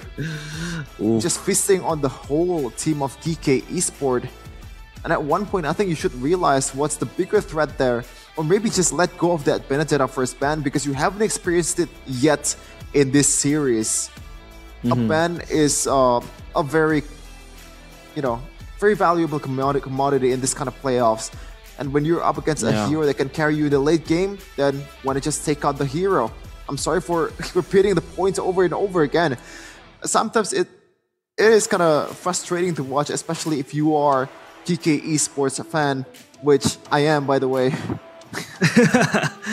Well, you're a fan of GK Esports, but when you have geek in your names, you kind of usually lose in the lower bracket finals. Yeah, I've seen it in MPL ID now 2 times in MPL MENA, but props to them for trying their best. And I feel like they were also deserving of this place, because they were the ones getting to the upper bracket finals, then eventually fall into the lower bracket. But it was so painful because they have been playing a total of 5 games, and all 5 were all losses. With, I think, the closest they got to was game number 3. But game number 3, again, it was just not good enough for them. They had their own moments, they had their own, momentum to just swing back the game. But again, it was just not on par to the power that Team Falcons had. And of course, the grand finalists of the MPL MENA Season 5 is going to be Twisted Minds and, of course, Team Falcons. Interesting grand final to watch, of course. For Team GK, they have to bow out and maybe try again next season, because they have good foundations, they have good potential. It's just down to kind of like the micro, adjustments, the micro decision making, the macro gameplay as well, the decision making. I think could do a lot of work, I think you mentioned pretty much all aspects of Mobile Legends, realize. You know that one meme where he's like, little Messi is a good footballer. He just needs to work on dribbling, on passing, and yeah, that one meme, bro. Oh man, like but yeah. No, but seriously though, they have good potential. They have good for potential. sure. Or maybe what they lack is the experience. Maybe the jitters are still there in the playoffs, and they still need more playing time to be able to perform in the next big tournaments that they're going to participate in. But obviously, it's really not the end for all these players. They still have a lot to learn and also a lot to improve on, and maybe become a better player in the next tournament, man. Because, as I said earlier, against R8 Esports, they looked like one of the top dogs of MPL MENA, and they were the fourth seed. And unfortunately, the opponent is the 2nd and 3 seed, and they ended up losing in the end.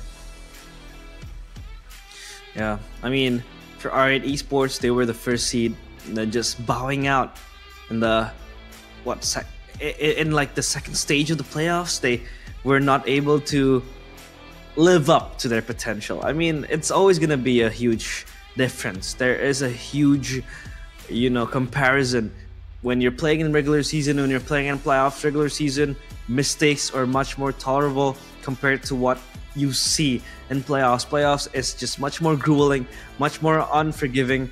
But of course, we want to hear from the winners in this winners interview upstage with the hosts. ريماتش من نهائيات السنة الماضية لهاي البطولة. أول شيء شعوركم بعد الفوز 3-0 أمام فريق جي كي كنجي. والله شعور حلو جدا عشان احنا تأهلنا للام اس سي عشان ناخد بقى خبرات عالميه وان شاء الله الريجن كله يتطور. هي الفكره كلها مش بس مين اللي هياخد الفاينل اذا كان بكره، الفكره بس كلها هل الريجن هتتطور بعد ما نوصل لام اس سي. هي دي الفكره كلها، وان شاء الله نشرف الكوميونتي بتاعتنا باي حاجه باذن الله يا رب. هلا انا سوبر يعني حابب اجيك وبدي اسالك بخصوص التيم مانجر الف وتواجده معاكم، كيف تاثيره عليكم وتواجدكم في المسرح، لعبكم في البطوله، كيف تاثيره معاكم؟ صح انه الفا كان خلف الكواليس، بس انه ساعدنا من ناحيه درافت، ساعدنا من ناحيه يعني تحليل واشياء، ما قصر الله يعطيه العافيه. يعني بنشكره برضه على تواجده معنا وعلى تاثيره الايجابي، لانه عن جد شفنا تغيير تام بعد الخساره امام تويستد. كمان كملتوا 2-0 3-0، وللعلم يعني كل مبارياتنا 2-0 3-0، ما شفنا اي فريق قدر يرجع. فتجهيزكم لبكره كيف حيكون؟ عدوكم اللدود كنجي تويستد مايندز، خسرتوا امامهم مره مرتين، فايش اللي يمكن نشوفه مختلف معانا باخر سيريز بكره باذن الله؟ هي السيريز بكره بما تبقى بيست اوف 7، فخلاص كله هيطلع اللي عنده، فاللي عنده مفاجآت هيطلعها. ده اللي احنا مستنيين نقول لهم، وان احنا ان شاء الله يعني هننتقم منهم. مش بس هتكسبونا فوق وخلاص كده الموضوع انتهى وخلاص خدتوا الفاينل، لا في منافسه وهتيجي واحنا اللي هناخدها ان شاء الله. يعني هل فكرك البست اوف 7 بكره يمكن يوصل 7 قيام، ولا هل فكرك حتكمل الترند معانا ونشوف 4-0؟ ممكن عادي، ليه لا، لان كله هيطلع اللي عنده، بس احنا ان شاء الله يعني 4-0 ان شاء الله. ان شاء الله بنشوف هل يا ترى حيكون 4-0 للفالكونز، ولا هل تويستد حيحسمها ويتم تتويجه كبطل الاقليمين وحيمثل الاقليمين باذن الله في النهائيات العالميه. شباب يعطيكم العافيه والف مبروك على الفوز، وبنشكركم على تواجدكم وعلى الاداء الاسطوري خلال مباريات اليوم. سوبر كنجي يعطيكم العافيه يا شباب والف مبروك على الفوز. حضورنا الكرام، Congrats, of course, for the players of Team Falcons and Kenji. We also need to talk about this guy. This guy was so relentless on that jungler role. He was just spinning around as a Baxia, who is notably not the best setup jungler when compared to a Barats, compared to a Fredrim. You can't really fight your way into the pit, but you can roll your way into the pit, just retreating. And that was what I tried to mention, the grab and go type of gameplay. Just rolling around, wait for your teammate to set you up, just press the retribution button and just get out. It's easy. Yep, but of course, he's rolling and everyone's hating. hated. Rolling. Oh my god, I hate that song. But yeah, what I don't hate is of course the bracket, because it is getting more spicy and more competitive, because tomorrow will be the grand finals of MPL MENA Season 5 playoffs, where we once again see a replication of the same match, Twisted Minds against Falcon Esports. Or Team Falcons. Yep. Two Saudi Arabian teams took it out in the grand finals in a best of 7 with Mirko casting as well. So do not forget to watch that tomorrow. It's going to be very, very lit. And maybe we're going to see the first ever one on the opposing side. It's always 2-0, 2-0, 3-0 this time. There might be some retaliation there in the grand finals, I don't know. Because I expect this match to go down to the wire in game number 5, but look what we got. 3-0, a dominant display of skills from Falcon Esports. Let's see though if they can replicate it, or maybe just bring the fight towards the Twisted Minds. Yeah, it has been relatively shorter day compared to yesterday at Sheffin. Yesterday, you know, you were on YouTube, Goni munching on your snacks and casting till quite a few hours. I mean, it was midnight, but it's all good. It has been very, very nice. It's a treat to watch the players of MPL MENA Season 5. You know, that Odette pick kind of caught me off guard, the way they were able to prove me wrong with that Odette pick. And then the Julian Nolan combo. It's a lot of things to explore in MPL MENA. And I like the variation that they bring. It just adds the flavor to it. And that sums up and concludes our cast today here at MPL MENA Season 5 playoffs. We will be back though tomorrow for the grand finals of MPL MENA Season 5 playoffs. So don't forget to peel your eyes for that. It has been very, very nice to accompany you guys with me, Realize, and my partner, Chefin. We are signing out. Good night and have a great day.